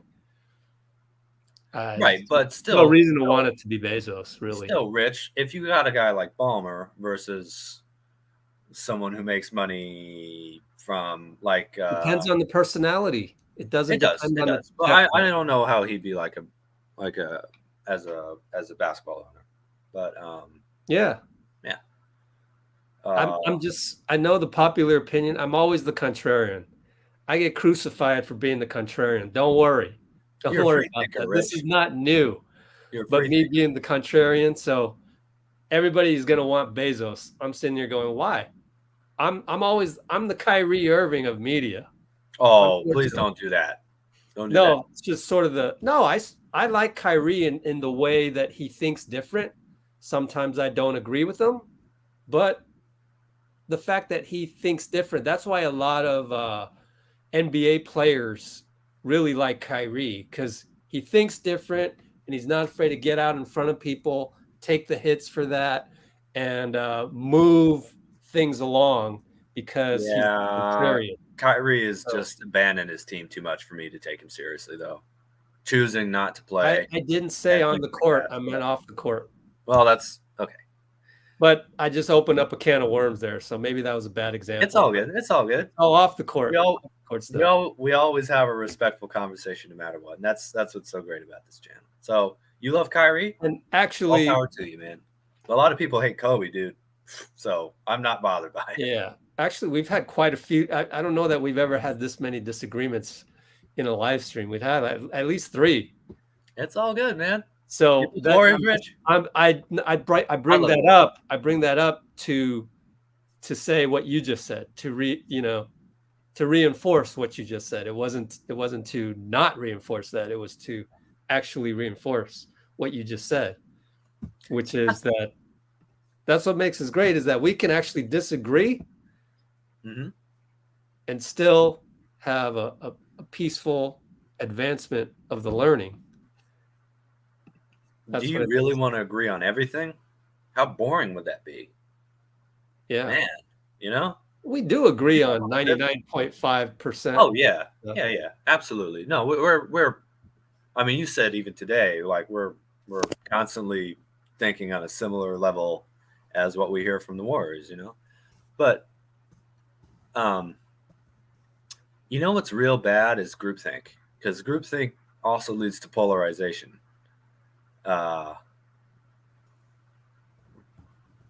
And that's just not, you know, if we're going to be serious about trying to understand the game of basketball, there are going to be different things that people value, right? Like,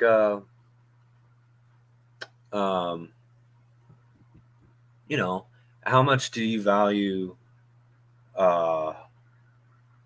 having a pass first point guard versus having a point guard who can score? How much do you value a great isolation player versus a great off-ball player, right?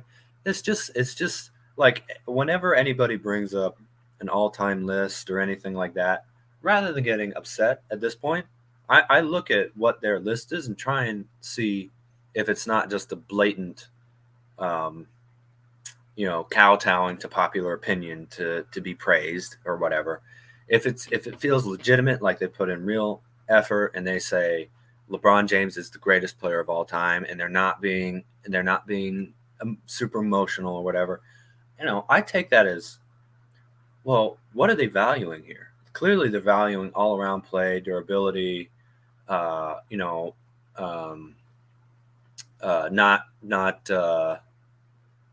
obviously, because most people are like probably 70% of anybody who has a legitimate opinion are still probably going to pick Jordan, right? They're not afraid to take the critique of that.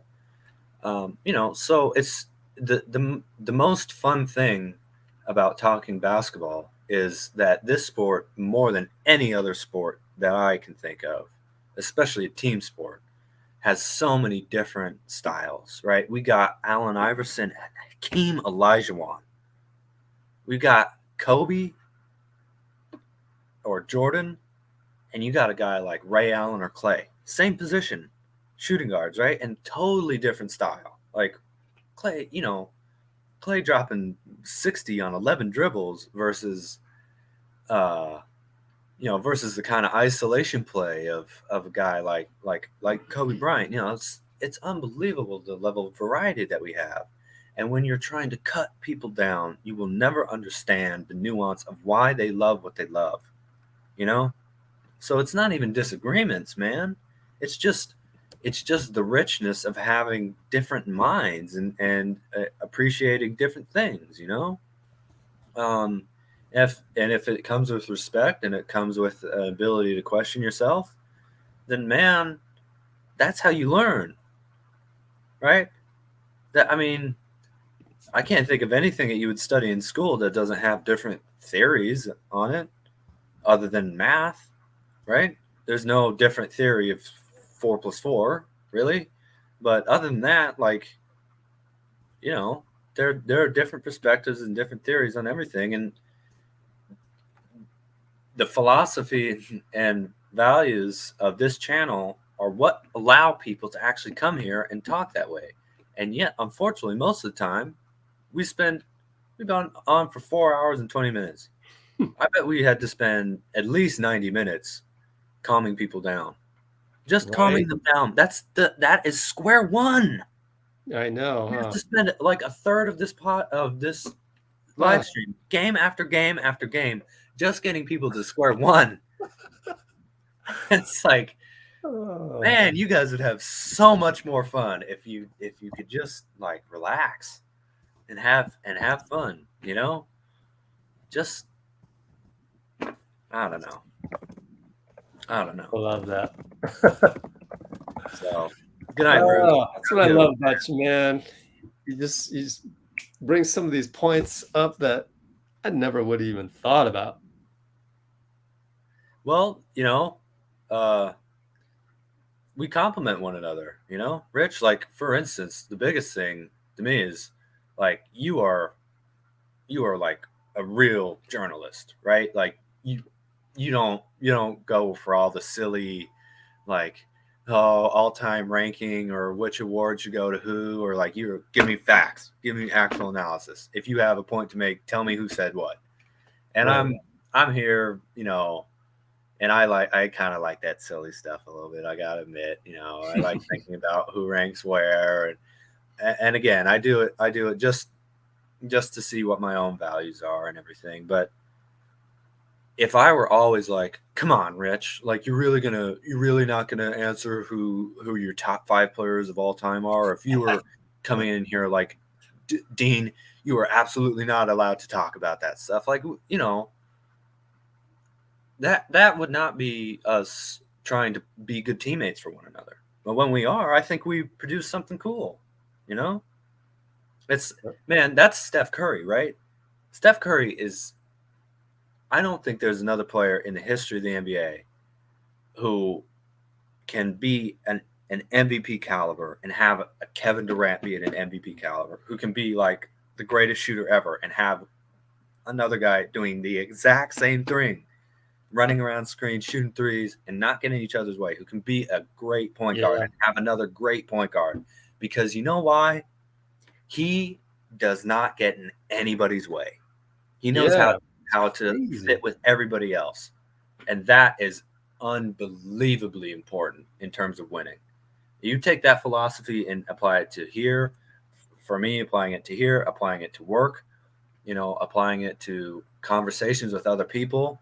Like, oh, it's time to let them speak. Like, I might know what I'm talking about, but let's see what they think, or anything, man. That's just how you work together as a team. Really. Cool, man. Glad you're on the team. Glad you gave me a chance, Rich. Oh yeah. Rich gave me a chance because I sent him I put in some nice, respectful comments, and then I sent him an email saying, hey, would you mind if try and talk a little basketball? And unlike a lot of people who are like, well, what's your credential? He said, you know what? How many Twitter followers do you have? Yeah, Dean has 0 Twitter followers because he's not on Twitter. He has 0 Instagram followers because he's not on Instagram. And I think that is the best thing ever, honestly. Yeah. Now, OnlyFans. No, I'm just kidding. I'm kidding. Oh, whoa. I'm kidding. Oh, that's hilarious. Yeah, Ryan's bringing up, he doesn't know if any, thank you, Amy. Ryan's bringing up, he doesn't know if any generation of basketball has had as many big stars in one generation as our current one. You know, I personally, I think I love 60s basketball because you have a team like the Lakers in 1959 who make the finals. They have one bad season, and the very next season they have Jerry West on their team as well as Elgin Baylor. But that had 10 teams. For a 30-league team, a league with 510 roster spots, I believe that's the right math, and 480, 15 times 30. Sorry, 450. Wait, where's 510? Maybe that's for 32. But I think we're about to expand to 32 teams. And even then, just adding 2 more teams isn't gonna dilute the talent. Having this much talent in the league, where think about the 4 teams that we played, right? We played LeBron and AD we played Jokic and MPJ, and they are going to have Murray, hopefully. We played a Kings team that is not looking like world beaters, and they still have De'Aaron Fox and Domantas Sabonis. Mhm. And we just played the Suns, and that's like every team in the league. Every team in the league has somebody interesting on it. It's unbelievable. And Yeah. honestly, Even the Houston Rockets, Jalen Green, man, he's kind of worth the price of admission, isn't he? he's fun. He's fun, and he's there are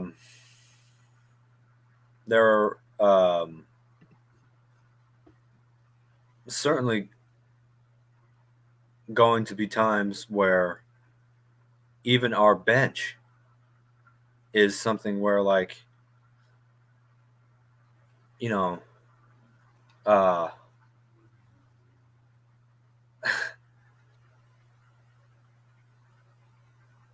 I gotta say, I think our bench could be up there with a lot of other young, talented teams in the league. Mm-hmm. And I just, I hope they're able to become vets as quickly as possible. But I think you're totally right, Ryan. I mean, and man, you've got a team there, man. Like, you think the Suns are going to get something for Jay Crowder back. So we're like brothers. Thank you, Amy. Thank you. Well,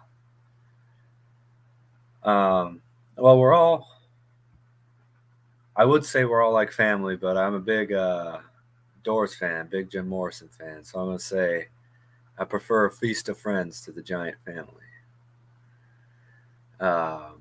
Because you choose friends. And there's something wonderful about that. But yeah, man, I can't begin to tell you how exciting this is, especially, growing up. I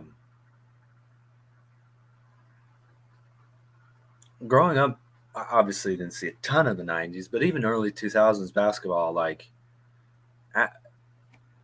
with Jordan's retirement, his second retirement, a lot of that felt like, it was the Lakers and the Spurs, and if the league didn't have that, it would have been kind of rough.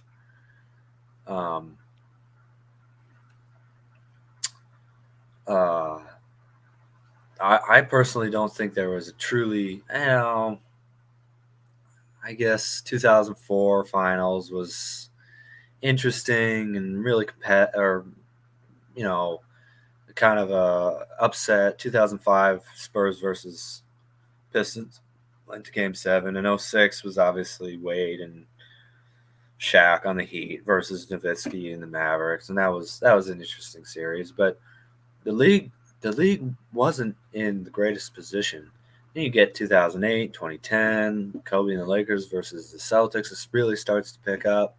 You get the Heatles and versus the Spurs, and then you get Warriors versus Cavs, and it really feels like the league is going into an absolute golden age of basketball again.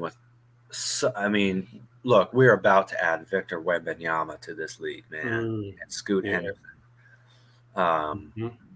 It feels like forever the Lakers are playing. LeBron is going to go until he's 40. I mean, if he's blessed with good health, man, the 40-10-10 club is possible. 40,000 points, 10,000 rebounds, 10,000 assists. I think with the way Steph and Klay can shoot, and with the fact that Draymond, I think honestly he's got. People say he might break down. I don't see that. I think like if Magic didn't get HIV, he could have easily played 20 years in the league. I think Draymond's just so strong and so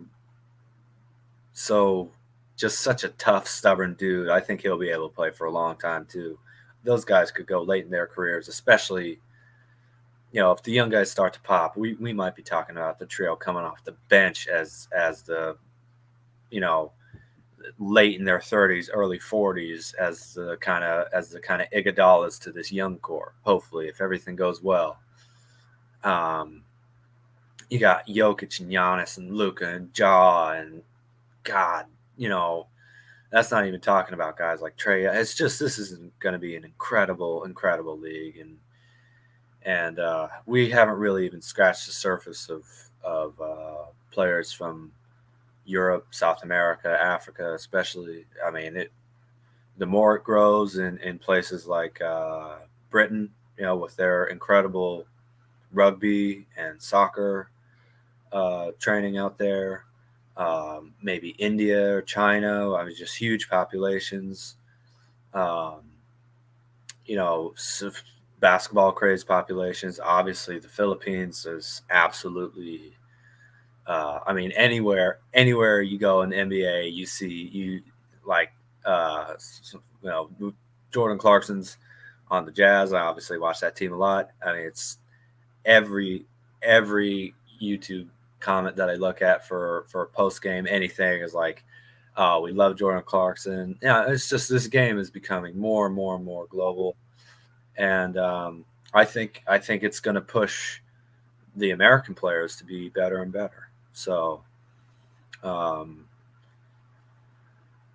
I like that it's becoming less and less a single style where you think you can only win in one way, and there's just going to be more and more variety. Colin's asking, is today's loss good for the Warriors? Yes. Or like as a fuel? It's never good to lose. I think it's a good wake-up call. Yeah, I understand what you're saying. We've been talking about a couple different wake-up calls throughout these first very few games, right? We've only played 16 quarters in the whole season. So let's see.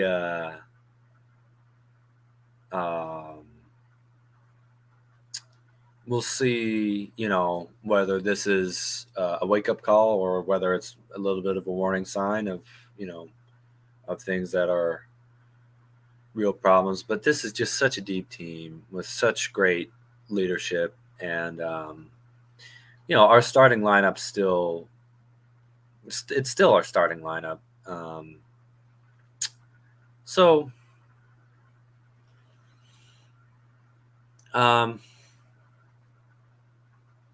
Yeah, I think this is this really exposed. I hate using the word exposed, but it really it brought to light, like, hey man, I really don't even care what our offense looks like next game. Going up against the Heat, that is always a tough team, always a great defensive team. Everything needs to go into showing that we can play with that level of intensity. Look, I don't want to sound like an old man here, but if you have to ever rest, if you ever have to choose between one and the other, you always rest. You always take it easier in offense. You never worry as much about your offense as your defense, because there are seemingly an unlimited number of people who can put the ball in the basket. You want to win. Do you think that's because I grew up thinking that way as well, and I played thinking that way, like I'm tired, but I'm you know, can still focus on my defense, and if I need to rest, then I can you know, stand on the side on offense, watch the ball get passed around, and kind of catch my breath that way. Do you think that maybe the newer generation players don't think that way? I hate to generalize, though. Yeah, no, it's well, I think the real thing that you have to try and think of if you're out there actually playing is when your defense is really working, it's not the old school Bulls, second three peoples, Spurs, Pistons type, right? Where you shut the team down and then you slowly move the ball up on offense. What I'm trying to emphasize is you work your tail off on D.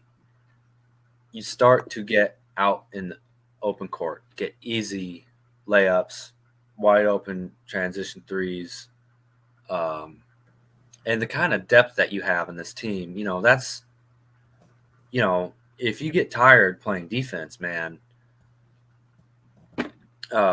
we have enough depth to mix and match players constantly. So what I would be emphasizing is like, look, you can push a transition offense if you're playing good defense.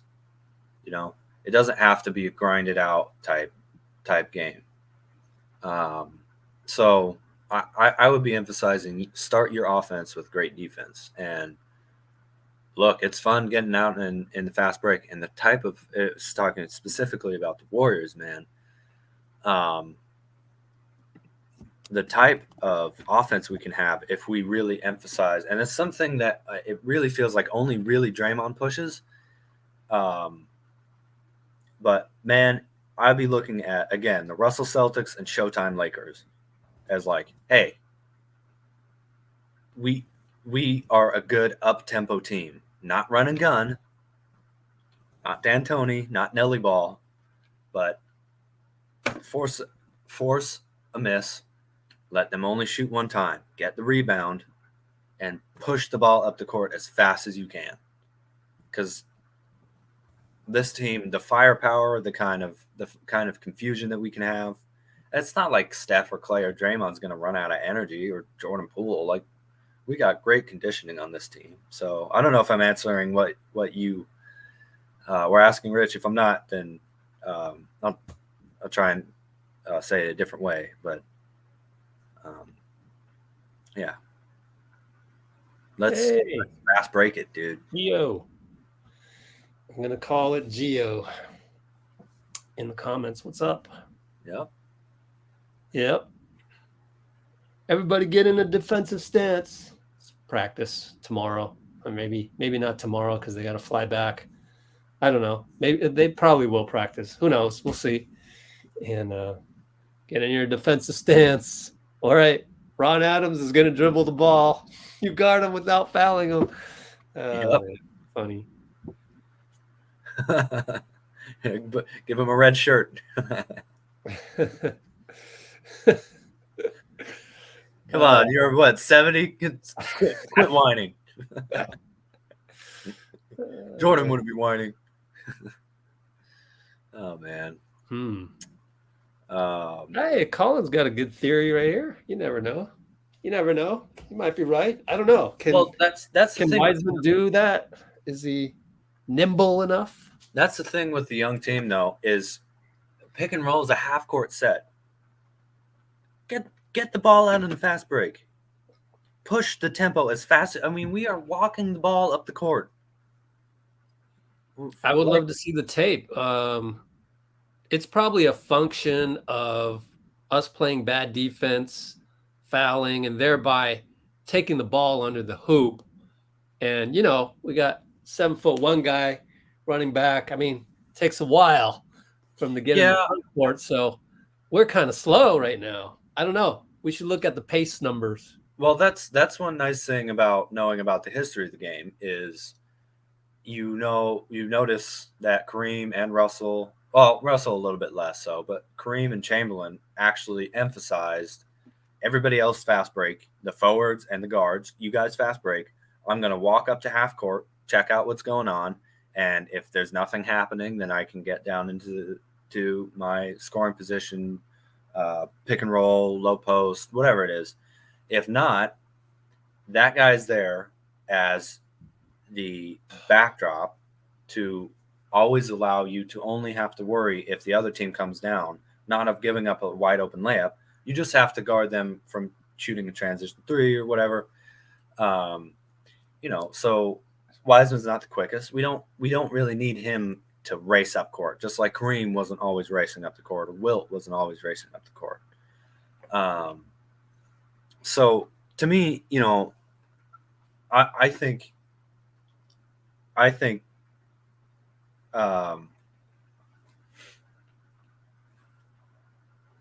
there's DiVincenzo, Moody, Kuminga, and Wiseman should all have tremendous defensive potential physically. Again, I think even Jordan Poole, with how quick he is, has a lot of great defensive potential. He hasn't always performed that way, but I don't know. I can see him. I don't know. If I were to give Jordan Poole tape of anybody, I think it'd be Manu. Similar build and everything like that. And like, you can do this, dude. You can do this, Jordan. Especially the way I see him move on offense, man. The quickness, things like that. The kind of shiftiness and everything. So I don't know. We're talking about a season's worth of development and growth and togetherness. Unity playing on a string that no matter what couldn't have happened in the first few games. It just wasn't going to happen. It's not even totally there for our starting lineup, and they've been our starting lineup for like going on 4 years now, right? Steph, other than Klay maybe, but Steph, Klay, Wiggins, Dre, and Loon. I mean, that's, even our starting lineup needs a little bit of time getting together. So just, I don't know. If Wiseman was Robert Williams, yeah. I mean, apples and oranges, right? Robert Williams is like a 4.5. Wiseman's a 5. Yeah, and I don't know, man. Wiseman Ayton, is an that'd be a good offense call. first player who's going to need. I think Wiseman's going to need a little bit of. I've been actually very happy with how dedicated and focused he's been, not getting a huge number of shots, because sometimes big guys, they don't get enough touches, they get a little disconnected, and Wiseman has been doing that. So I don't know. I guess I see Wiseman more as having the ability to play center, but be a really big kind of wing almost. Maybe not quite ball handling to the same level, but he didn't attempt a lot of mid-range. He was lethal. Thanks, Bruce. If you're still But, on, I understand. Bruce. Yeah, thank you to Bruce on the finding the DeAndre Ayton stuff. Oh, right. Absolutely. I managed to find the Twitter account right here, Dwayne Rankin.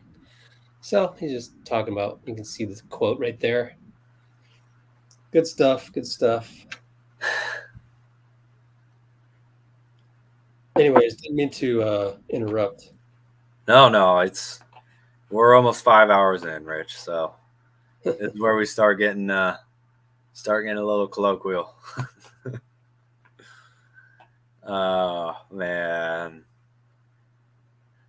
DeAndre. Are you trying to poke the bear? Really? I don't see the quotes that are that bad. Hitting people over and over, especially the legal limit. Yeah, but he's acting like oh, they're this soft little perimeter team. We've heard that a lot. Well, I mean, really? I mean, you're getting that from that? We haven't even heard what he said. Teams don't like it when you keep hitting them people over and over, especially to the legal limit. That nobody says that about Giannis. The Warriors, is it? Oh, I feel like it is. This perception that we're just soft 3-point shooting team. Maybe it's just my read, and I don't know. Maybe I'm too sensitive, but I would take it personally. I would take that personally. I don't know. I don't think it's 18 minutes. Who are you talking about there, my man? 18 minutes, 12 points. You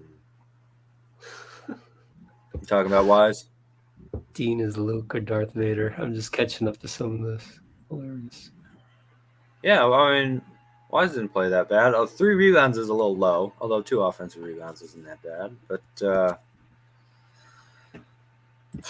I don't know, man. Look, sometimes teams just lose games too. Sometimes it's not that complex. Sometimes you don't shoot that well, the other team shoots real well, and you lose. To be fair, our 2 losses, the other teams have shot like almost 50% from 3. That when you're shooting 20, 35%, sometimes you just don't win. Like, I don't know.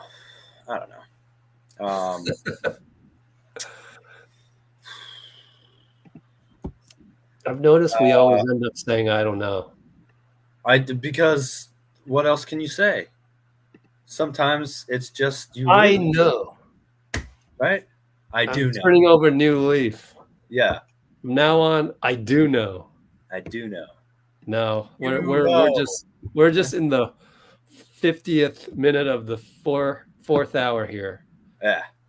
Okay, let's see. Yep.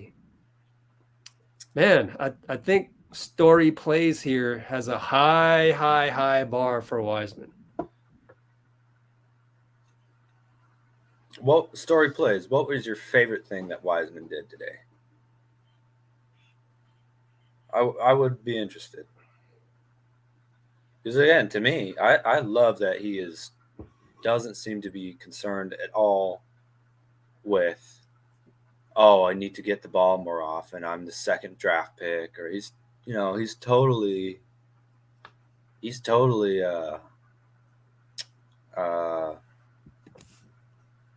seems like he's totally bought into the team concept, which is great to see. Kuminga too, I mean, I don't see or hear Stephen A. Smith talking about how Kuminga's, not playing a team game. But you like that he was aggressive. That's true. Yeah, I think he was aggressive without forcing it, which is nice to see.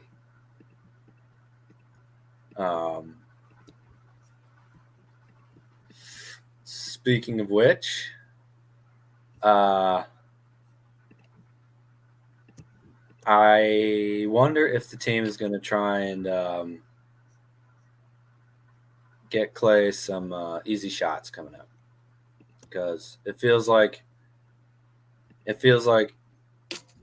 there are times where you say Klay, or anybody, Steph, we need to play a team game here. There are other times where you want to help a guy get back to that confidence level. And Klay did seem I wonder if a little bit of it was, 1 for 8, feeling a little frustrated, feeling like, when am I going to be, can't miss Klay Thompson. And so, I don't know. I wonder if that'll play a role at all in what the Warriors are going to do for next game. I'll be interested to hear about that.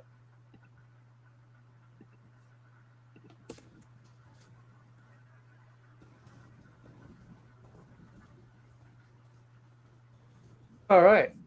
Size was our issue last season. Dude, when the playoffs roll around, it's mostly 6'8" wings and great offensive guards who do anything. And you know, you might be right during the regular season. It might be harder and harder to win, but it still feels like, you know, the best teams. Oops, I have the wrong background this whole time. Whoops. Just noticed. Oh yeah, still playing Sacramento. Man, that's why we weren't ready for the game, Rich. They thought they were playing Sacramento, man. Yep, I have no idea what happened there.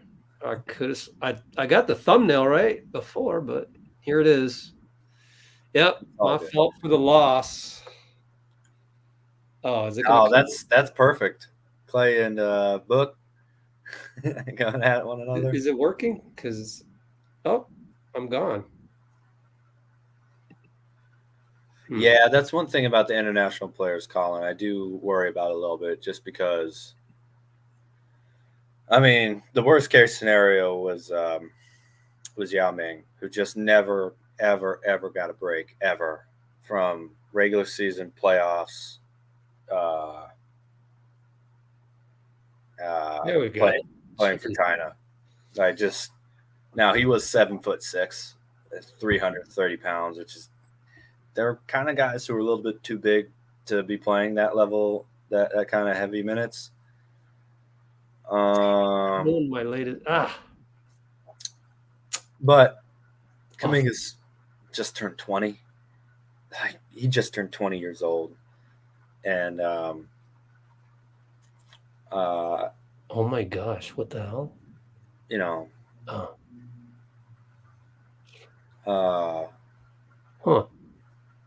So I think the international offseason stuff shouldn't be too bad for him right now. And if anything, I liked how he has been able to look, no matter what, those guys are playing high level basketball compared to anything else. And Kuminga's the leader on that team. So that's excellent, giving him a leadership position, you know. It really is a wonderful opportunity for him to flex that you know, that ability to try and try and lead other grown men. That's great for him. Yeah, I don't think it was a minutes restriction. I don't think it was a minutes restriction thing. For who? For Klay. Story Plays is saying he felt like Klay was really mad about the minutes restriction, let him play 30 mad about it? No, he's not mad about it. First and foremost, you know, you should go look at our Klay interview that I had from Morning Shoot Around. That'll give you a real good context of Klay. Absolutely. And also, you know, the way that Rick Celebrini and that staff has been able to rehab him, get Draymond back and ready to go for the playoffs, Steph too. You know, I think Klay has total trust in what they're telling him about that. I think Booker was saying some crazy stuff out there, and Klay was a little frustrated, and then it just got set off by something, because that never, ever, this is his first ejection ever, you know? Mm-hmm. So somebody must have said something good. I mean, Klay was John with Booker for a long time before he got ejected. Yeah, that was a long time. Yeah. Oddly. I mean, he must have said something about like Rocco or something. I don't know.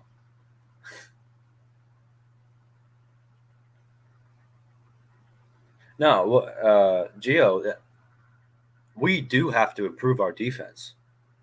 That we cannot say, "Oh, it'll be fine." Like we're not gonna be the team that we want to be if we keep playing defense like this. It's just we have to improve it. I don't want to say need, but we are going to have to be at the level, and that's exactly what Draymond was saying. You know, the thing is, I think we can. I'm not. I'd be focused on it and committed to it, but I wouldn't be worried about it or afraid of not being able to get it to where it needs to be. So, No, you got to hang on here. We got Hey man, I'm drinking coffee. 5 more seconds. Gotta hang on. All right. Who wants to be the comment when we cross the 5-minute mark? 5 hour, 5 minutes, 5 hour mark. Somebody comment something cool so I can put it on the screen here. Absolutely. And then it's got to be something good. And you got 40 seconds. No giveaway today, but snoring is coming. Don't think that's going to cut it. Oh gosh, that would be funny. Oh gosh, that's in the lead right now. Uh-oh, we're about to hit 5 hours. I wonder how synced it is with YouTube. I think it's pretty synced. So we got 20 more seconds. Get a good comment in here out of the 32 people that are still on here. Uh-oh. 11, 10, 9, 8. Is Gio going to win? Whoever you are, we need a shot at the buzzer here. Let's go. I'll just make it ha ha ha. That's good enough. That's not good enough. Come on now. We'll give you till 24 seconds. Oh gosh. Okay. Let's go. 22, We've been on here talking for 5 hours. You guys 19, don't have one comment? 18, Come on now. 17, 16, 15, 14, 13, 12, 11, 10, 9. Oh, of course. Baby. Smiling life is beautiful. Kobe. Amy at the buzzer. Wardell. Oh, we're gonna log off here, Colin. I'm pooped and I'm hungry. I don't know if you feel the same or not, but I am pooped and hungry. I had like one egg and some toast. One egg. Oh no. Yeah. 6 hours ago. So all right. So next live stream in 2 nights is in what? 43 hours. All right. Yes, sir. And that's and how about one last request for more likes? Let's see. 94 likes. Dang. We were 6 short on the reaching 100 on the likes. But it's time to go now. So we're going to say just us 1, 2, 3. Just us. All right. Thanks, everybody. See you in 43 hours. Thanks, Dean.